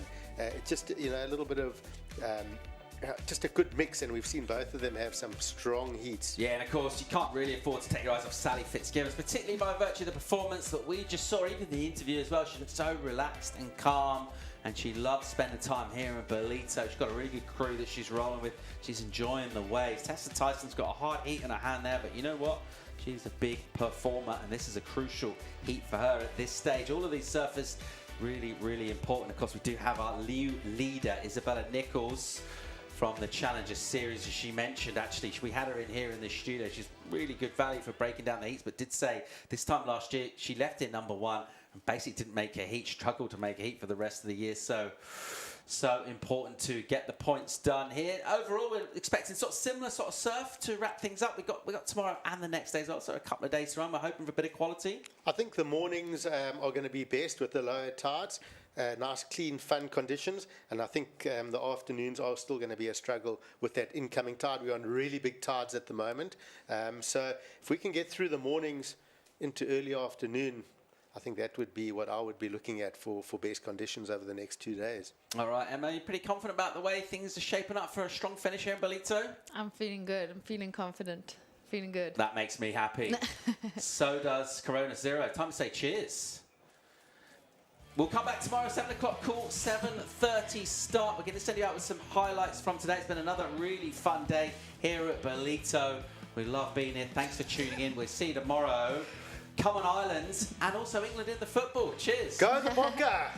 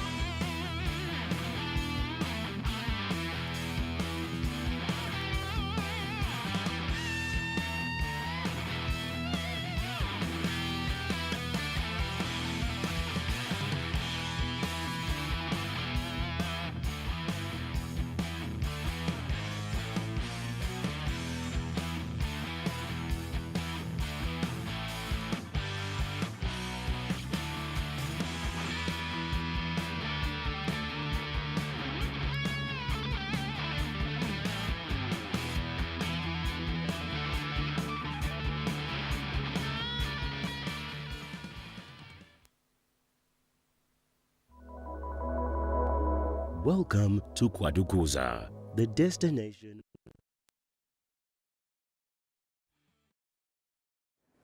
This copyrighted event broadcast is produced by the World Surf League for broadcast around the world and may not be retransmitted, reproduced, rebroadcast, or otherwise distributed or used in any form without the written consent of the World Surf League.